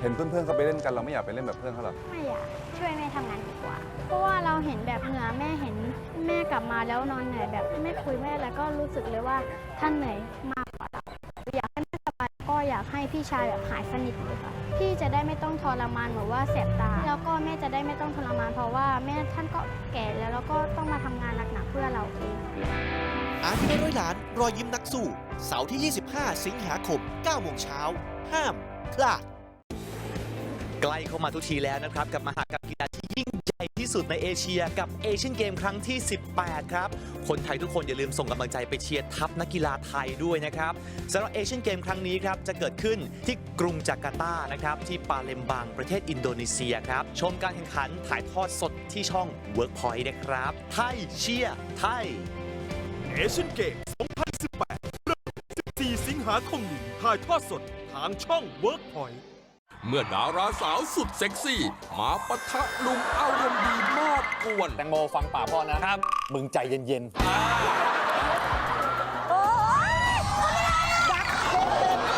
ปิดไฟวันเสาร์ที่25 สิงหาคมบ่ายโมงครึ่งทางช่อง Workpoint โอเคฮะยังไม่ร้อนแตงโมต้องรอให้ร้อนก่อนเฮ้ยบอกว่าอย่าเพิ่งใส่มันก็ดื้ออย่างเงี้ยมันถึงไม่เจริญไงโอ้โหมาถึงแล้วนะครับเดือนสิงหาคมนี้คุณห้ามไปไหนนะครับใช้ชีวิตแบบมีความสุขแบบกองเชียร์นั่นเอเชียนเกมนะครับเปิดแบบยิ่งใหญ่มากนะครับแล้วก็เวิร์กพอยต์เนี่ยนะครับถ่ายทอดด้วยนะครับไทยเชียร์ไทยทัพนักกีฬาไทยของเราต้องได้เหรียญทองเยอะที่สุดเอเชียนเกม 2018 เริ่ม 14 สิงหาคมนี้ถ่ายทอดสดทางช่อง Workpointฝาแฝดสายเลือดแซมบ้า Eu tenho 9 anos e eu sou brasileira กลับเฮ้ยอะไรอีกแล้วเหรออะไรกันแล้วยังไงฮะเนี่ยไมคอนเป็นพี่หนูค่ะนั่นไง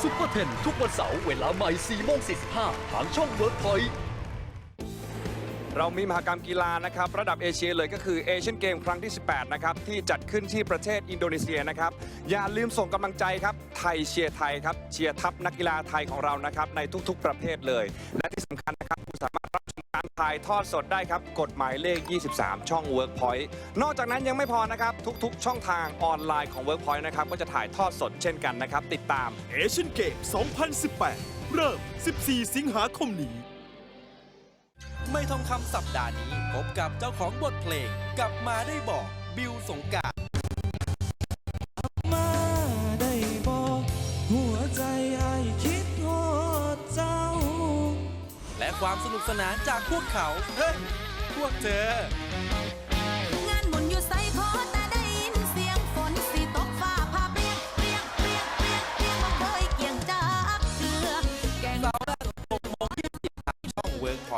ไม่ทองคำเด็กสัปดาห์นี้เตรียมหาจนท้องแข็งกับการมาของพวกเขาเหล่านี้ น้องเจลลี่เหรอลูก ใช่ค่ะ โอ้ยทำไมน่ารักอย่างเงี้ยสวยๆอย่างงี้มีหนุ่มๆมาจีบหรือเปล่ามีแฟนหรือยังจ๊ะ มีแล้วค่ะชีตุนกับไอ้เคนมีใครมาจีบเยอะเลยค่ะ แต่หนูชอบแค่2 คนตุนกับไอ้เคนเพราะว่าหนูไม่อยากหลายใจค่ะ น้องนนท์ ครับ น้องนนท์หิ้วอะไรมาลูก ขนมเทียนแก้วทำเองครับ แม่ทำให้ครับ เอามาทำอะไรอะลูก เอาไม่ให้กรรมการน้ำลายไหลเล่นๆครับ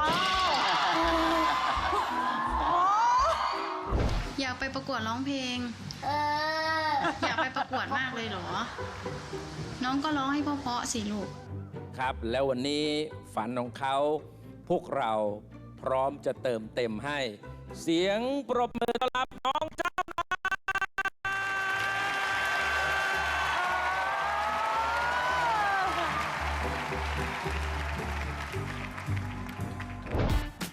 กับเสียงร้องแสนไพเราะที่ทำเอาผู้ใหญ่อย่างเราต้องทึ่งเสาร์อาทิตย์นี้20:05 นาทีอย่าสายนะจ๊ะ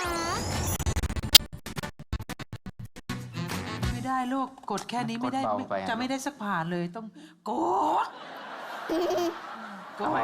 แม่เอาก็ได้ค่ะ คุณป้าสุนารี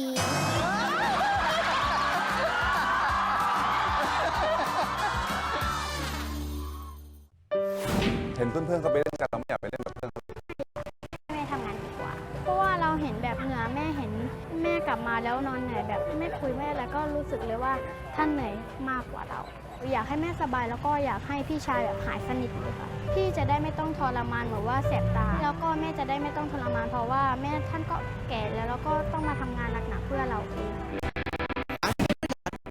สู้เสาร์ที่ 25 สิงหาคม 9 โมงเช้า ห้ามพลาด ใกล้เข้ามาทุกทีแล้วนะครับกับมหกรรมกีฬาที่ยิ่งใหญ่ที่สุดในเอเชียกับเอเชียนเกมครั้งที่ 18 ครับคนไทยทุกคนอย่าลืมส่งกำลังใจไปเชียร์ทัพนักกีฬาไทยด้วยนะครับสำหรับเอเชียนเกมครั้งนี้ครับจะเกิดขึ้นที่กรุงจาการ์ตานะครับที่ปาเลมบังประเทศอินโดนีเซียครับชมการแข่งขันถ่ายทอดสดที่ช่อง Workpoint นะครับไทยเชียร์ไทยเอเชียนเกม 2018 เริ่ม 14 สิงหาคมนี้ถ่ายทอดสดทางช่อง Workpoint เมื่อดาราสาวสุดเซ็กซี่ มาปะทะลุงอารมณ์ดีมาดกวน แตงโมฟังป่าพ่อนะครับมึงใจเย็นๆ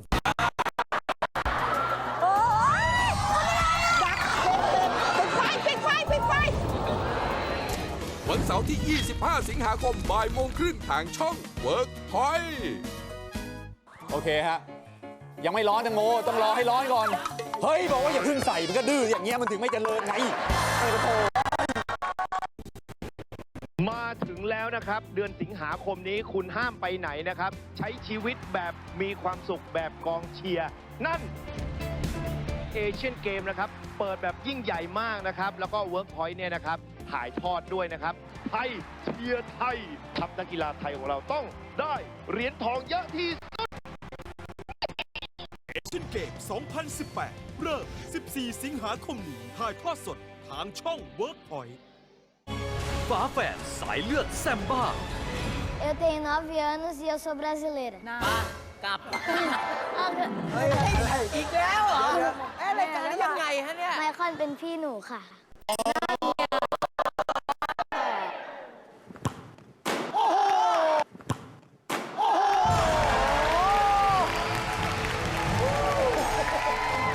ซุปเปอร์เทนทุกวันเสาร์เวลาใหม่ 4:45 ทางช่อง Workpoint เรามีมหกรรมกีฬานะครับระดับเอเชียเลยก็คือเอเชียนเกมครั้งที่ 18 นะครับที่จัดขึ้นที่ประเทศอินโดนีเซียนะครับอย่าลืมส่งกำลังใจครับไทยเชียร์ไทยครับเชียร์ทัพนักกีฬาไทยของเรานะครับในทุกๆประเภทเลยและที่สำคัญนะครับคุณสามารถรับชมการถ่ายทอดสดได้ครับกฎหมายเลข 23 ช่อง Workpoint นอกจากนั้นยังไม่พอนะครับทุกๆช่องทางออนไลน์ของ Workpoint นะครับก็จะถ่ายทอดสดเช่นกันนะครับติดตาม เอเชียนเกม 2018 Play รวมความบันเทิงคุณภาพเปิดความสนุกทุกที่ทุกเวลา ส่งต่อความมั่นใจ สู้ไปด้วยกันนะครับ